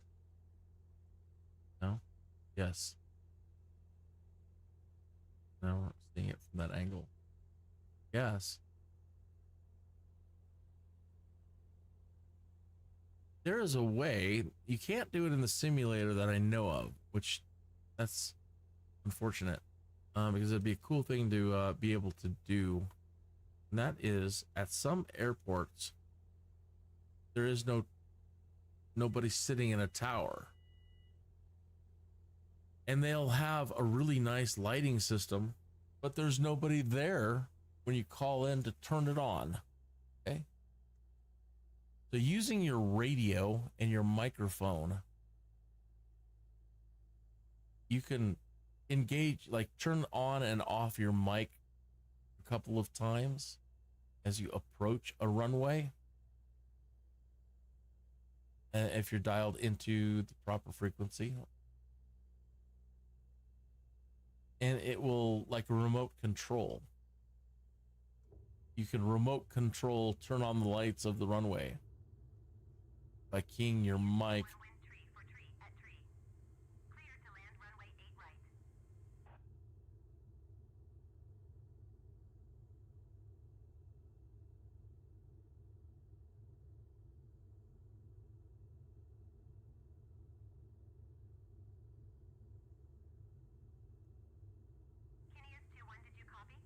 All right.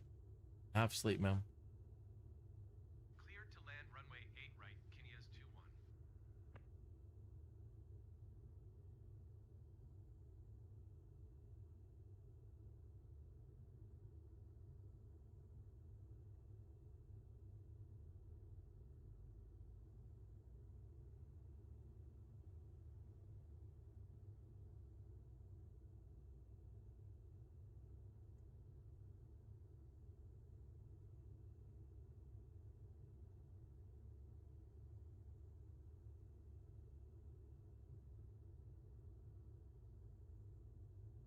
Right. Yeah.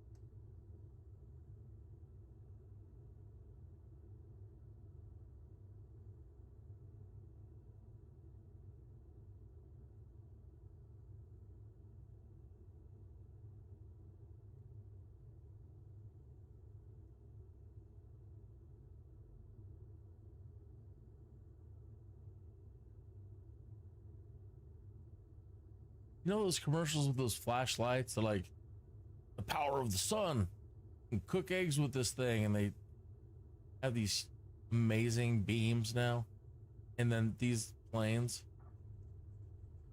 just the weakest lights ever. Drives me nuts. I've written about it over and over and over again. I'm like, please, can I get some of those Bell and Howell lights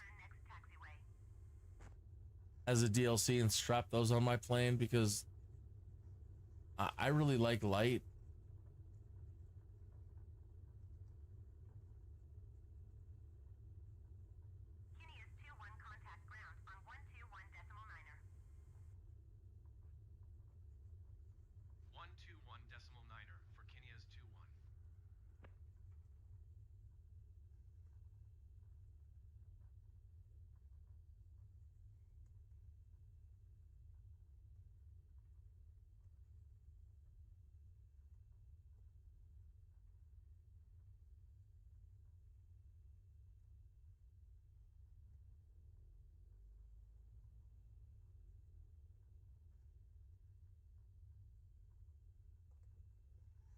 You there?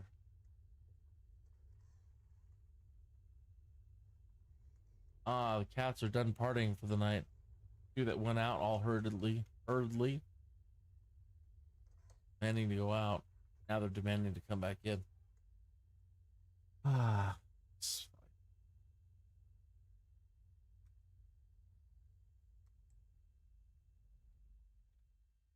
let me let them in.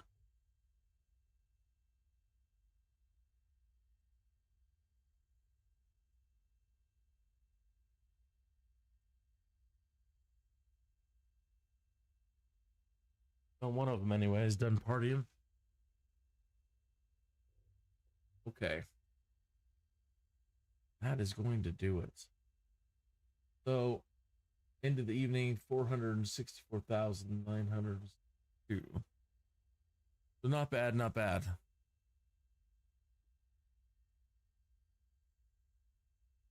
And I've still got some oomph in me, but I should probably just relax and call it. So, thank you for taking any time out of your day to tune in, follow the ongoing adventures of the origin of Kineas Skydude. Getting there.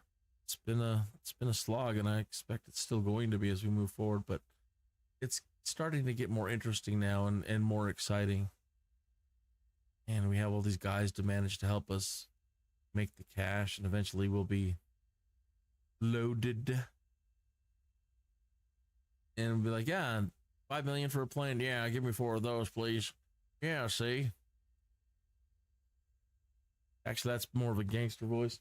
Yeah, yes, please. Caviar and 5 of those Honda jets.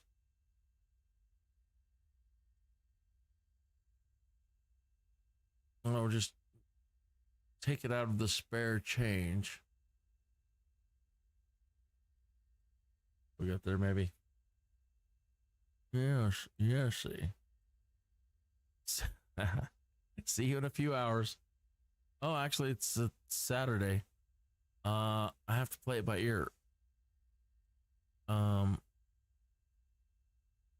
see if our plans go or if they fall through for today. Then yeah, you will see me again today after a nice rest. So good flying, or happy sleeping. And I'll see you next time. Goodbye.